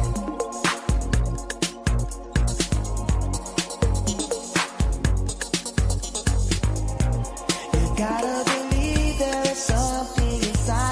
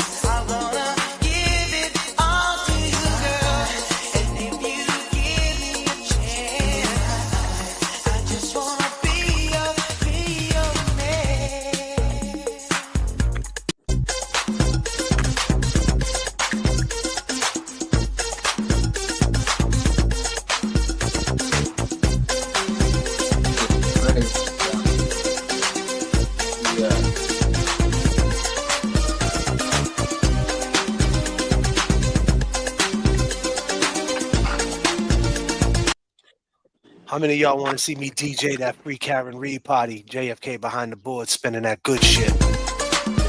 Let's go. I remember when we first started. You came to me and you were broken hearted. I took you in and wiped all your tears away. I made you love me more than any other day. Don't you know I'm the one and I love you, girl. I don't care what they say. You know you are my world. Come back home, you're the one who loves you more and more. So you see that it was me you were searching for. You're searching for.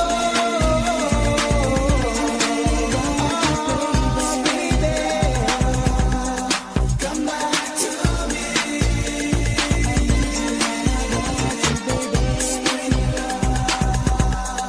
Come back to me.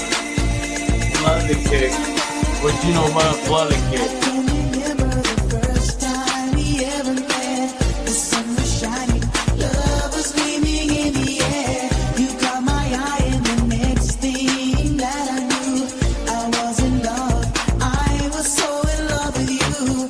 We were so close for a season of my life. I wanted so much to have you for my wife, but something changed. The season came to an end. I had to leave you, and that's where my heartache began. I was scared. Heartache began. They do this to us on purpose, man.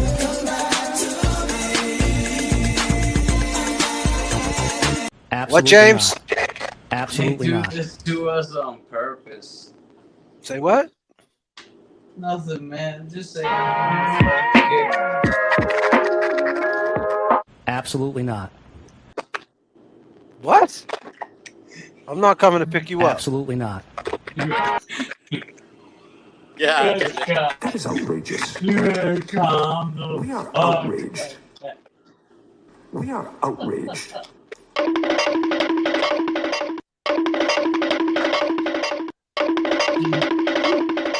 Can I take it to the summer of 1995 like this? Let's go. Let's drop it like this.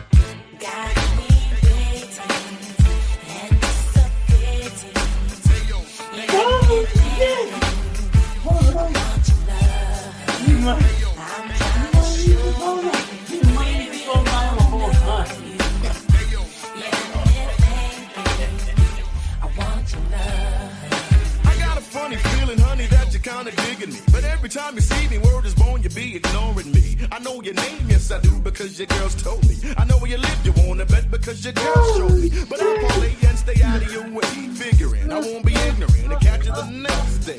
When I'm in focus, I notice you only move with a chosen few. Irreplaceable, what's up with insatiable you? I never figured you for the quiet type. On the down low, the low profile type. I always thought you was a rah-rah mama. Stirring up crazy confusion and causing drama. What's the matter, huh? Cat got your tongue, or some Mac got you strung. Or maybe I ain't the one. I wanna know, cause if I don't, it's gonna haunt me. Your word up, you got me thinking you want me.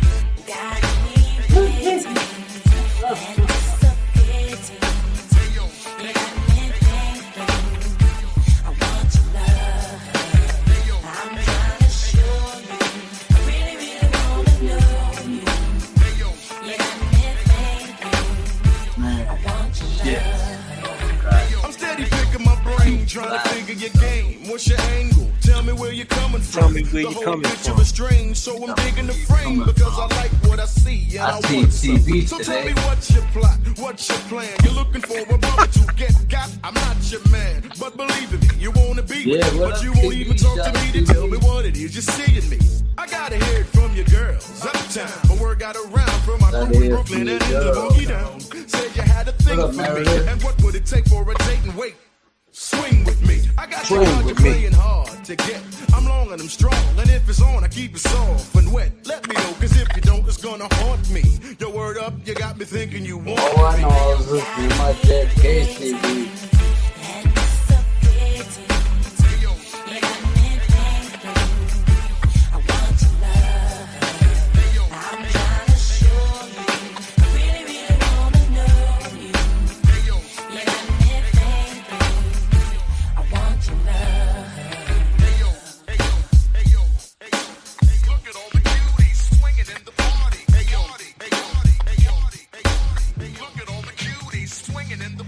What's that, James?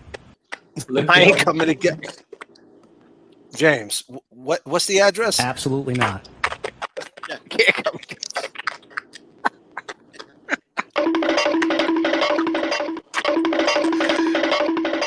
Yo, he ran by.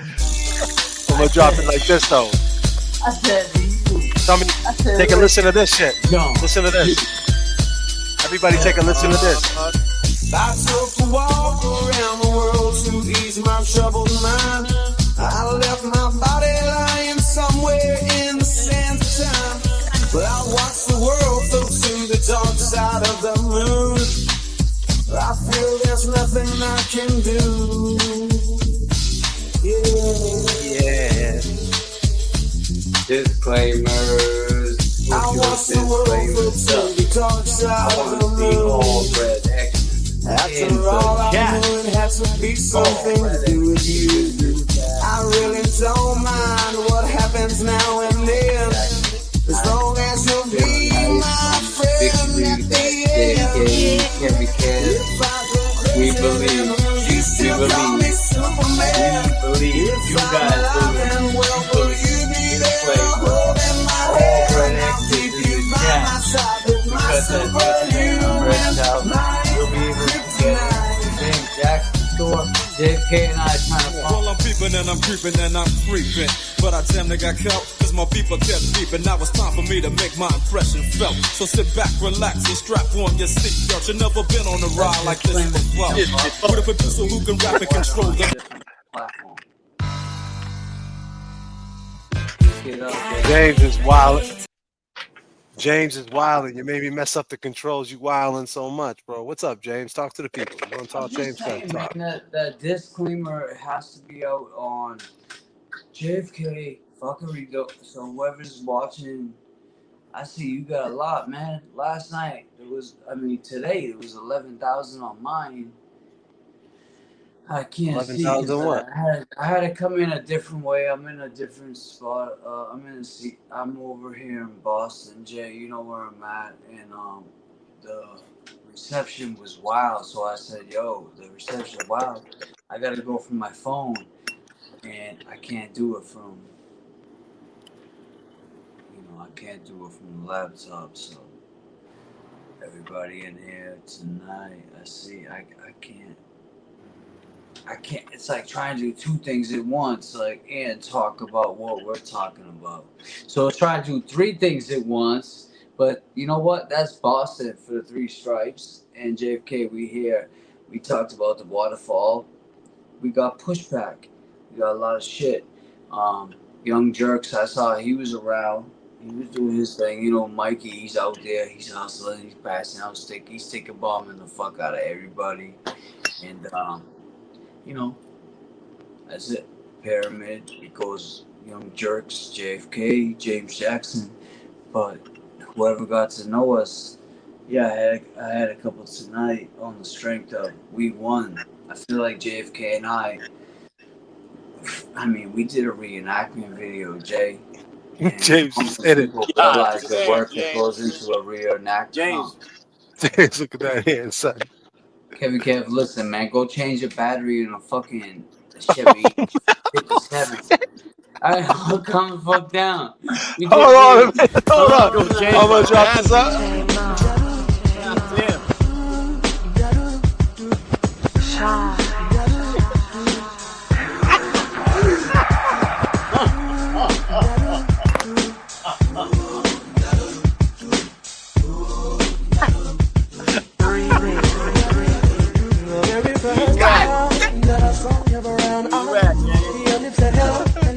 I knew right then you were the one, but I was but to my satisfaction, baby, you were more than just a face. And if I I will be sure that the lady is a friend. And if I We're making changes. I will be sure that the ladies just like you.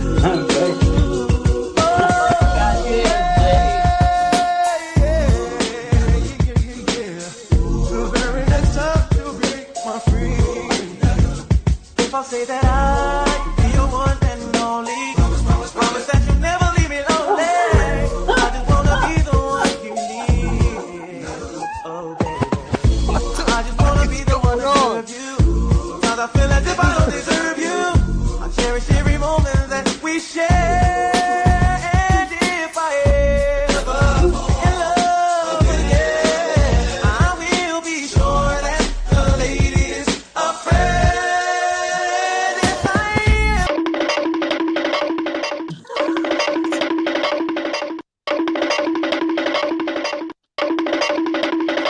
God damn, James. James, you're on one tonight, Dude, bro. You all right, bro? God Yo, damn, that James. sound. Yo, Kevin, that sound doesn't get you on one. Oh, God. Bro, I mean, that shit, when I was a kid, listen, I was 81, so when I heard that sound run by, I was like, oh, goddamn, something funny just some dumb shit just happened that wasn't funny to that, whoever I thought wasn't funny. So, yeah, It makes was sense. funny to Proctor crying. Yo, Jay, but that's what I just finished off with saying. It makes sense to me because when you play that, it makes sense to me. You and I, and we've been through a lot. 50 plus bars challenge, New York, 35 years of friendship, and it's just when you play this, it means a lot more to. Well, you got a lot of people in here. I can't see. I got two things. For this internet did a little crash job, huh? But you guys all know J.F.K. and I together. I tried to explain it tonight. Someone asked me again, Jay, how I knew you, and I said J.F.K. and I have been friends over 35 years. Like, I feel nice right now. I'm going on. Put it this way, when he landed Monday, a week and a half ago, when he landed, that's when I got on my business. It just kept going down. He just kept, every time Jay was here, he was like, nah, we got work. Nah, tomorrow we got work. Nah, we got work. Nah, we got work. And so I recognized what we had to do the next day.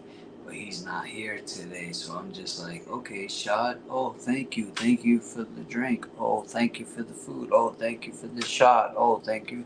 And he's not here today to say we got work, so I'm just taking all that in, Jay, and I'm like, what about the live stream though? Isn't that work? Which one? The one you're on right now. God damn, James. You gotta change your battery, bro. I ain't gonna change your battery. Nah, the one I'm on right now, it works because, I'm fucked up. You're not here to help me is what I'm trying to say, son. It's working, bro. He's not here to help me is what I was trying to say. He's not here to say, yo, James, you gotta calm the fuck down. You know what I'm saying? Like, It's too late, bro. It's too late for that, man. What do you mean it's too late for that? I'm about to go swimming in my Olympic-sized swimming pool, Kevin Kev. Nah, Hey, yo, let's drop it like this on him. Let's drop it like this. I'm about to go swimming. Go. I'm about to go Karen swimming Reed butt naked. Butt naked. Karen is free. Uno de nosotros es de barrio fino, un tipo muy real. The Big Boss. Nos jugó una apuesta que ni te miremos que te va a robar. El otro es medio loco con 20 tatuajes y ese swing de calle. Y su Lamborghini con labios salvajes quiere impresionarte. El tercero es un poeta, trae serenata, brilla como el sol. Solo escucha. El chico de las poesías, atentamente tu servidor. Sensual, sobrenatural. Uno de nosotros te tiene que conquistar. Sensual, sobrenatural. Uno de nosotros te tiene que conquistar. Quiero ser dueño de tu cama, tratarte como una dama. No pretendemos la fama, pero a mí nadie me gana. Escúchame, Romeo te habla bonito y Yankee tiene a Yamile. Yo te hago travesura, mami, hasta el amanecer. Tengo lo que hace falta para hacerte enloquecer. Por eso te pregunto si quieres ser mi mujer. ¿Con quién te vas? Tengo la curiosidad. Dime si soy yo, dame la oportunidad. Yo seré un loquito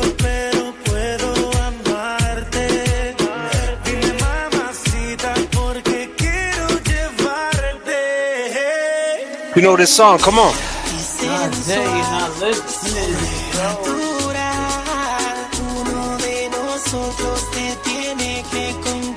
J.F.K.'s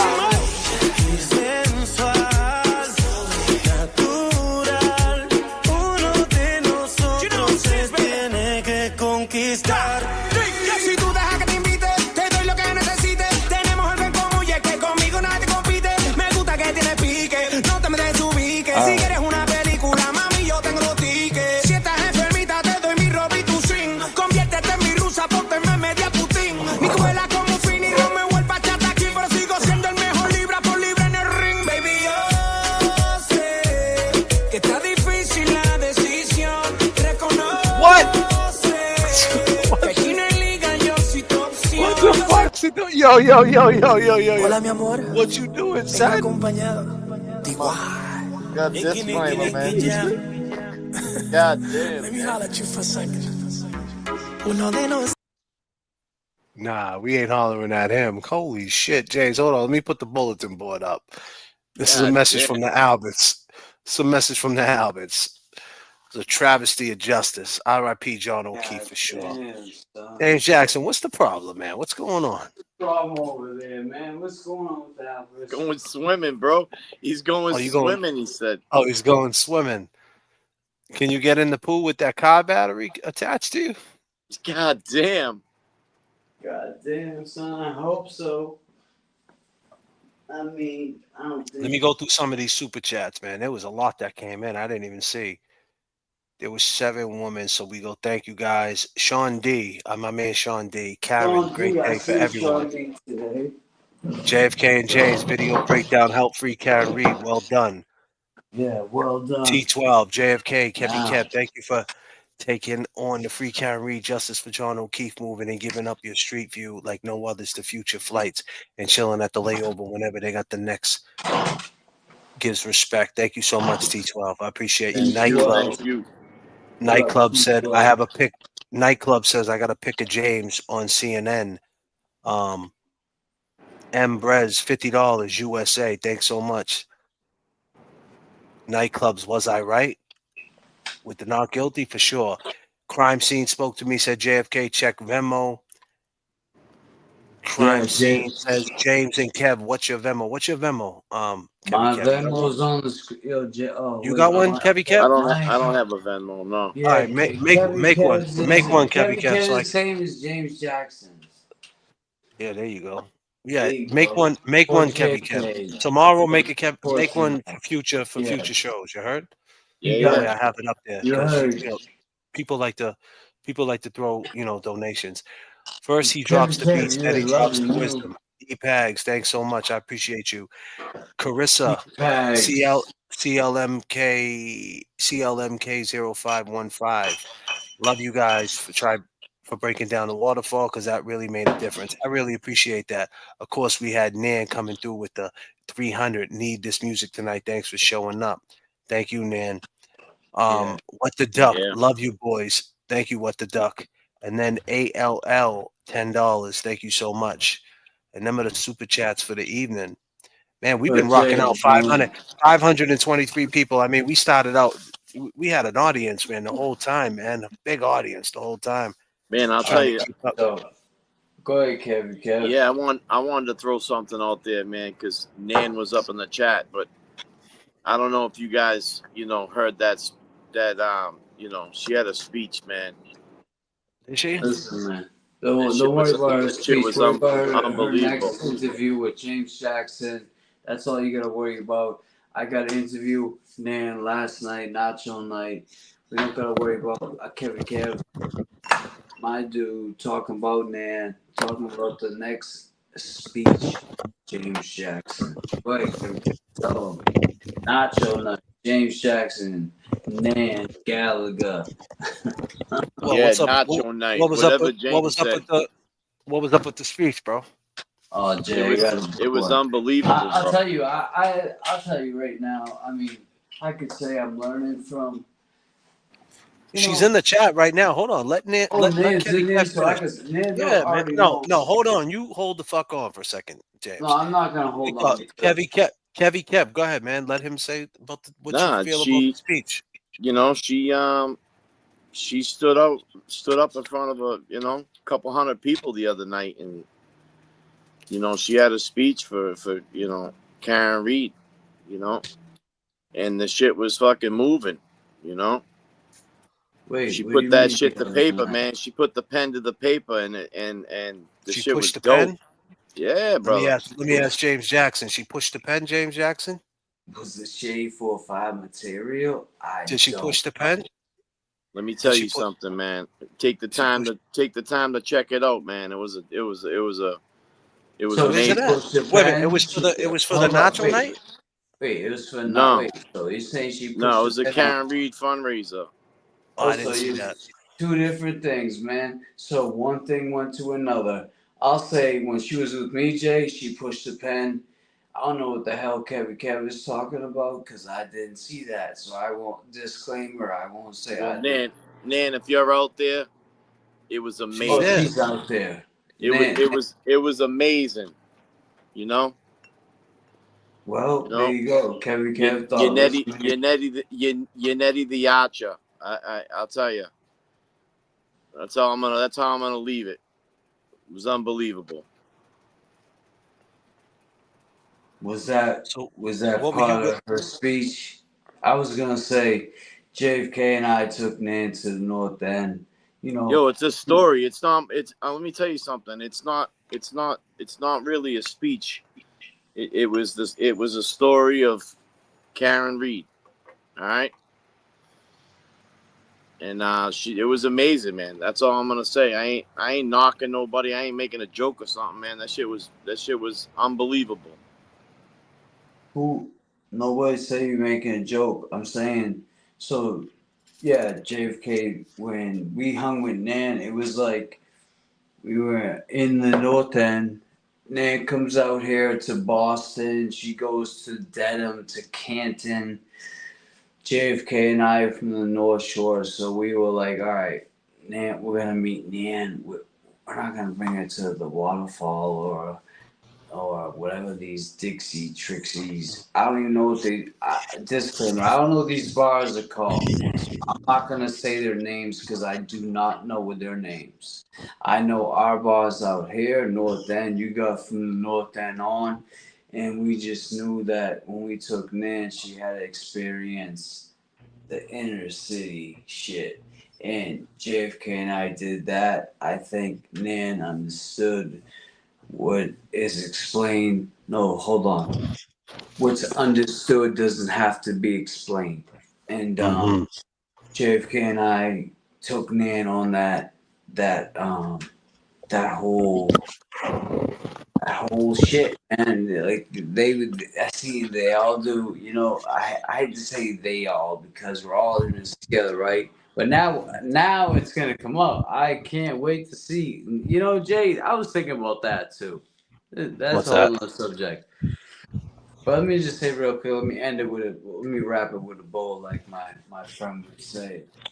Man, we partying, man. Go ahead, keep going. God damn. These people now are gonna say, this how they do it in Boston, and they're gonna do their side, and that's not so. This is my suggestion. Before you listen to any side, I don't care whose side you're on, experience Boston a little bit. Today, JFK, I can say this, and I'm push this back. Cameraman, back the fuck up. What is going on, cameraman? Back the fuck up. Hold on, I'm outraged. That is outrageous. We are outraged. Absolutely not. Absolutely not. Oh, yo, watch my sneakers. That is outrageous. That's it. We are outraged. So, what?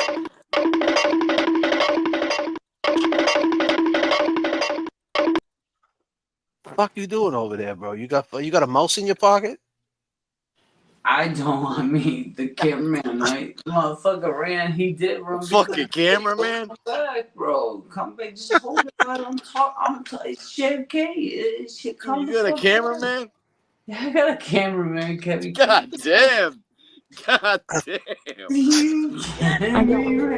Where are the blankets? I don't see blankets, Carrie. Because I was having Jen get the baby blankets to wrap around him out of my car. God damn.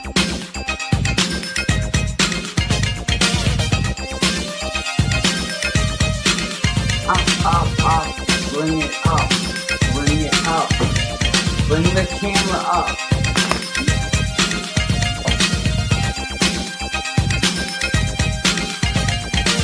We started dancing and love put us into a groove. Fuck you. As soon as we started to move, the music played while our bodies displayed through the dance.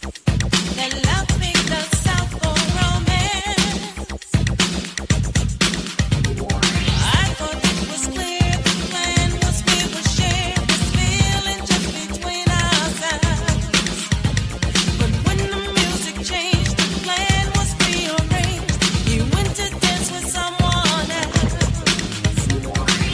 We started dancing and love put us into a groove. But now he's with somebody new. What does love want me to do?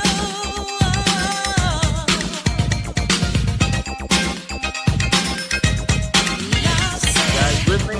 Music play, you won't get away. Just keep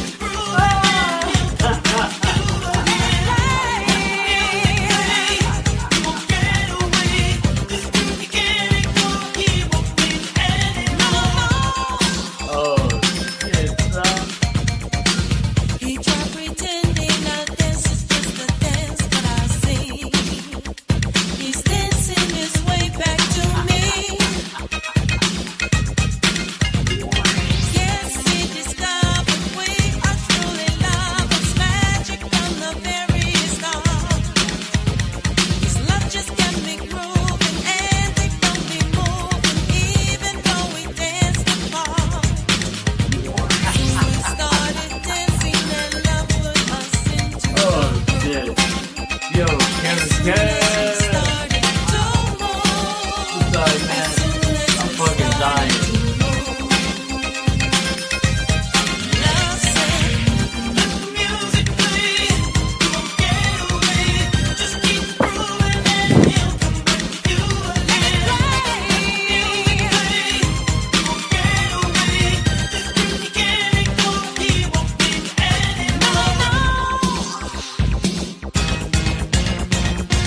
He tried pretending our dance is just a dance that I sing.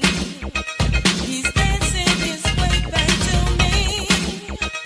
He's dancing his way back to me. Need a UGC video for your business? Find me and many other good creators on Fiverr. Or you could grab a top camera, add good lighting, and make everything pop. Learn the latest trends, stay updated, videos, change fashion.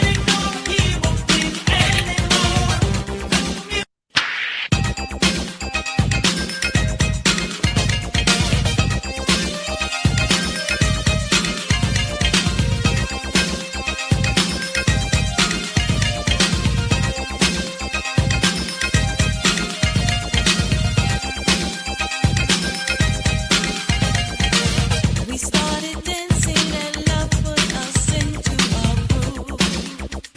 As soon as we started to move, the music played while our bodies displayed through the dance. That love picked us out for romance. I thought it was clear the plan was we would share this feeling just between ourselves. But when the music changed, the plan was rearranged. You went to dance with someone else. The New York, New Jersey metropolitan area. Can you hear me? Not gonna lie, I speak for a living, and I'm extremely nervous, and I just threw back half a Prosecco. So, we'll see what happens. And I'm going to be reading a little bit because I've put a lot of effort into this, and it means a lot that I've been invited to be here.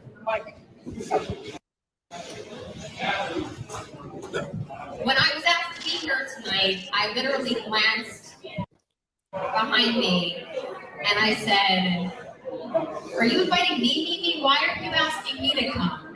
I'm just a lawyer from New Jersey and New York. Like, what's the deal?" When I was asked to be a speaker, I almost fell on the floor. Hey, in the back!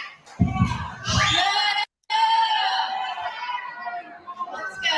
Yeah, that's the way we handle it. How could I be asked to say a few words about Karen Reed and her family and this travesty of justice?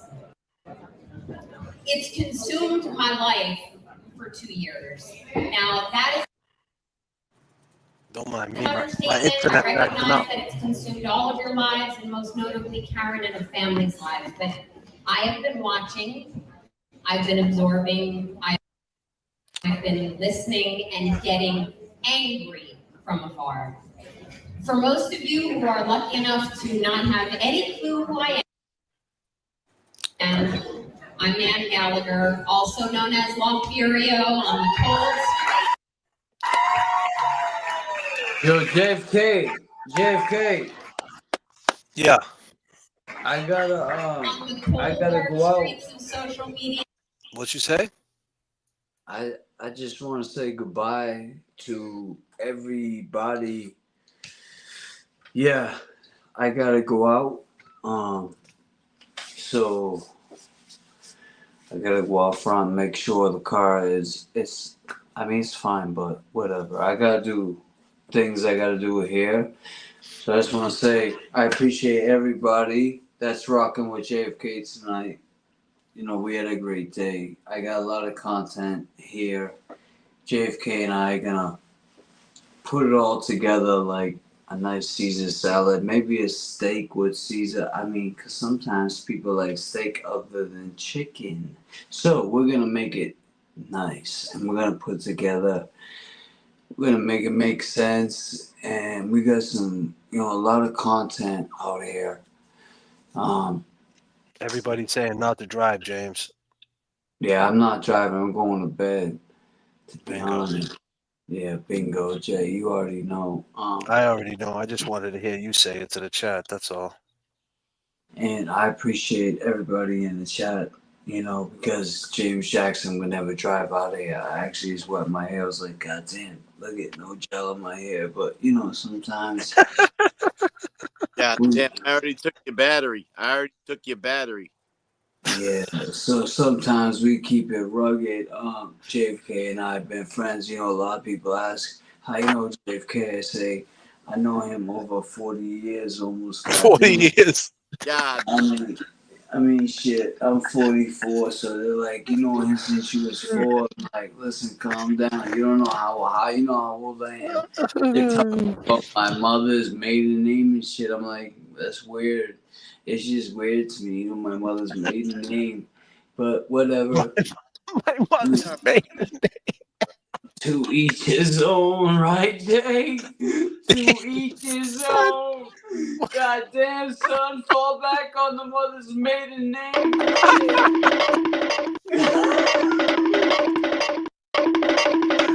Oh, shit, James is in it. James, go get some sleep. Go get some sleep, James. Go get some sleep.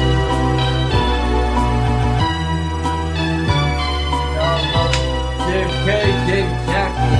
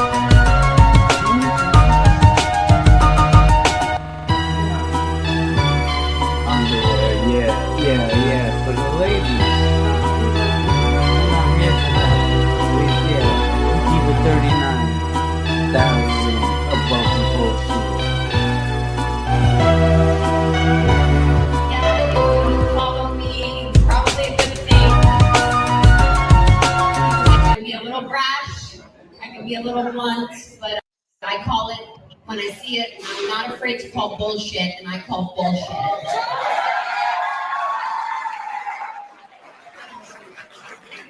So when I first very recently entered the scene, I got called out for being a healthcare lawyer from New Jersey or New York. Like, what does a healthcare lawyer have to say about this? And just to get a little insight, yes, I practice in the healthcare law sphere.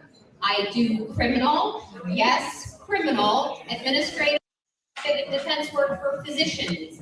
I could tell you stories and stories about how doctors get themselves in trouble before the stadies and the feds, but there's not enough time tonight because we're on a little time crunch.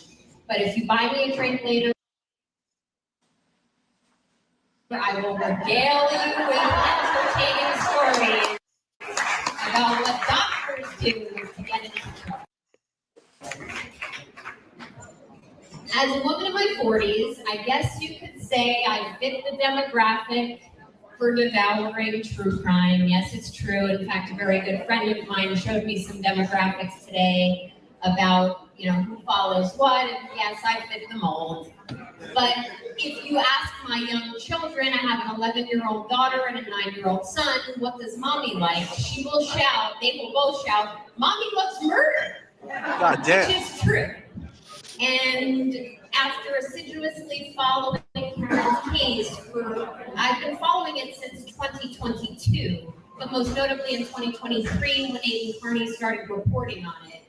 I got very, very, very angry and very interested in the case just because of all of the missteps that I've seen, all of the procedural problems and so forth. I decided to use my voice and experience to start speaking up. In fact, another friend of mine reminded me a short while ago, another content creator, that I had reached out to him a year ago, June, saying, hey, I might have a few things to say about this case if you want to reach out to me. And using my experience and my voice, I was, I guess, noticed. And I feel very honored about that, but at the same time, I take it as a huge responsibility, and I want to do Karen and her family and her attorneys justice when I do that.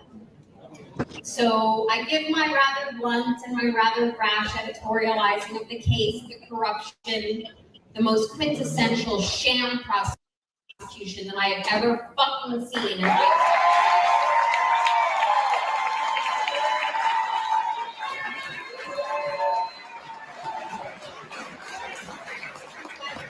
I've had the opportunity to meet Karen a handful of times, to meet her beautiful family and her attorneys, and like her attorneys know who I am now, which I'm literally like, you're looking at me, you know who I am? It's otherworldly. I just wanted to impart that on you guys, because that's not why I started speaking up.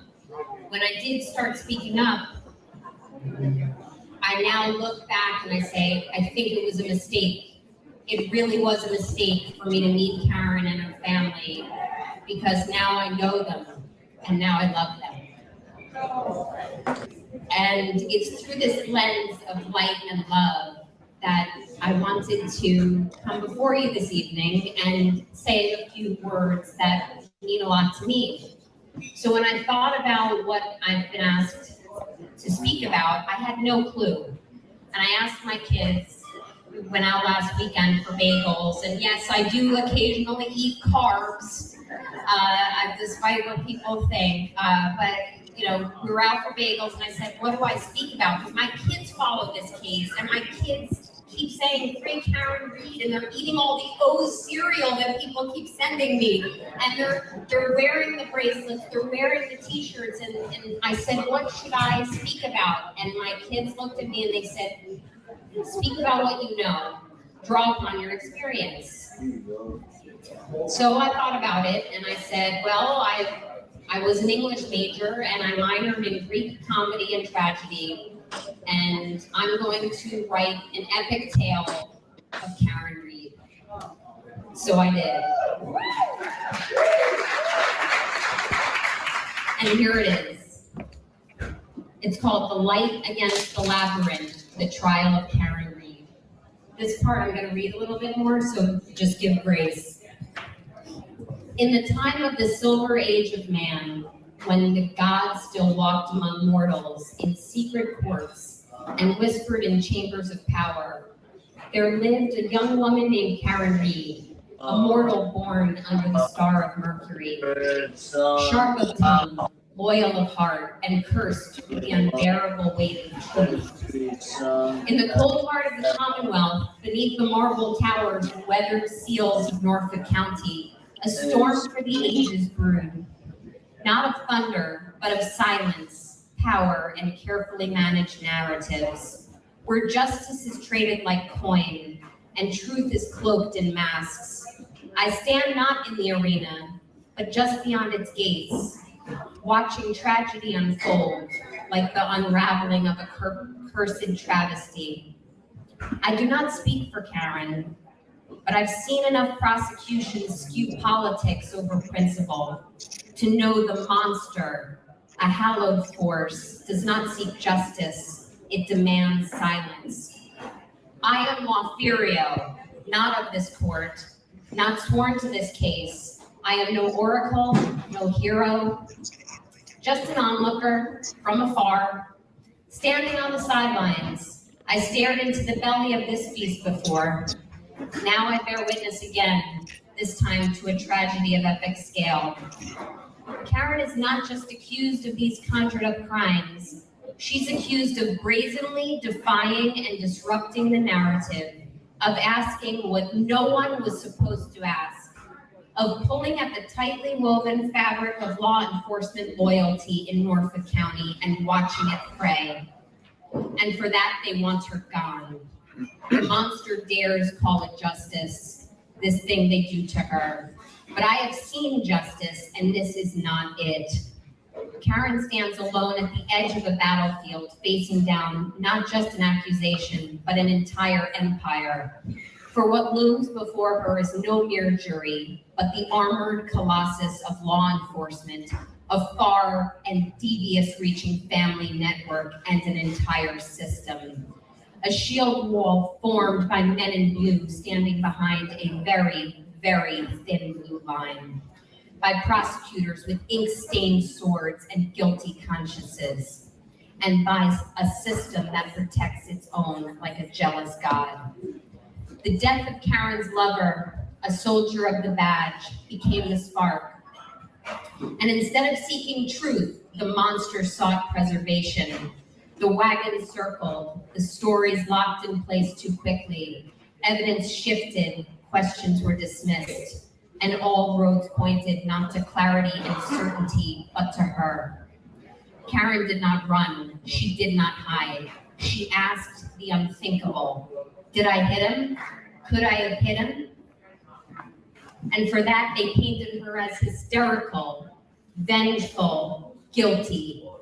The story turned against her and began to write itself. But I've seen this before, not in myth, but in motions. In small courtrooms where underdogs bleed quietly. In counties like Norfolk, where the weight of a badge can warp reality. There's something ancient at play here. Not just legal strategy, but ritual sacrifice. A woman becomes a symbol. Her grief becomes a weapon against her. And her defiance, that becomes her greatest crime. Because Karen Reed isn't just on trial for a death. She's on trial for facing the monster and for challenging the narrative. For daring to question the brotherhood of Norfolk County. For pulling at threads and a mask they'd much rather keep buried beneath the snow. The monster, this hallowed force of law and order, does not tolerate mortals who dare tug at its mask. I know of Karen's innocence with divine certainty and a sense of clarity that is resolute. And I know what injustice looks like when it dresses up as law. When departments investigate themselves, when evidence is altered or goes missing, when timelines do not match, when silence is louder than the facts. That's not justice, that's myth-making. And if Karen Reed is guilty, let the evidence convict her, not the influence of the serpent in the temple. But if she is innocent and they know it, as do I, then this trial is not just a charade, it's a warning. Because if Norfolk County can do this to her, they can do it to anyone. With her team of demigod soldiers beside her,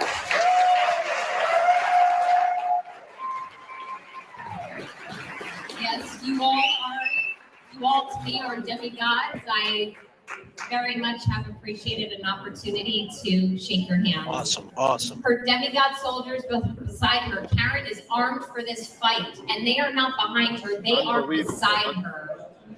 Alan Jackson, the seasoned tactician with biting wits.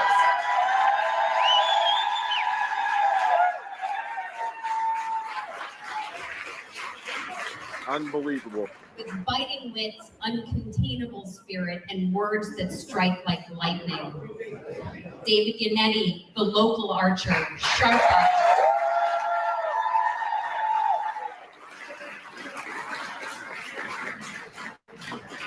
Y'all ready? Hit the heel toe, hit the heel toe, hit the heel toe, let's go. Of oral certainty. Robert Alessi, the marksman from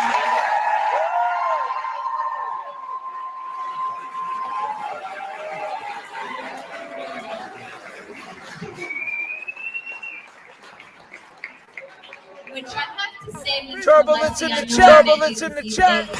You've got the set This is your chat. This is your chat, people. Turbulence in the chat. Turbulence in the chat. But I'm very impressed. It doesn't shine through on court TV, but yeah. So anyway, I digress. Robert Alessi, the marksman from New York. Steady as stone. With a deafening salvo rooted in truth. Eliza Little, fierce and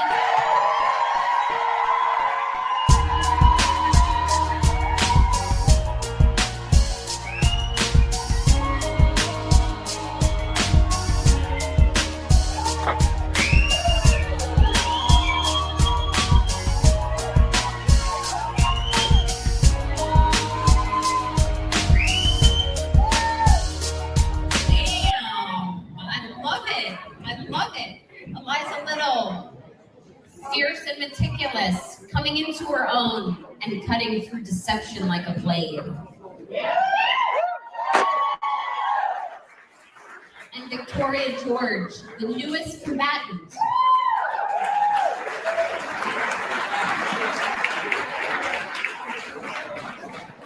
Composed and steady, unafraid to flip the false narrative that she herself had been folded into.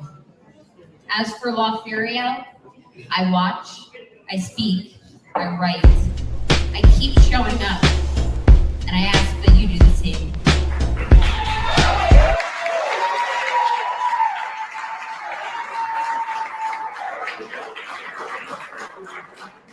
I stand outside of that courtroom, but not in silence, because in the face of atrocities of mythological proportion, silence is complicity. And when injustice wears the mask of process, the truth needs every witness it can get. Stories like this don't begin with truth. They begin with power. And they end too often with silence. But not this one. Not while I breathe. Not while my voice can rise. Not while the monster still appears to light.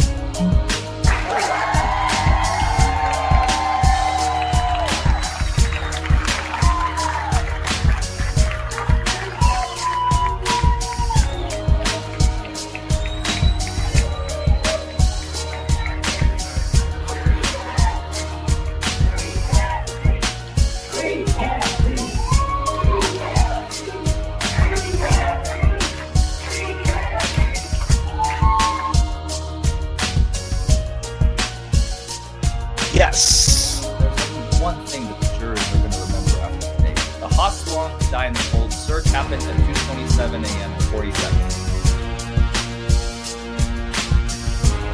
Yes.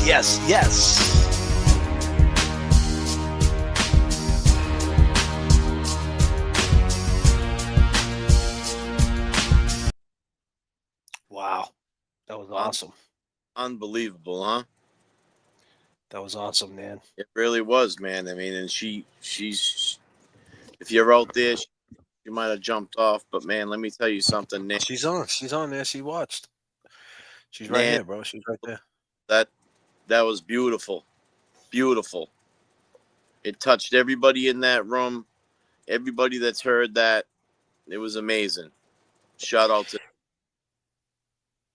See, sometimes you need a third party to come in, and you need a third party to talk to what they see, their perception. And Nan's been sitting back. She got a lot of pushback coming in. Yeah. I talked to Nan, and that's how it is when this movement, can speak on it now. I mean, I always spoke on it, but this movement is territorial. It was territorial. It still is territorial. Yeah, definitely. I don't think it matters now because Karen Reed is free. Definitely justice for John O'Keefe. You're going to see some people that are going to disappear because that's not what they were in. That's not what they were in it for. Some people were in it for their own reasons. Yeah. Fill in time, fill in blanks, and Nan's a professional woman. Went in front of judges, knows the law. And at the end of the day, when you got someone that's been to law school that has that's a lawyer by trade, telling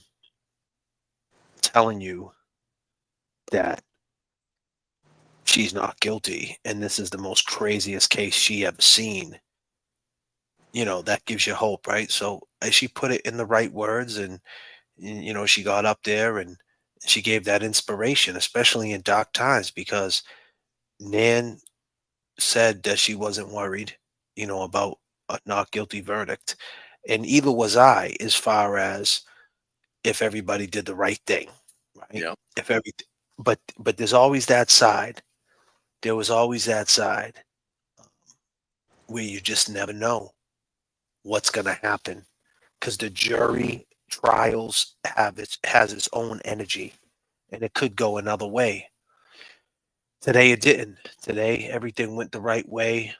Everything that we did, Nan did, everybody in the chat, the long gamers, turtle riders, the jerks, people that rock with the glera, Sean, what's he call his channel now? The Doc channel. Everybody, man. Who else am I forgetting? Tom CPU, everybody, LTL Media, everybody that. Who else am I missing? Maza. I mean, there's more. I'm sure I'm missing, but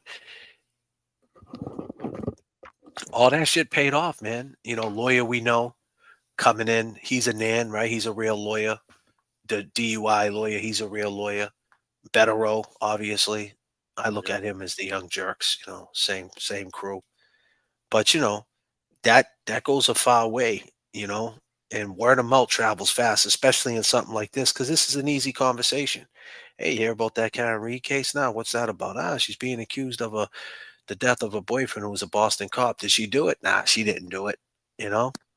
And that's how it spreads, right? And then people want to know, what do you mean? Who did it? Or boy, like what conspiracy? What are you talking about? So all that plays in. Melanie Little, for sure. Melanie Little, for sure. So it all works. It all works, man. The boots on the ground, obviously, all the boots on the ground. Scotty McGinnis, my man making changes, Dina, Rita, Boston Brandy, all them people down there. Cheryl with an S, Russ. If I'm missing anybody down there, there's plenty of other names that I'm sure I'm missing. It all means something, man. It all works. But my point is when Nan came in, from New Jersey, who's this woman coming in, speaking the knowledge, and people, and it's just tough. It's just the way it ended up being. There was a lot of drama that came in early on with these parties that they were having. Certain people weren't invited. People were getting mad, and you know, Yeah, it comes with the territory.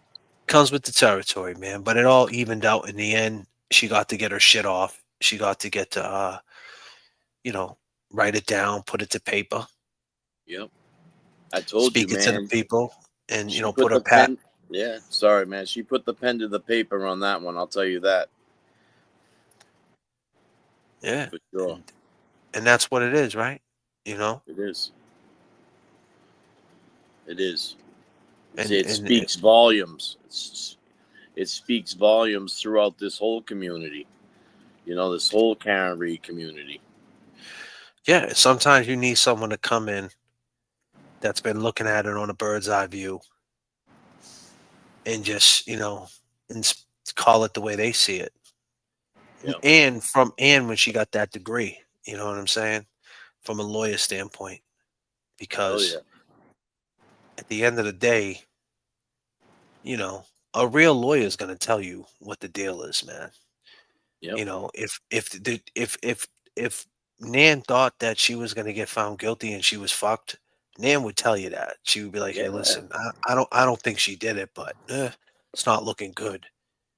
But that's not what it was, and that's why she's not guilty, and that's why she's free today. But she does got to check in with a probation officer, which I don't even think that she should have even got that. 3 years of court back and forth for a fucking OUI case.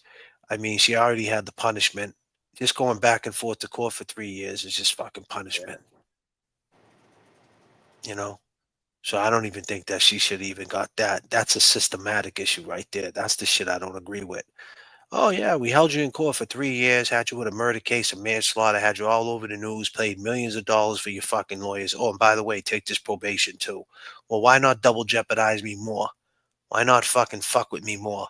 So now you got to go see a probation officer. All right, this is what I want you to do. I want you to go to NAAA. I want this. I want to know about your life. I got to come to your fucking house. Fuck's you got to do that for? Yep. For what? Didn't you guys get enough from her? And that's And what they they don't do. care. That's what they do don't in the care. Commonwealth too. They don't care. They don't care. Hopefully she gets a probation officer that's like, listen, come in here once a month, fucking say hi and say bye. She doesn't get a probation, because if she gets a probation officer that thinks she's guilty, they're gonna try to make it rough on her. Oh, for sure. Just to make her uncomfortable. It's another, the same thing that Nan talked about, power trips. Because a probation officer is not a DA, but they think they're DAs when they're surrendering people, because they get to talk like a DA. When they're surrendering someone on a surrender, they get to go in front of the judge. Your Honor, they didn't show up on Tuesday. They had a dirty urine. We're recommending, they think that they're, because probation is not your right. That's not your right. So it's the probation surrenders are set up different. So they can surrender you, and and it's a year probation, but I'm wondering if the 2.5 is attached to it. So it's a year probation. I wonder if it's a year probation and she could get the max off that 2.5. Because I don't know how they didn't say nothing about suspended time, but I'm wondering if it's in Superior. Because they did that awful quick. They were like, a year probation, get out of here. They didn't even give no stipulations. They didn't and the reason why she probably took so long coming out the courthouse, she probably had to go down and check in with probation. She probably had to file that shit too. Yeah, she probably had to go down there and had to talk to probation. It was just weird. It was real fast, man. And the way Judge Bev said, I'll be happy to do it. Yep. You should have she should have said 1 year unsupervised probation. Exactly. Continued on a finding or something. Yep.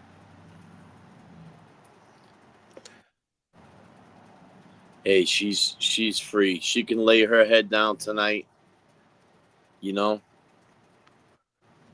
Hopefully she's standing outside somewhere right now, looking up at the same sky that we're looking up at.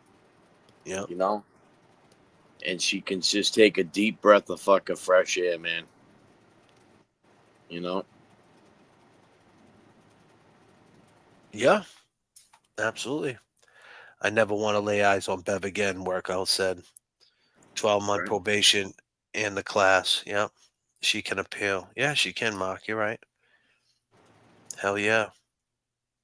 I mean, you brought up something earlier. You said if she never would have talked about that OUI shit, she would have never even got it. Because No, they basically charged her with the OUI because of the fucking soundbite. because of the soundbite. No one else did. No one else admitted to driving and shit. The only person that was on record driving was Higgins. That's it. Like we say, you know what I mean? We throw up like, man, everybody else was drinking at that place and no one else got in trouble for driving away from there. It's because they didn't admit to it. They didn't say shit. The only person that had that shit on him was Higgins. And he probably had to do a fucking rehab to keep his job. Well, what we seen tonight, man, we've been going for almost 5 hours. What we seen tonight, we seen Proctor. And that's the swerve, ladies and gentlemen.